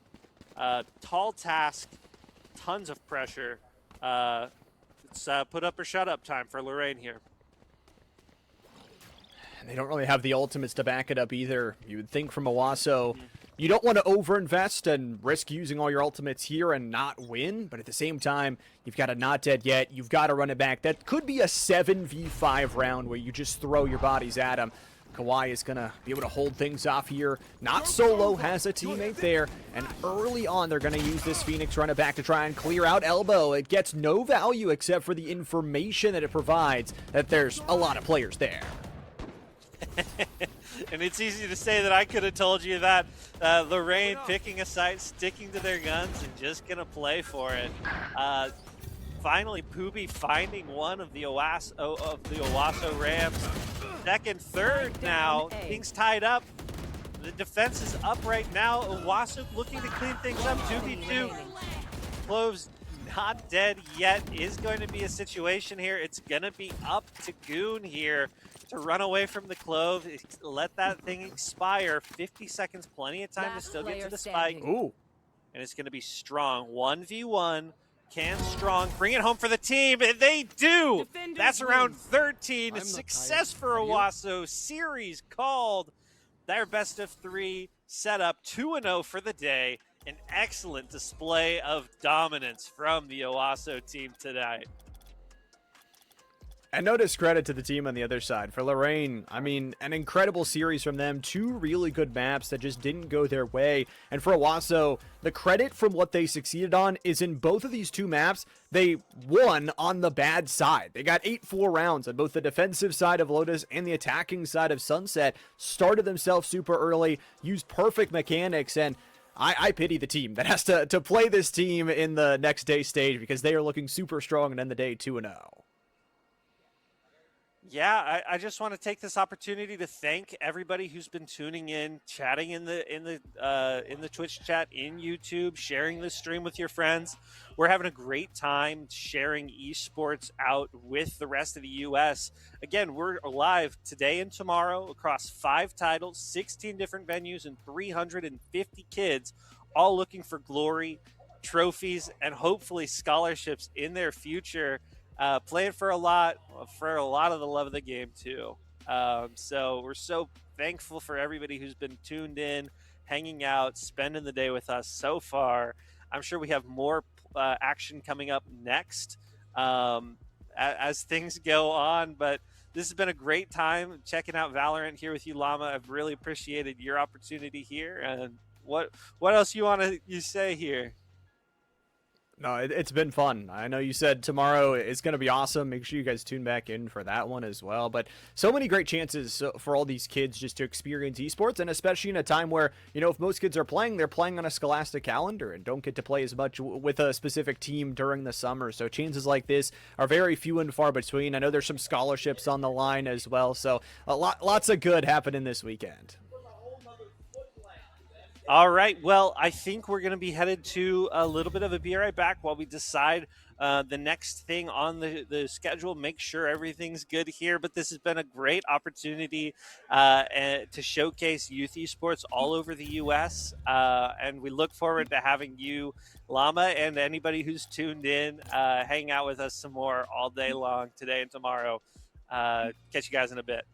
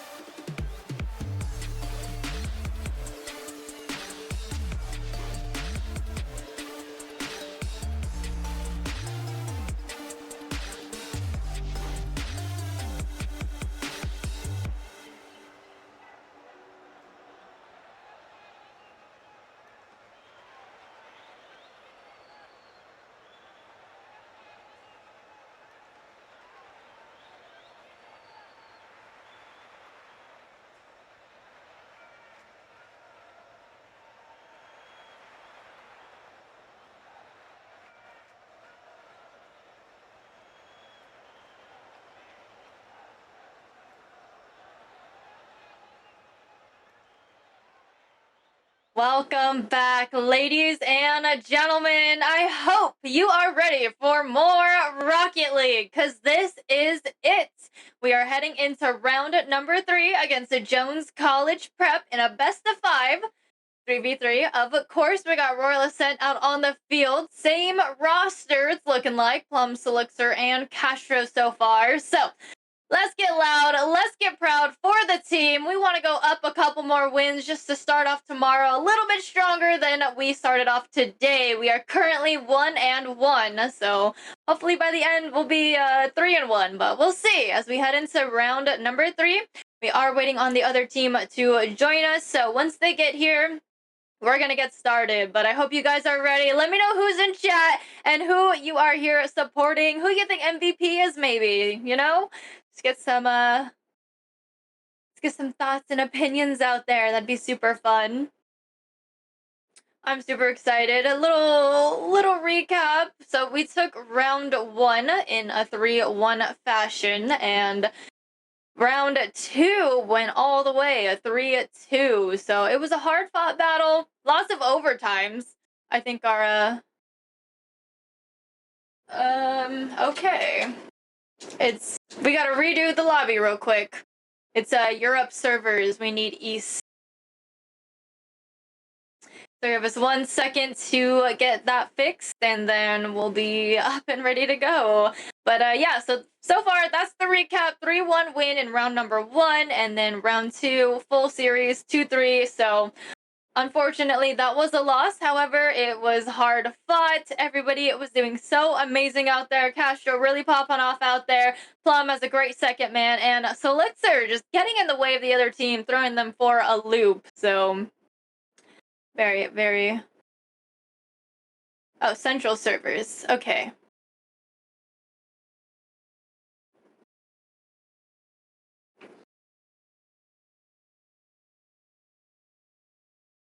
Let me see something real quick.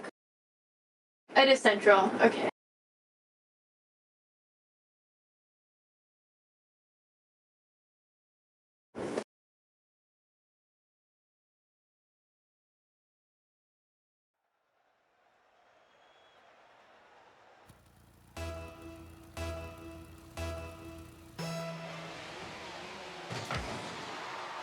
Just waiting on production team.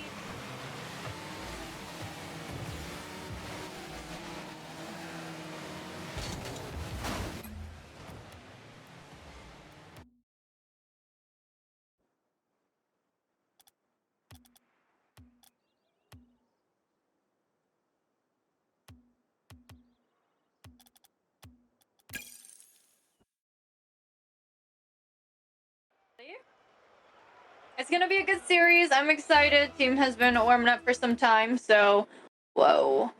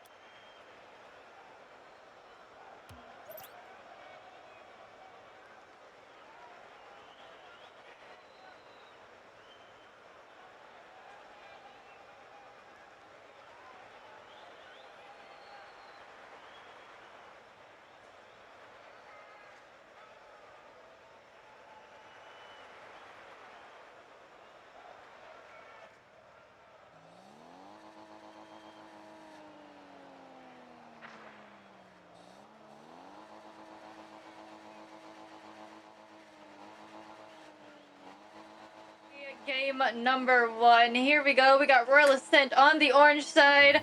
We got Jones College on the blue side. So let's head on into the game here. We got kickoff number 1 underway. Selixer in possession. K-Dub's getting in his way. Pass over to Neo on the right side as Plum gets a nice touch, sends it center. Turtle is on it. Castro with the steal. It is a shot. K-Dub's with the save. as Neo now moves down a field on the left side, moving in towards the net, taking it center, and it's shut down by Plum. As Turtle now goes off at the wall, K-Dubs with the follow-up, gets the ball center. Castro is there on defense, sends it to the wall. As he leaves it for Selector, he gets beat by K-Dubs. Plum, as third man, gets the save. Sends it to the left side and downfield. Neo cutting it back, sending it right back where it came from. It's Castro now takes over. He's demoed out. Ball goes over to Turtle as he pops it up. Selector and Plum on defense. Past Plum off the back wall. No double as Selector shuts it down. Selector now moving downfield. It's a long shot. And it's in! First goal of the game. Solixer putting it in the net for Royal Ascent.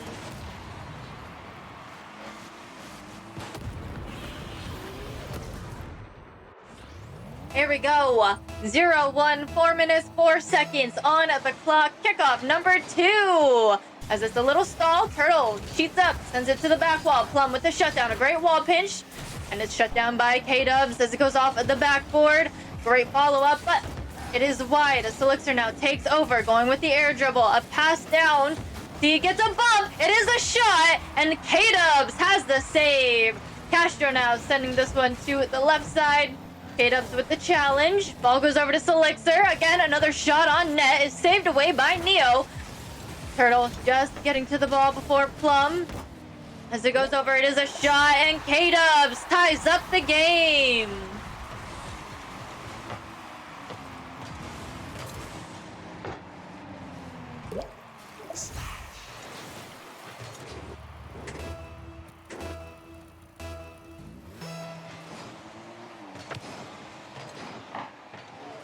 Alrighty, we have our next kickoff. Solixer taking over, 34 boosts to use, gets it into the corner. K-Dubs just beats Plum. As Castro now as third man takes over. We got a demo taking out K-Dubs, clearing up the way. Open net for a second. Castro with the shot. K-Dubs responds back and gets in the way as K-Dubs passes this one to the right side corner. Solixer is there, one touch. Turtle with the steal. In comes Castro. Little bump on Neo. Now we got Plum, 15 K-Dubs as it goes to the left side once again. Neo with the back pass to Turtle. Solixer with the pressure. Turtle moving downfield. Almost gets it center. Plum is there. Pops it out. K-Dubs with the touch. And Castro's there with the save. As he gets it to midfield, he takes the 50. Still moving downfield just a little bit. And Neo turns it back. Solixer now, as only man back, gets in the way. Goes up and down field. K-Dubs with the turnaround, a great steal. Plum now blocking him. We have a little cluster, little 50 in the corner here. Castro making a breakaway. He gets a demo. Neo now with one touch. Trying to take over, trying to find his way through the offense here. As he goes center, Turtle takes the shot, and that's gonna go in.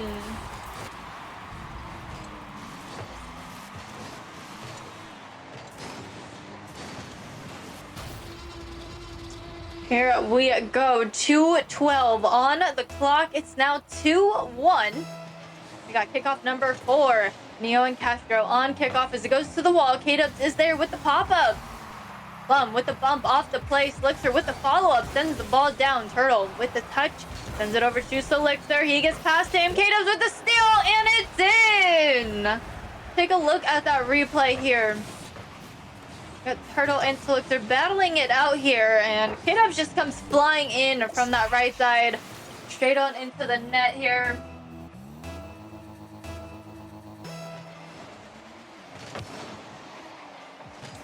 It's now 3-1, 1 minute 55 seconds. We got Turtle going for another shot. Plum moving downfield. Just off the ceiling, off the back wall. Neo with the clear, sending Solixer back. Fortunately, there's not much he can do. Seemed like a 3v1 there. All of them moving in. Solixer trying to make his way back, but K-Dubs and Neo just surrounded him, and again, just not much he could do there.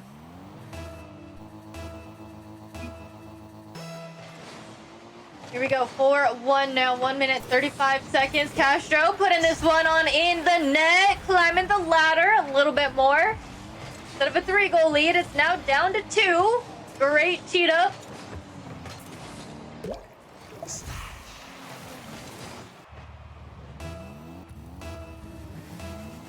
got 2. 1 minute 35 seconds.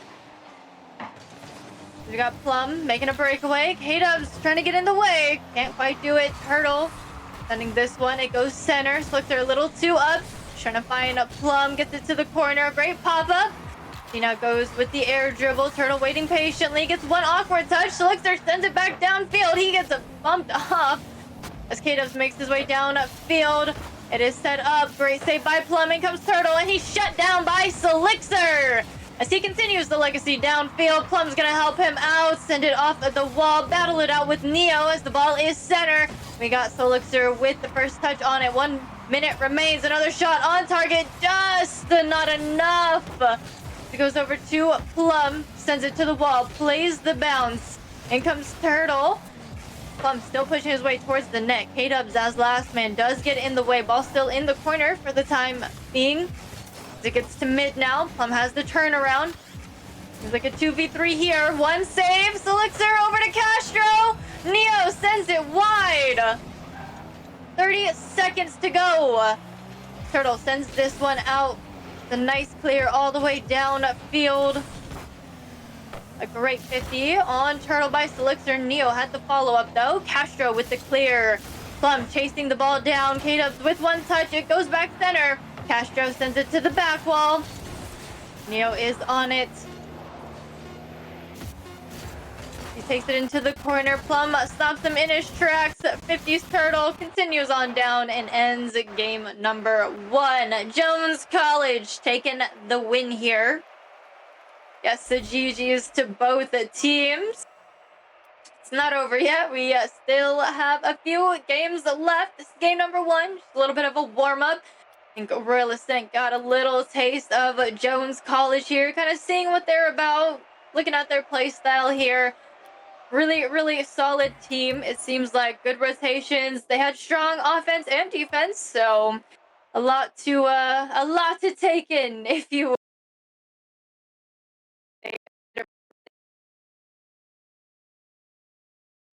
So hopefully we'll see a turnaround for Royal Ascent there, as we had Castro score, we had Selixer score, starting us off strong, trying to climb that ladder. Plum really chasing down the ball. Again, he plays a really good second man. He fills in those gaps, so he's kind of there when you need him to be. Great setups. I know in our last few rounds we saw Castro and Selixer working as a dynamic duo, so hopefully we'll see that a little bit more. But again, a little bit of a warm-up game. Hopefully they're feeling it. Little pressure added on as they go down a game, but it's okay. It's not over till it's over. And we're heading into game number 2. Start fresh, clean slate, 0-0 ball game with 5 minutes on the clock. So shake it off, head on in, and let's win this game, guys. Let's hear it for the teams. Again, get loud, get proud. They need your support right now. Here we go. Game 2, kickoff number 1.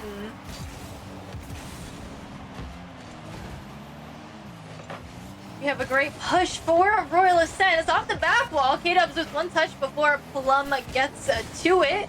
Castro finding the gap in the defense. Gets it center. Tries to go up for the challenge. Again, just kind of stalling the ball. In comes Plum.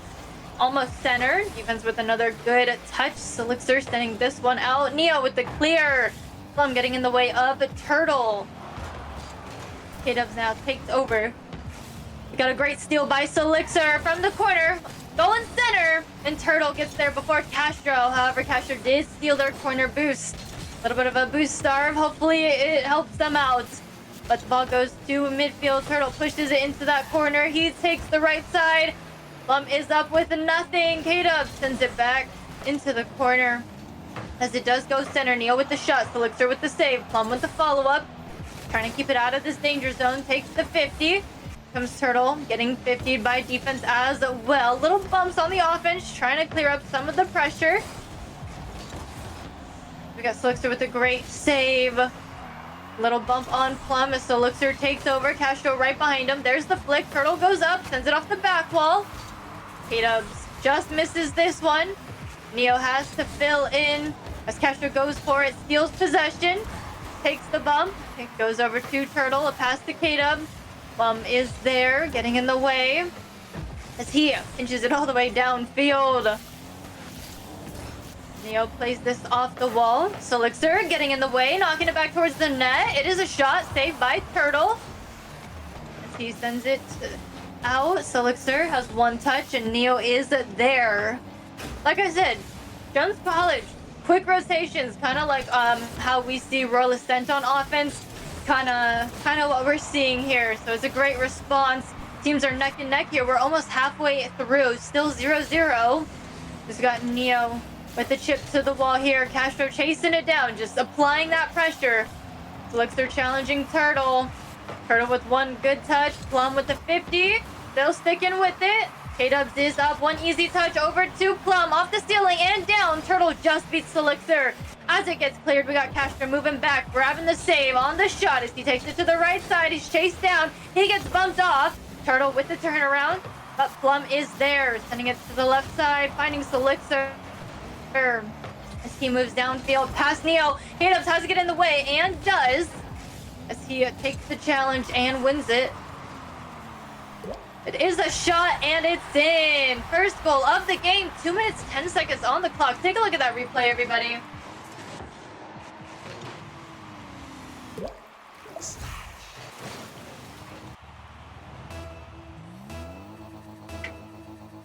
Here we go, 1-0. 2 minutes, 10 seconds to go. Kickoff number 2 going to Plum. He gets bumped off. In comes Turtle. Shot on net. Castro with the save. As Turtle sends this one out, Neo takes the challenge. Plum now sends it off the wall. He follows this one up. Defense really holding it down. Castro being relentless though. Gets one touch. Neo with the small clear. Up goes Elixir, just beating K-Dub. Sending it right back, but Turtle is there at midfield. Plum now with the touch, moving downfield. He makes it to the ground, plays the bounce, gets it into the corner. Turtle with the send out. Elixir now up next, gets in the way, over to Castro, and it's saved away by Neo. Elixir getting challenged by Turtle. He steals possession. Up goes Plum as he makes it towards the net. Doesn't play the touch from defense. Okay, as Neo makes his way downfield, Castro off the wall, sends it out. Turtle sends it right on back though. Great response. Take a look at that replay here. Castro off of the wall, sends it out. Plum just was not in the right position for that one. 2-0, 1 minute, 11 seconds to go. Plum takes this kickoff, it goes over to Neo. They get the clear. You had one touch, and so Elixir sends it over to Plum off the back wall. Defense sends this one out. Castro is there. Takes the corner boost. Takes it nice and slow. Gets the shot. Turtle was there. It comes Plum. A pass to Elixir. Neo with the shutdown. A great save. And we have another open net here. Plum making it back. We have a demo taking out K-Dubs. Clearing up some of the offensive pressure. They are able to send this one center. Turtle with one easy touch, sends it to the corner. Castro with the turn. Plum gets into the mix of things. Elixir's there. What a touch from Turtle. K-Dub's just missing the demo play here. That's Elixir now taking control. Getting past K-Dubs. In comes Plum off the wall. Couldn't quite get what he needed there. K-Dub's now getting in the way. Castro now taking the 50. Ball goes up. Off the wall, sends this one out.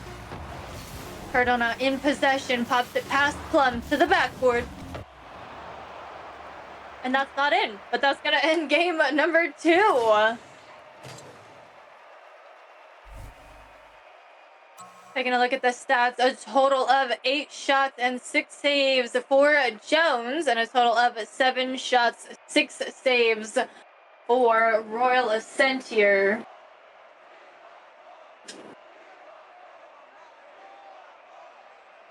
So now we have Jones College on game points. Again, hopefully Royal Ascent can turn things around. They seem a little bit faster here, as in game 1 we saw Plum kind of get beat quite a few times. This time we saw a glimpse of how we know the team to play in rounds 1 and 2. So they're really going to have to step it up. This is their last chance to try and take the series. They got to start the reverse here.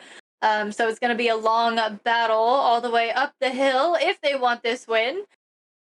Hopefully their boosts are turned all the way up here because they need it.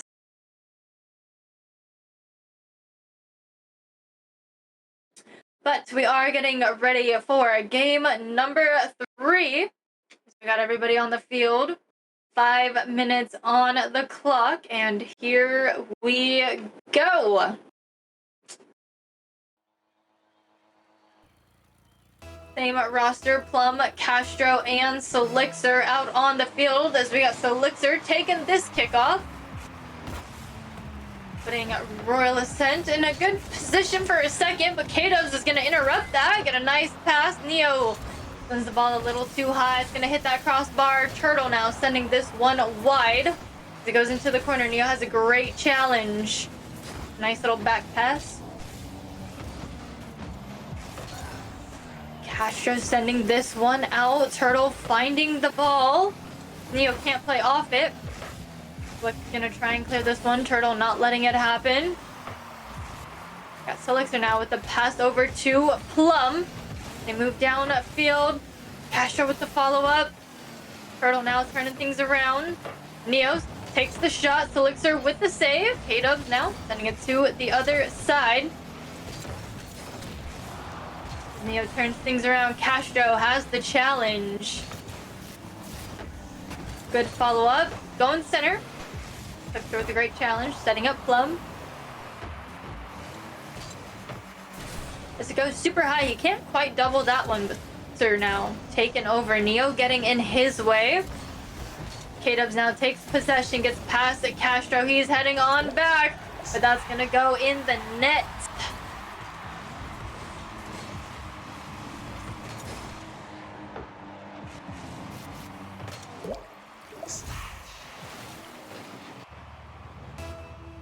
One zero now.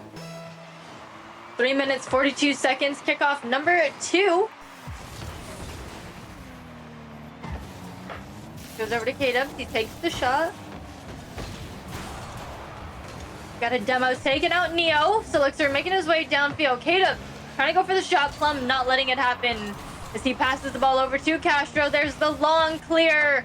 Turtle taking possession off his back wall there. Solixer trying to go up for the challenge. Just forcing it. Trying to get in the way.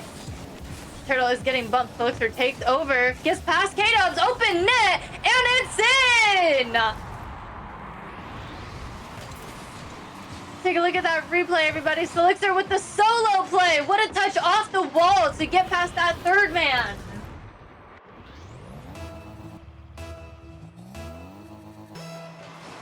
Here we go. 1-1 now. 3 minutes, 5 seconds. Castro sending this one to the back wall. Neo is there. In comes Solixer. Trying to get the ball center. Turtle is on it. T pops it up, plays the bounce, gets the reset. Plum with the challenge, sends this one to the wall. K-Dubs is on it. In comes Solixer, but the 50 doesn't go in his favor. Castro now with the clear. All the way downfield. It is a shot saved by Neo. We got Plum now taking possession, trying to angle it, gets the 50 off Turtle, but Turtle stays with it. Solixer with one touch, but he did steal their boost. Castro with the turn as it goes off the wall. K-Dubs just misses that one. It's going to go over to Plum. He goes under Neo, over to Castro, and it's in!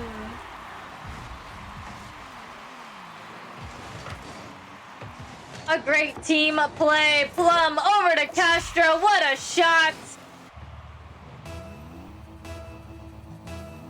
2 minutes, 23 seconds on the clock. Kickoff number 4. Solixer taking this one just wide of the net, playing it, and scoring once again.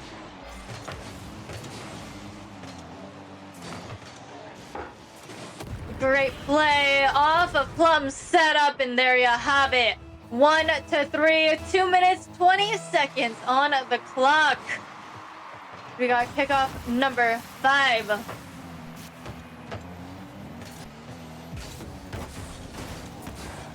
Castro with one touch over to Neo. Gets it center. It is a shot. They do hold down the 4 and send it out. K-Dubs now going for the shot. It is just wide. As Turtle has possession, he gets bumped off by Castro. Ball goes over to Selixer. He gets past Neo. It's now Turtle and K-Dubs. As K-Dubs pops this one up, takes it off the wall. Plum applying pressure, getting in the way. Beats out 2 of the players there, but Turtle has a nice recovery. Gets 1 touch, setting up Neo. Plum with the 50, sending the ball to the other side. As K-Dubs gets there first. Going over to Selixer. There's the pop-up. Plum trying to play that one. The Turtle just beats him there. Neo with the shot. Selixer with a great save. As Neo sends this one out, we got Turtle now. Sending it to Plum once again. A demo taking out Castro. This next shot goes wide into the corner. Castro now with the pop-up on the back wall. It is sent out by Neo. Selixer with the turnaround though. Gets a touch! And it's saved away by Turtle. Plum now with 1 touch for possession, takes the 50, sends it into the right side corner. Turtle with a small send out. Another 50, gives it over to Castro. He's challenged by K-Dubs. As things quickly turn around, Plum is there, over and followed by Selixer. As Neo now has 1 touch. We got Plum sending this over to Selixer once again. There's the clear. They just have to buy out 40 seconds. 40 seconds left. Turtle is shut down by Selixer. Goes into the left side corner. 1 touch from Neo. Over to Turtle. Pop downfield. In comes Castro. Getting past Neo. Turtle getting 50'd. Castro bulldozing through the team. In comes Selixer helping him out. As K-Dub sends this one back. We have 17 seconds. Turtle now with a touch. Sending this one out.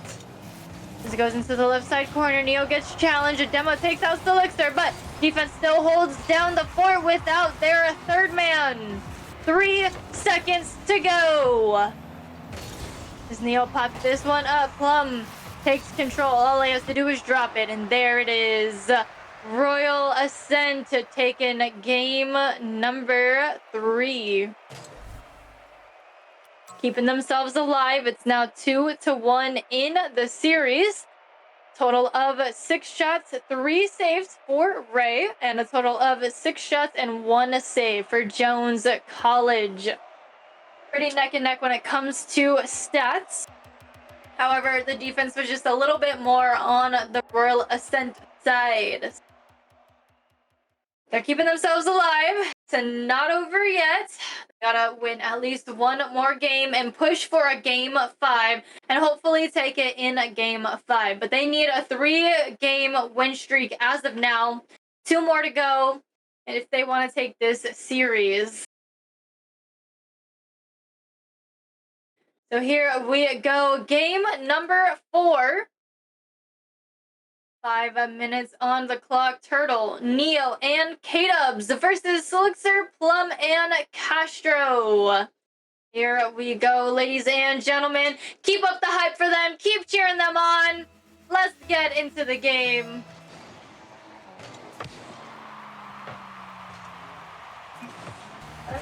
Give me 1 second.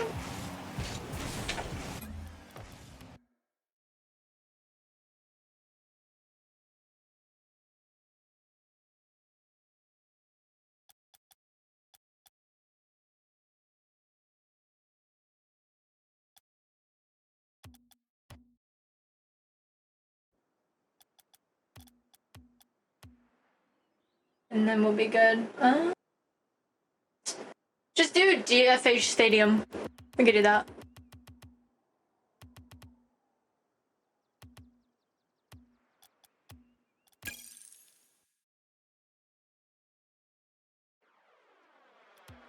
Did you change your team names too?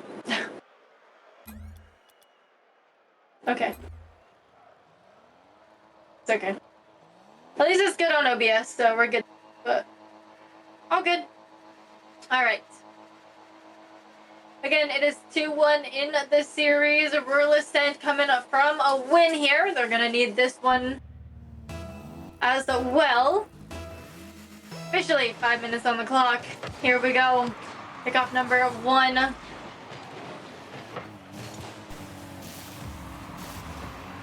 It wasn't the wrong map, they just didn't want that one, I guess, you guys, so it's okay.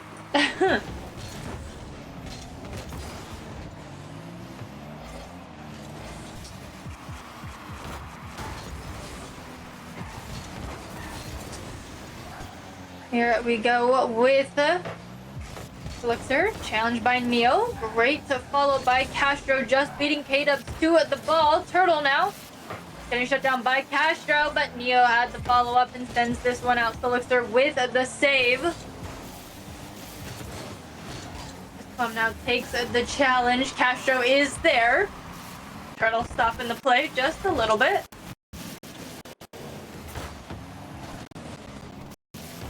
We got the ball on the right side. Plum sends this one down over to Elixir. The pop-up. K-Dubs just beating Castro. Shots off the crossbar. Turtle with the follow-up, and it's in.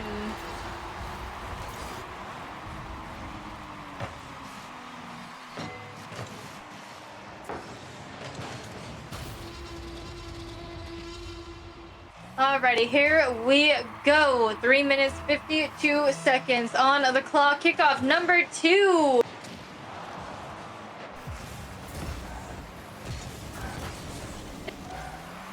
Steal. Turtle trying to go for the shot. It is no good as Plum now sends this one down field. K-Dubs with the challenge, sends this one towards the net once again. Castro is on it. Neo shutting him down. And Castro puts this one on in the net here, tying up the game. Take a look at that replay. Plum with the pass all the way downfield, and Castro to redirect it on in.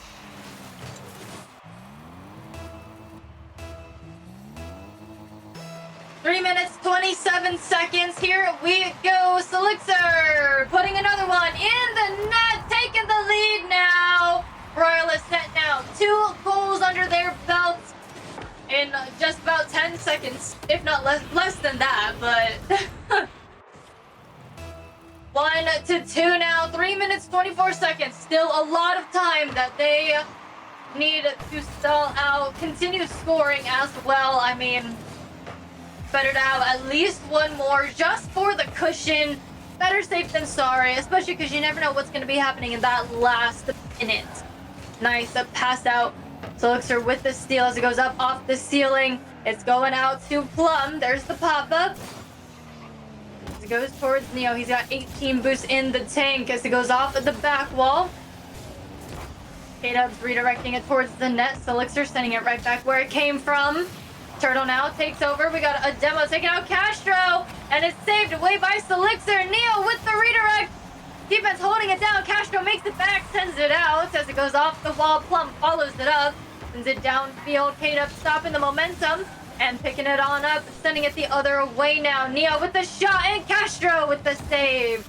Turtle now taking it around to the other side. Do have a shot, saved away by Elixir. Neo now sending it off the back wall. K-Dubs with the shot, and that one's gonna go in to tie the game.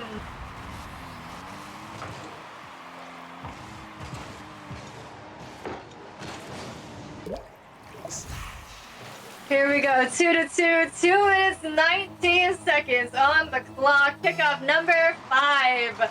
K-Dubs and Plum on us. K-Dubs sends this one downfield. Neo is met by Elixir. K-Dubs with the follow-up, sends it over to Castro.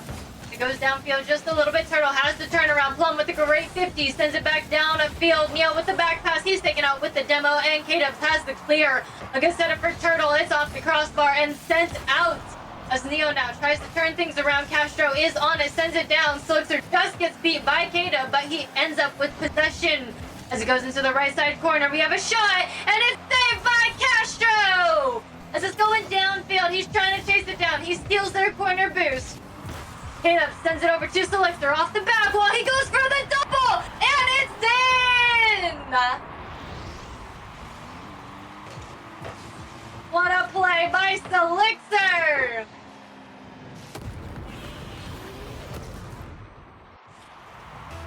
2-3 now. 1 minute, 38 seconds.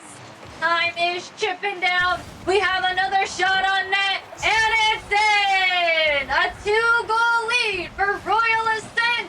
Elixir with the kickoff, and Castro with the cheetah. Sending this one in the bottom right corner. 1 minute, 35 seconds to go. Turtle takes this kickoff. That's gonna close the gap just a little bit. Nice little kickoff here. It is 3-4 now.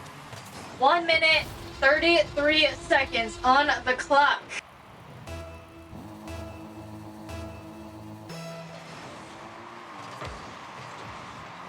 Alrighty, here we go. Castro on the breakaway. To the left side corner. Selixer with the pass. It's going center and Plum just a little awkward, sends it to the corner. As Neo now gets a small wall pinch, Selixer is up for it as he sends this one down. Turtle with the challenge as it goes over to Plum. Off the wall, past one. End up chasing it down as Castro gets in the mix. Neo getting met by Selixer.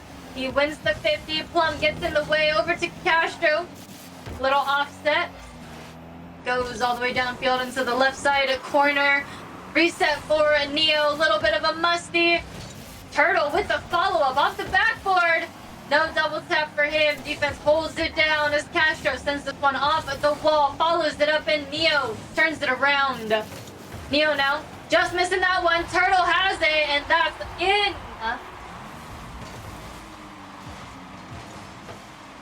4-4 now.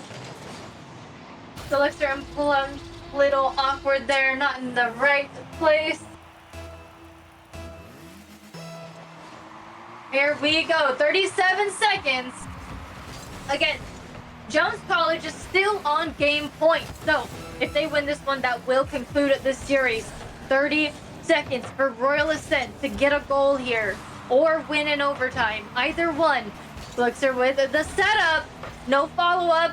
Plum getting a bump on Turtle. Ball goes over to Neo as he's got the air dribble. He's got to get shut down here. Selixer gets the save. Turtle with the follow-up though.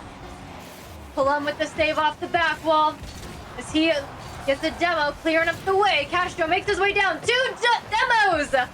As it goes out, Selixer takes the shot and it's saved away, pushing us into overtime. K-Dubs and Plum on kickoff. In comes Castro going for the net. It is saved away by Turtle. Selixer with the follow-up, and it's saved away once again. A little bit of a double commit. Turtle waiting patiently in the goal. He's a little skeptical there as Castro gets one touch followed up by Selixer. It is the shot just wide. K-Dub sends this over to Neo. Past Plum. Selixer sends this back over to Plum. One touch from the corner. Bouncing out. Castro just outside the net. K-Dub sends it back into the corner. Turtle with the follow-up. Gets the clear. Selixer is back. He gets one bump. Neo with the shot. Castro with the save. K-Dubs with another challenge. Castro getting in the way of that one as Plum sends this one out to Castro. One chip into the corner. Little off target, but that's okay. As the ball goes back to midfield, K-Dubs takes over. Plum getting in the way, shutting down K-Dubs and Turtle. We got Plum now moving in. Taking 2 50s here. Neo comes out with possession. Plum gets a clear on this one. Neo has the turnaround. Castro getting in the way. Selixer now moving past one. Off the wall, downfield. It's him and Turtle. He takes the 50. It bounces out. It's up. So is Turtle. 20 boost to use. No reset. Castro's taken out with a demo. Selixer in possession. 50 by Neo. A bump on Neo, but he's still able to maintain possession. As another 50 goes in his favor. It goes over to K-Dubs. No double for him. Team wasn't quite ready. Neo with the shot. It's off the post. And there's the clear. K-Dubs now takes one shot. Plum is there with the save. Off the wall. Turtle breathes it. Sends it to the backboard. Neo with the shot. And Selixer with the save. It goes back down to Selixer. He takes the 50. Plum chasing this one down, but Turtle beats him to it. As Castro steals the ball from him, it goes into the corner. Doesn't get the follow-up, but Selixer is there, making it a struggle for the clear here as the ball's just past midfield. Plum is up for it, gets one touch, sending it over to Selixer, who gets the touch before he's taken out with the demo. Neo now with the chip downfield, trying to play the bounce. He loses that one. K-Dubs now redirects it towards the net. Selixer's there with the save. Castro now taking over, getting past Turtle. Selixer trying to get the follow-up. Plum challenges Neo. Ball bounces back out. Turtle beats everybody to it. Castro now with one touch, launching it downfield. K-Dub stopping it at midfield. Turtle trying to get there. Selixer meets him. Neo now back in possession. Can't play the bounce off the wall. Castro is there. Turtle with the turnaround going into that right side corner. Plum just missed that one. As Selixer now has to send this one out as best as possible. Neo with a great redirect, but Plum is there. T shut down by K-Dubs. Castro now takes his time, slows down the play just a little bit, gets past one, a pass center, in comes Selixer, and it's downfield once again. K-Dubs with the turnaround though. Selixer and Turtle taken out with a demo as the ball goes back center. K-Dubs has no boost to use. One easy touch, Castro with the shot, Turtle with the save. As he's now moving down a field, Selixer tries to get in his way, just off-putting. Plum with the send out. Selixer is on it, gets challenged. Ball goes to the wall, bounces out. As it is a shot by K-Dubs. Plum again with the save. Another shot on net by K-Dubs, and that's not good. Turtle with the shot. Selixer with the save. Neo with the turnaround. Offense is heavy here. Defense needs to be stronger. You got Turtle with the pass out to Neo. Great touch by Selixer, just getting in the way, shutting down the play. Plum with a great touch, sending it to the other side of the field, giving his team some time to recalibrate as Selixer was able to grab 100. Castro had a good setup, but Turtle just booms this one downfield. Plum now with the catch, he gets bumped off. Selixer is there. Great backup as Neo sends this one towards the net. Plum with the save. Selixer again taken out with a demo. Ball goes center. Turtle with the shot. It is wide. Selixer now moving down past one flick just before. We got Neo with the turnaround. A pass over to Turtle. No double. In comes Castro winning this 50. Sends it to the back wall. Neo is there. Plum now disrupting a little bit. Turtle getting in the way of Selixer. Back over to Plum. It's a shot on target, and K-Dubs has the save. Castro now taking the 50. As it moves out, Selixer takes over, gets past K-Dubs, a little bump, leaves room for Neo to get a touch on the ball. As it goes center, Neo sends this one high, a little bit of a double commit here happening. As Turtle surround, we got Plum getting in the way once again. K-Dubs now, past center. Neo with one touch, no boost in the tank. Turtle getting there just before Plum. Castro now sending this one down. K-Dubs. One touch towards the wall. Turtle clears this one. Selixer gets in the way. Turtle still sticking with it. Has a lot of boost. Gets shut down. Ball's back at midfield. Castro with one touch off the back wall. K-Dubs is there. Sends this one out. Plum leaves this one for Selixer. He sticks with it. Gets bumped. Neo now sends this to the other side. Selixer almost landing on that one, but Castro's going to be taken over. Goes with the air dribble. Turtle with the shutdown. In comes Selixer with the challenge, sending the ball up the wall. We have a demo taking out Turtle. Selixer taking his time. K-Dubs gets a bump on Plum. Ball rolls down towards the right side. It is a shot. Selixer makes it back just in the nick of time. Plum now off the wall, sends this one down. K-Dubs gets in the way here. Castro and K-Dubs with the 50. Turtle now with the touch. Neo's on that left side. He does get it. Redirects it towards the net. Plum gets in the way. We got Turtle now going for the challenge off the wall. Can't play the bounce. Goes back center. K-Dubs shut down by Castro. In comes Selixer. One touch down towards that right side corner. Turtle is there. One touch. Can't quite to play it quickly, but he still maintains possession. He takes the 50. This one goes out. Plum chasing this one down. Great recovery on the wall. Gets a shot. Saved away by Neo. As he just beats second man to the ball. K-Dubs now getting immediately challenged by Castro. Turtle misses this one. Castro making his way towards the net. It's just wide. Ladies and gentlemen, we're heading into 7 minutes of overtime now. Turtle sending this one out. Castro getting in the way. Sending this one back. It is a shot. Neo with the save. A demo takes out Turtle once again. But we got Royal Ascent on defense. It's a shot saved away by Plum. Off the ceiling down to Selixer. As he goes up and off the wall, Turtle is up for the challenge. As he does get one touch, Castro is there. Taking the challenge on Neo. Ball's going to the other side. In comes Plum. Sending it to the wall over to Selixer. Off the back wall. Bouncing out towards midfield. Neo is up for it. Gets a one touch. Selixer and K-Dubs taking each other out with a demo. Plum now making his way downfield. Neo with the touch, but it helps Plum as it goes off the back wall. Castro gets the shot. K-Dubs with the save. Over to Selixer, sending it towards the net again. Maintaining possession, a back pass to Plum off the back wall. It goes out, and K-Dubs just beating Castro as it goes over to Selixer. They get past K-Dubs. It's a shot. It's in! Selixer with the winning goal. 4-5. 7 minutes, 49 seconds of overtime. The double commit. Awkward positioning there. Can't do too much about that. Royal Ascent keeps themselves alive. My goodness. All right, let's take a look at these stats. We have a total of 16 shots for Royal Ascent and a total of 14 saves. Over on the other side, Jones College coming in with over 20. They have 25 shots. Just take that in, okay? 25 shots and a total of 7 saves.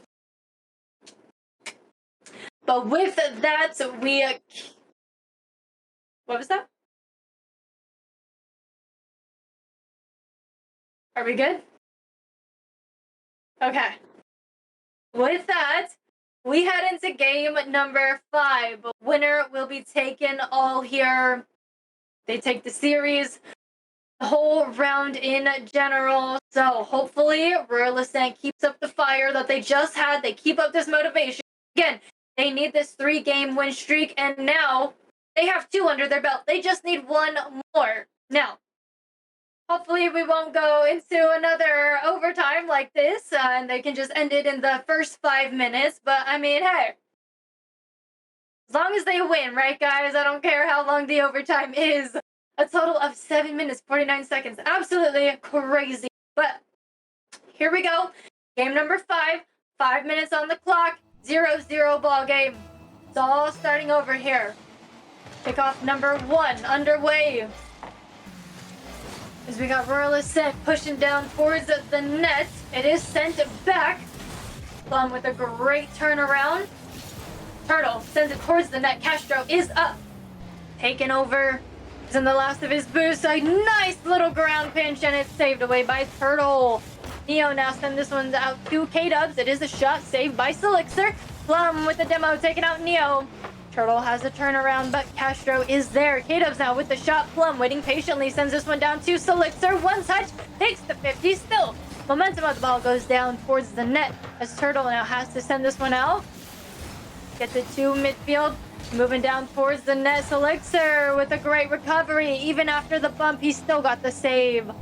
As Plum now, third man, chips this one downfield. Selixer sends this to the back wall. Neo has the read.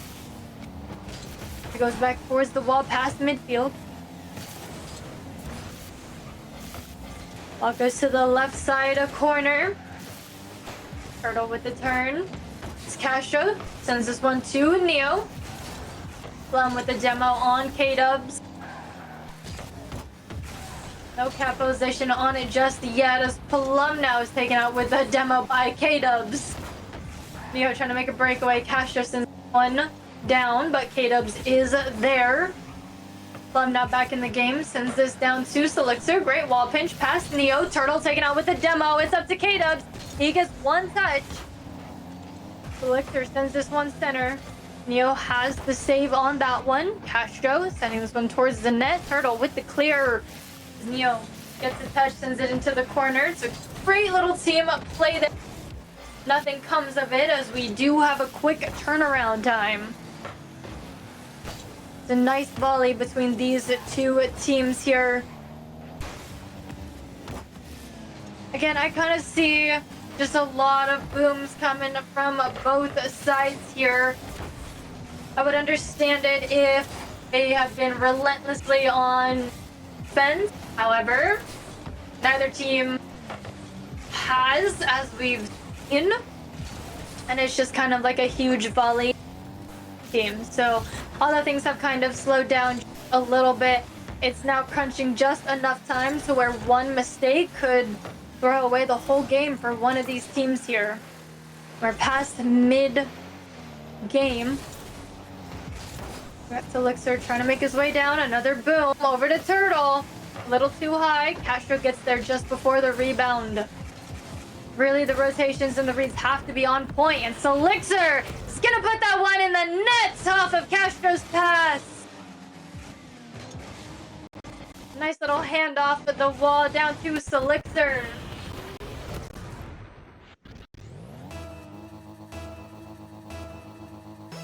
Two minutes, 8 seconds to go. Kickoff number 2.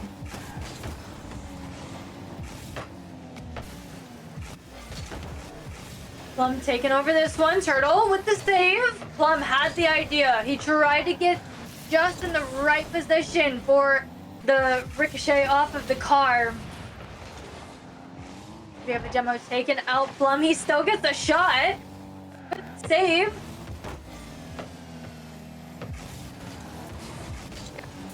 To Neo with little to no boost. Elixir getting in the way of that with the save. It goes to the right side. Plum loses it to Turtle. Castro now with the long launch. Plum chasing it down.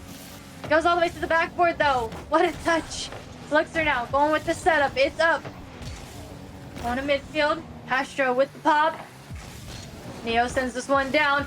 Plum redirects it just a little bit. K-Dubs with the pop-up. Pass over to Turtle. Gets the reset. And it's saved away by Castro. In comes Neo. And it's no good. K-Dubs with the shot. Selixer with the save. Turtle with the shot. And it's wide. Selixer going with the clear. As he makes his way downfield, he was able to grab that boost. He gets the reset. Passes it down. Turtle with the catch. And the flick downfield. Plum with the turnaround. K-Dubs is there. As it goes into that right side corner, we got Selixer. Now moving downfield, Neo with the turnaround. Ball goes center. Plum is there. Turtle sending it to the other side of the goal. Little scary. I wasn't sure if that one was going to be an own goal there, but thankfully for them, it was not. They still have 20 seconds to make a play here. They need to tie up this game and push for an overtime if they want a chance at winning. But Royal Ascent is holding it down. They are playing this long game. They're launching it. They're sending it all the way downfield and back halfway. Seems to be working as they're crunching down at time. K-Dubs with a pass. A great touch by Selixer. Plum now is letting it drop, and there you have it. Royal Ascent Esports taking game number 5 and round number 3, giving them a 2-1 series. GG's to both teams, but congratulations to Royal Ascent as they take another win in this best of 5 tournament and have a better record for day number 2. However, not over till it's over. We still have one more round for day number 1. So do not go anywhere, ladies and gentlemen, as we will be right back. And just a quick little shout out. If you have a business or something that you would like to have on our stream or shout it out, something, just a little advertisement, you can DM me for sponsorship or a partnership, as we would collaborate with you guys. So keep that in mind. You might know somebody, but we will be right back, and after this short break, we are heading into our final round for day number 1 of the AEA LAN tournament.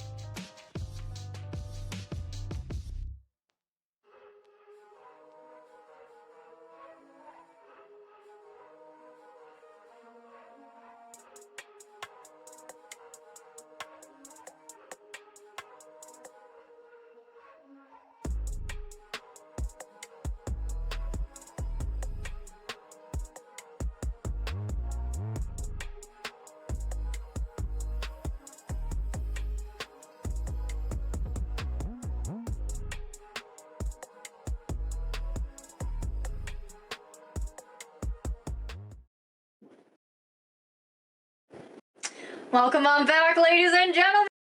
Round number 4, the final one for today. It's the best of 5. We are facing off Mustang High School. So, gonna be a good one. We're gonna get the teams on the field right now. Currently, both teams are tied for seed 6. So, winner's gonna be going up in the bracket, and the other one obviously is gonna go a little bit lower. Last time we were tied for seed 9. That's how we got up to 6 from our last win, and the other team was 15. So I'm not too sure how big of a jump it's going to be, but with all the games being pretty close and everything like that, I'm sure, you know, it won't be too drastic. But we are in the top 10 officially in this tournament. So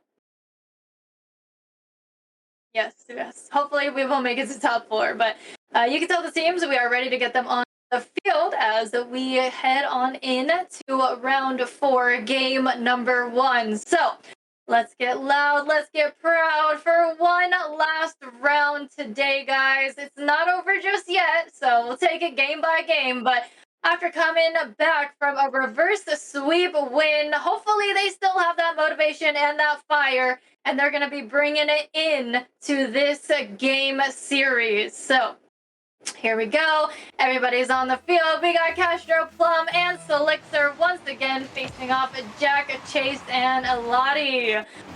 Yeah. Have Selixer with one touch all the way down. And a quick turnaround happening here. Chase in possession, leaving it for Jack as the Chase tries to follow it up. It goes into the corner. You got Plum now trying to make his way downfield. It's a great challenge coming from Mustang as Jack sends it back over to Elati. Elixir getting in the way as Chase goes on down for the challenge. As the ball goes up, we got Plum with the touch, sending this ball out and down. Castro now with the follow-up. Elati trying to take the shot. Elixir is there. Jack meeting Plum on the ball mid-air. We got Chase now going for the shot, and it's in!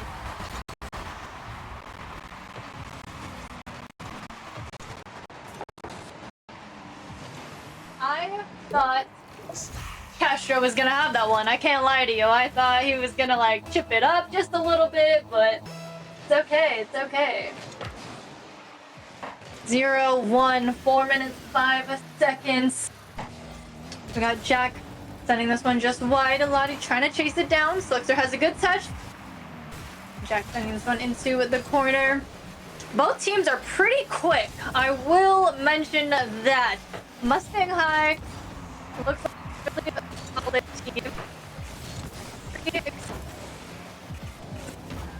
Hard fought game. Definitely giving Royal Ascent a run for their money.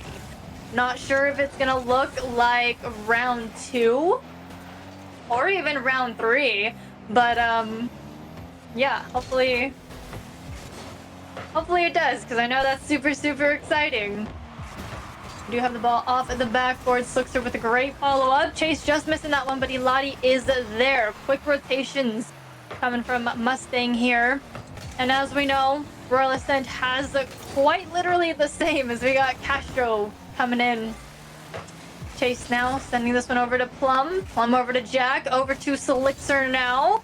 Got some good volleys happening here. Selixer doesn't quite get the bump on this one. Castro has a good catch. Chase now sending them to the back wall. Plum getting in the way of Jack here. Now they're at 50, sending the ball into this corner. It is center, but Castro is there, followed up by Selixer with the challenge. Off the wall, in comes Chase, met by Plum. Still moving downfield. Selixer with the follow-up. It's going center. Plum's already up for it. Sends this one out center. Castro is there with the shot, and it's saved away by Elati. It goes to the other side of the field, into that right side corner. We got Castro with the save. A demo by Plum, taking out Jack. As Selixer now has control, gets one touch off the ceiling, gets the reset, going into the corner. Doesn't quite get the boost, but still got the fall all the way down the field as they undo all the progress. It's a pass. Chase a shot just wide. Does go back out. Elati with the shot. Castro with a great save. As Plum now sends this one down the field. So Elixir is there with the follow-up. So it slowly rolls towards the net. We got Chase on defense, sending it back out. Castro now with the pop. Going center. So Elixir fakes out Eladi. Plum takes over. In comes Chase and Jack. A little bit of a double commit happening. Castro gets a good touch before he's taken out with a demo. We got Elixir taken out with a demo. Still not quite in. Castro makes it back and sends it out. Taking the 50. Loses that one. Elixir now taking over. Time is ticking down. 1 minute 15 seconds. Castro with the shot. Chase with the save. Bumps on defense. Plum tries to battle his way towards the net. Jack sends it center. And it's in! We'll take it. We'll take it. Plum with a great 50 in that corner there. And everything else just kind of worked out in his favor.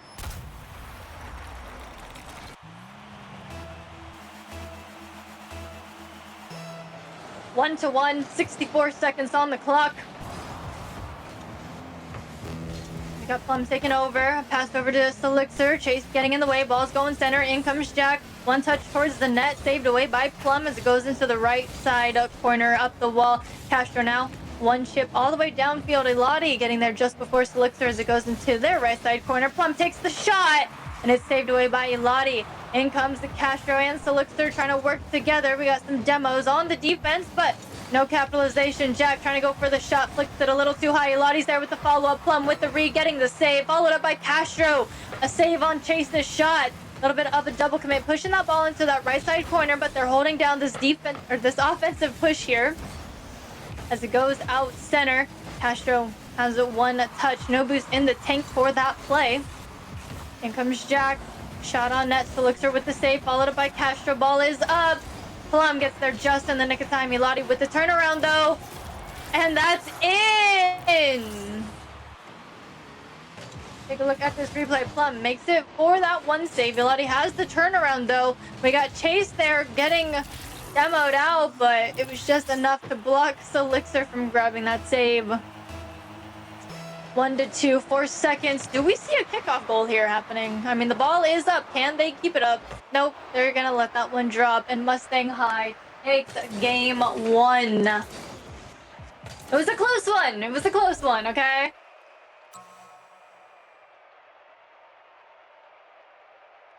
Good.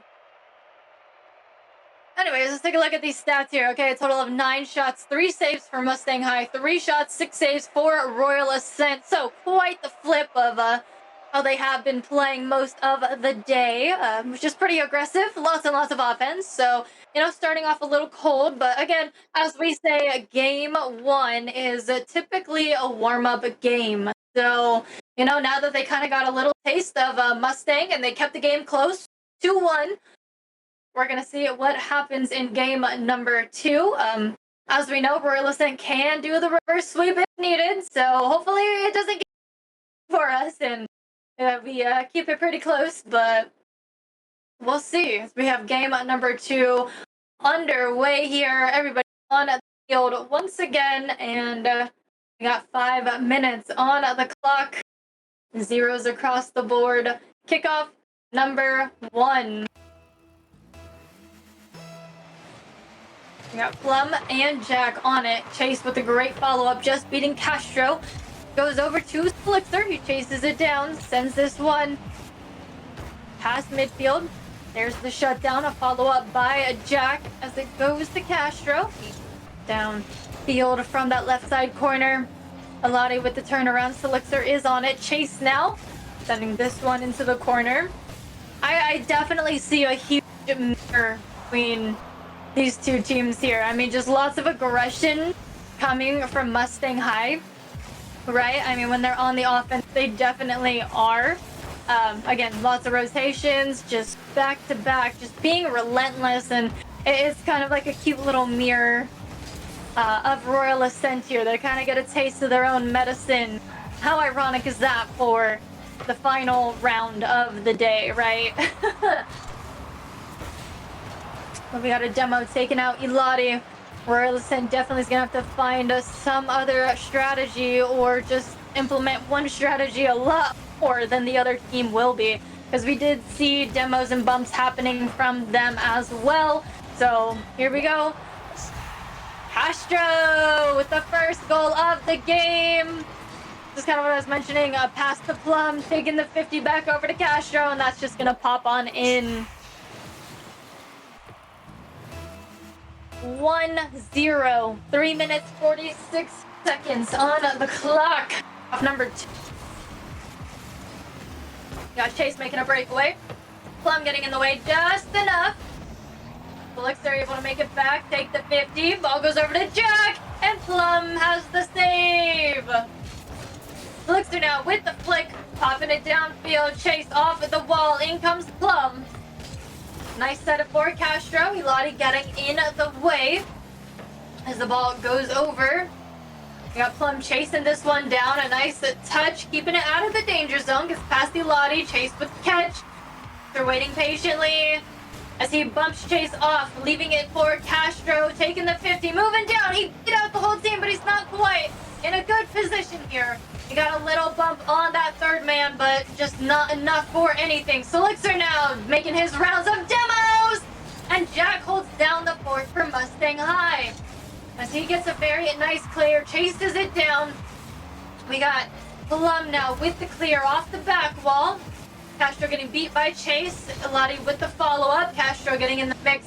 Gets one touch, setting up Elixir. He's now moving downfield. Elati getting in the way.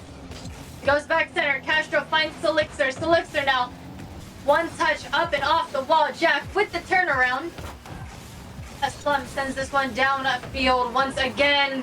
Nice center, but defense is holding down the fort off that back. Castro now tries to get it center. He does, and it's in! Castro with the first and second goal in this game for Royal Ascent. These solo plays.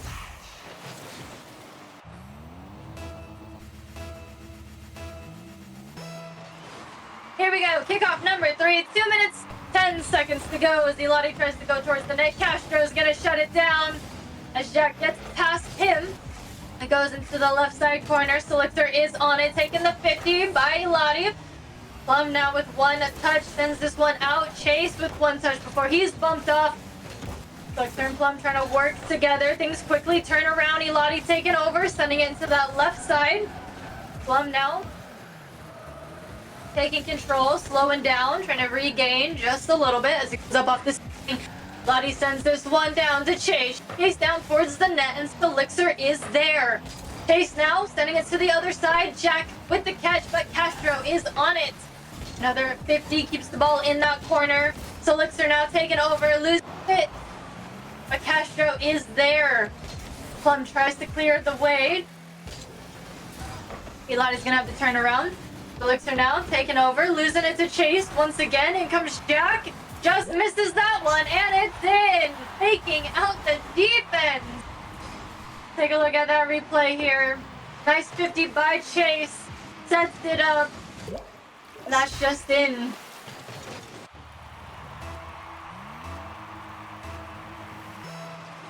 Two, 1 now, 1 minute, 11 seconds on the clock.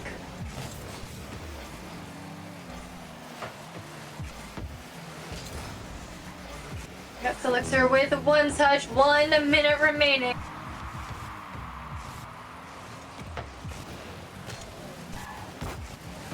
Chase now with one touch, a great follow up by Plum, but Elati got in the up. Chase is there. In comes Elixir, just beating Chase. Jack beats him to the follow up as he goes back over to Chase. He sends it off the wall. Nice 50. Sends this one into the right side corner. Elixir taking over.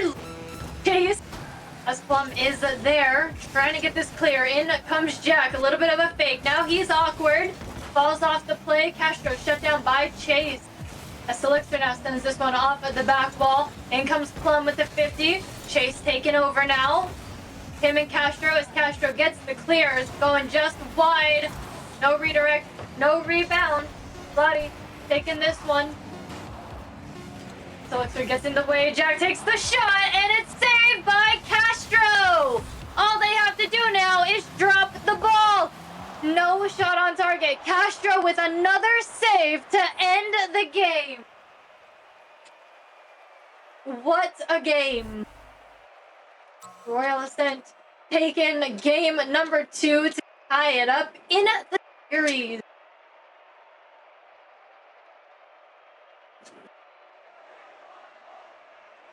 Alrighty.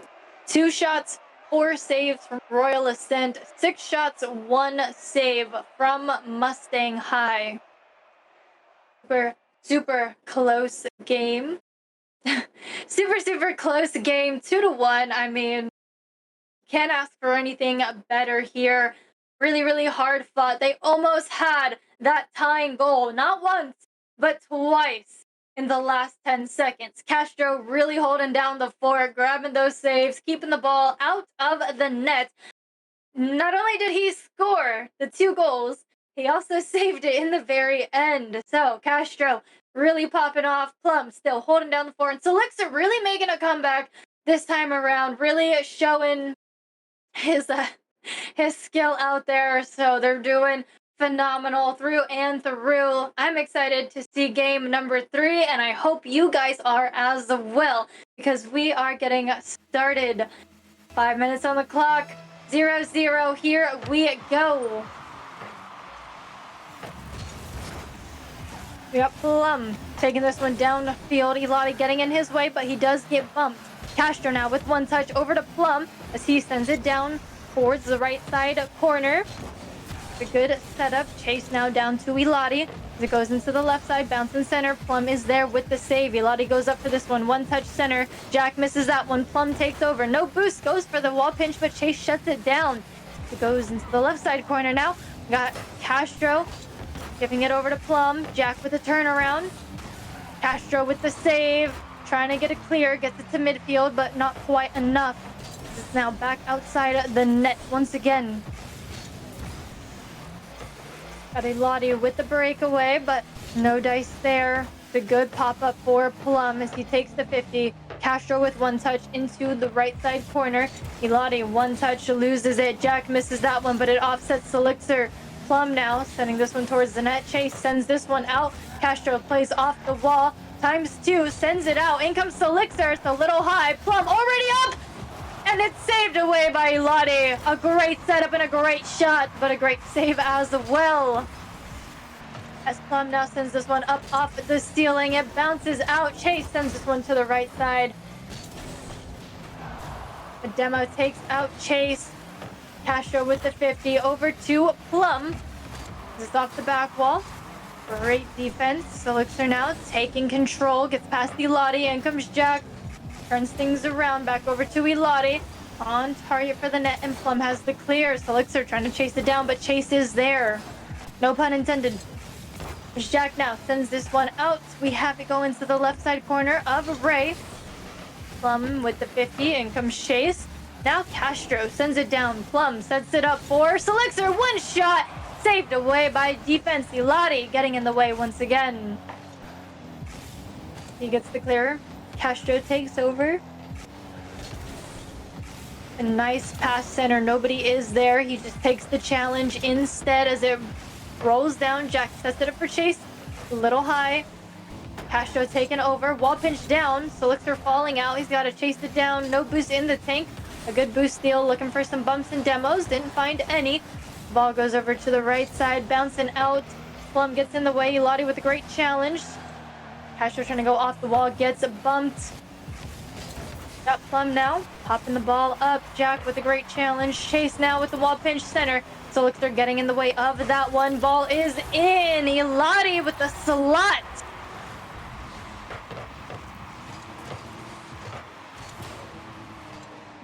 Take a look at that replay there. A great touch by Elati. I mean, credit given where it's due. That was a beautiful shot.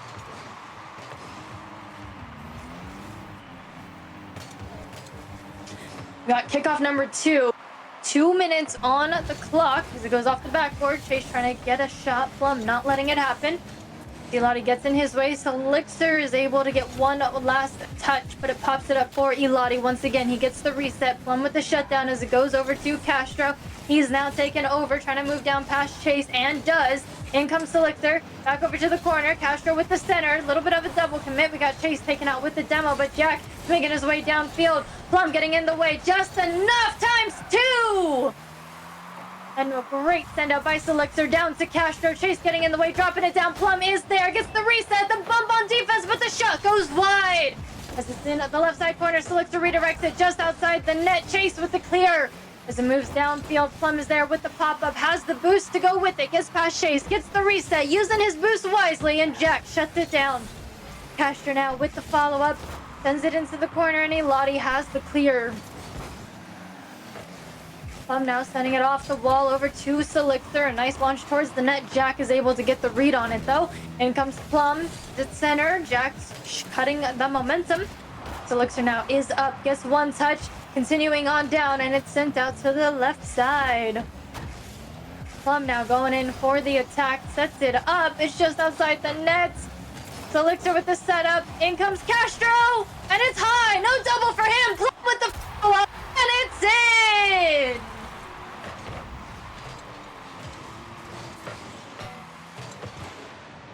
Take a look at that replay.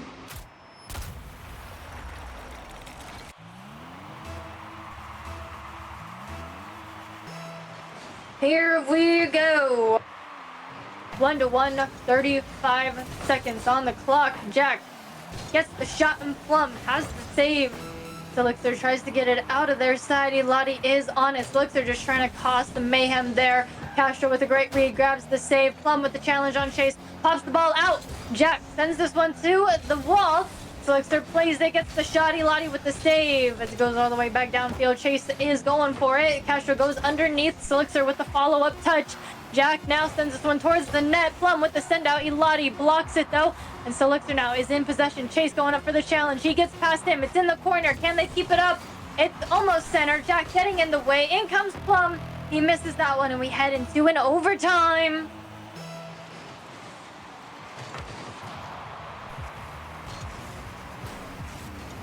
We got Jack going for the net. Castro gets in the way. A demo. What a save! It's still close though.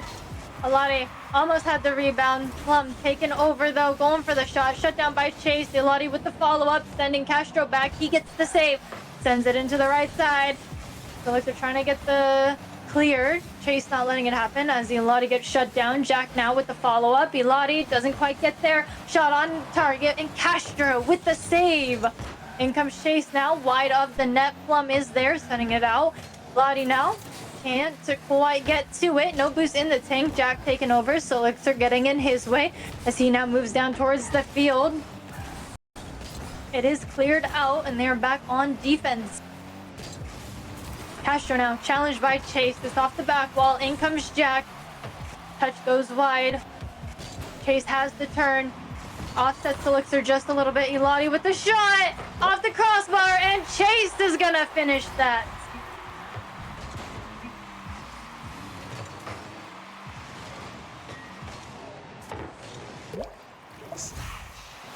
A good team play. Good follow-up by Chase there. I mean, if he had not been there, that would not have gone in. So he sealed the deal for the team.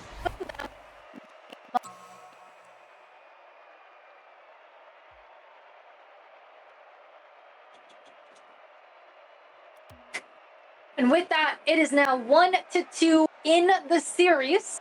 However, we have come back from worse. Most definitely have. At least we have one win under our belt. So now we're going to have to win this next game, keep ourselves alive, and push for a game 5. So we'll see if that happens, or if we're going to close out this series and Mustang is going to be taking the series.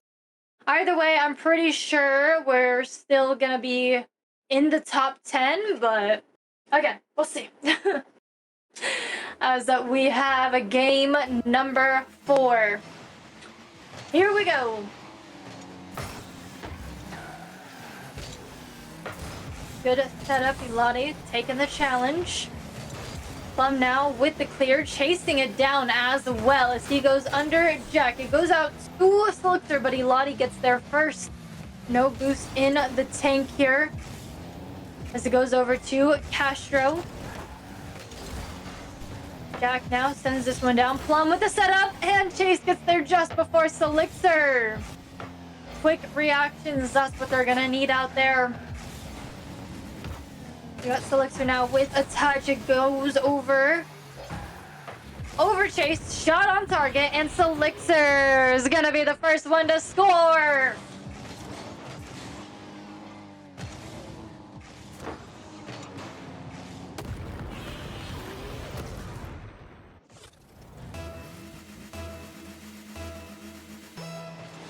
Here we go, 1-0, kickoff number 2, 4 minutes, 15 seconds to go. As it's off the back wall, Elati tries to go for a redirect, but he's shut down. Jack now with the setup, Elati with one more touch. Castro meets him there, followed up by Plum. There's the fire Royal Ascent needs. Back-to-back rotations here. Elati misses this one. Chase has to go up for it. Little awkward, little slow. Castro capitalizing, taking over. Elati with one touch out to Plum. And we have a demo taking out Jack. Elati holding down the fort. Slixer is there though. In comes Chase over to the right side corner, sending Elati back. Again, no boost in the tank. As Castro now gets beat by Jack, but they are back on defense. It is a shot saved by Slixer as he goes into the right side corner.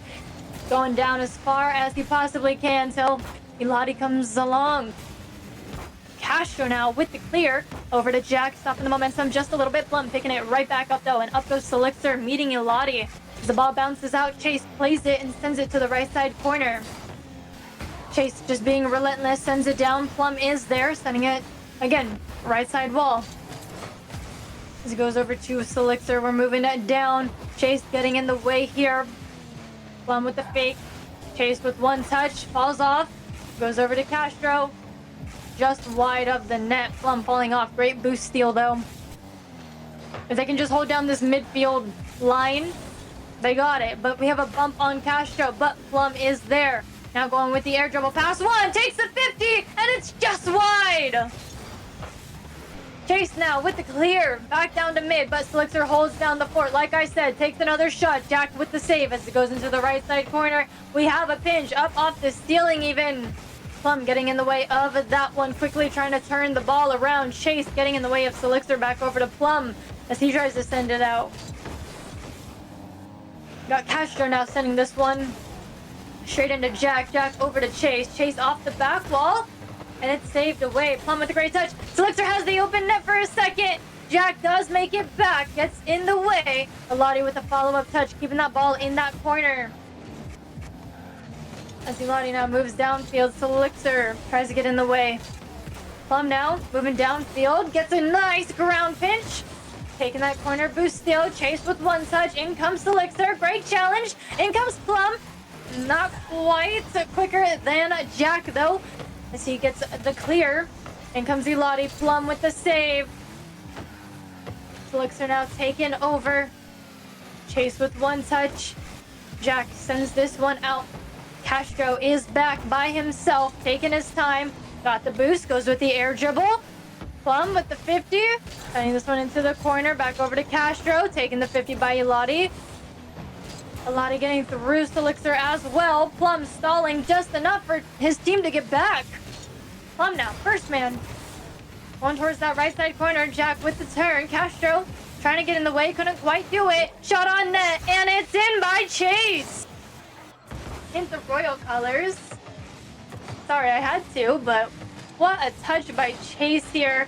Castro did what he could. Same with Slixer. Almost had it, but that's going to tie up the game with 1 minute and 10 seconds to go. We got kickoff number 3 going in favor of Royal Ascent. Jack taking possession though, chipping it past them. Plum with the save. Great follow-up by Jack. Chase with the reset, but Castro got in his way.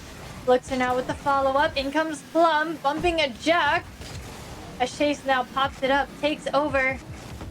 Slixer getting in his way.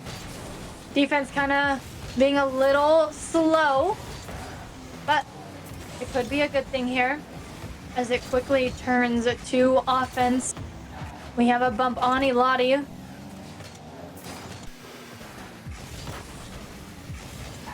I'm now sending this one out. Jack getting in the way of that one. Chase just beating Castro. Elixir is up, sending this one back towards the back wall on the orange territory. It is a shot. In comes Castro! And it's in! Elixir with the setup. Castro with the finishing touch here. It looks like Plum did get a touch on that one. Okay, I did not see that. I thought he just went for the bump on the defense, but a great assist by Plum and Elixir. Castro with the finishing touch. They have to hold it down for 5 more seconds. There's the long shot. It's going. It's going. It's in by Plum.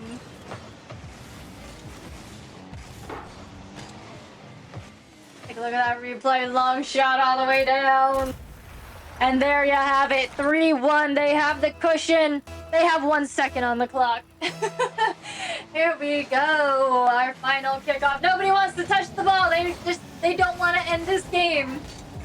But it's okay. There's at least one more game, guys. It's okay. We don't have to say goodbye to each other just yet.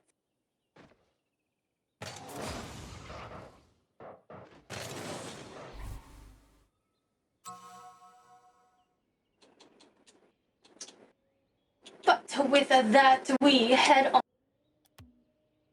Game number 5. Champions. Total 10 shots and 3 saves for Royal Ascent. Heavy game for them. And the turnout was still only 3-1. So, deep breath, everybody. Here we go. This is it. The final game of day 1 in the AEA Nationals Tournament. Here we go. Winner takes the series. Game number 5, Royal Ascent versus Mustang High. Game number 5. We got kickoff number 1, a great passing play by Royal Ascent as they get it into the right side corner. We got a demo taking out Elati. Castro with the pop-up. Jack beating Plum to the ball as they get the clear just past midfield and down into that left side corner. Shot on target, and it's in!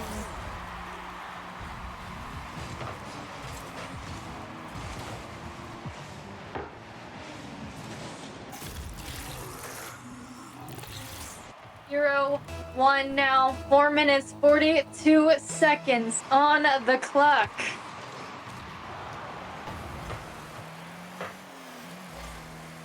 Ball rolls off Elixir. Got Castro. Nice flick. Jack with the turnaround.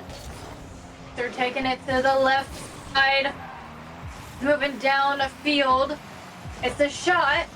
Saved by Jack just in the nick of time. Castro keeping the offensive pressure alive. A little bit of a double commit. Jack again with the clear.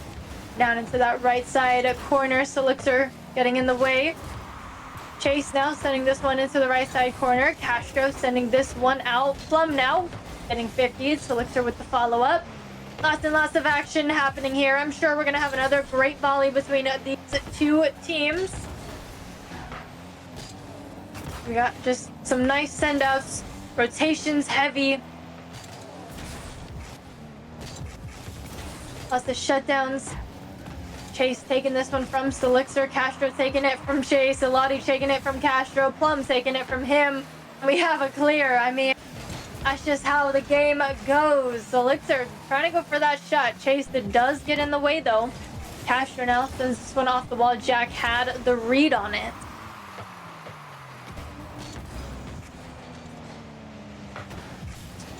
As Jack now gets into the way. Plum takes this one down. Got Castro getting 50'd. Elixir with the pop. It is a shot saved by Elati.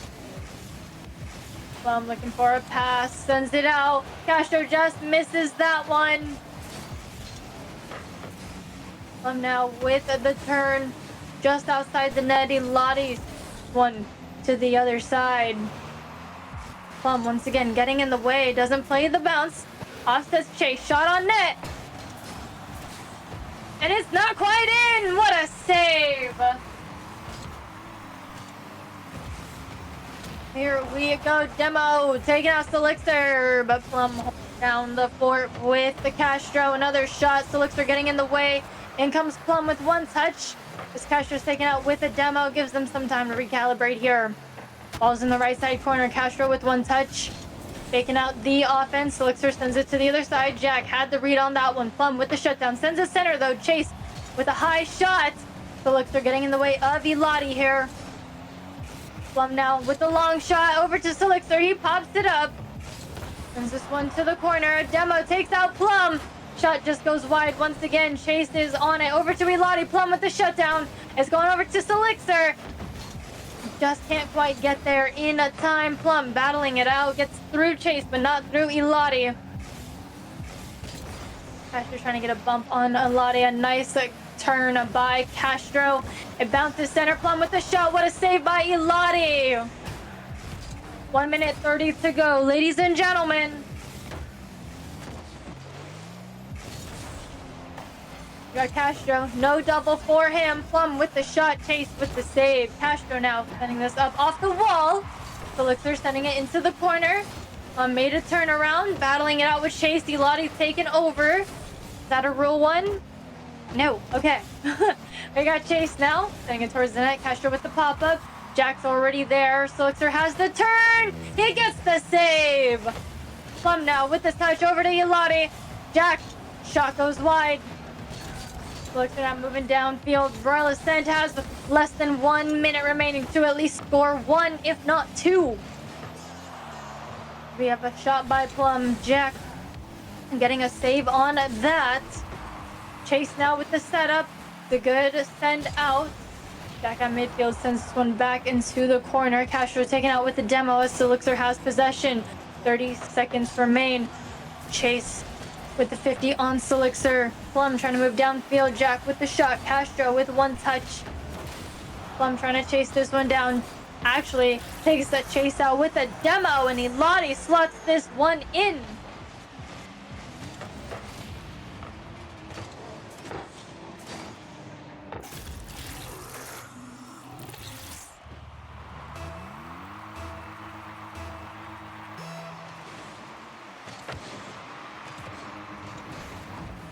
Here we go, 15 seconds. Elixir in a charge, gets a shot. I'm trying to get the follow-up. It's just outside the net. Jack misses that one. Elati sends this one out. Plum with one touch from the corner over to Jack. And that's going to end round number 4.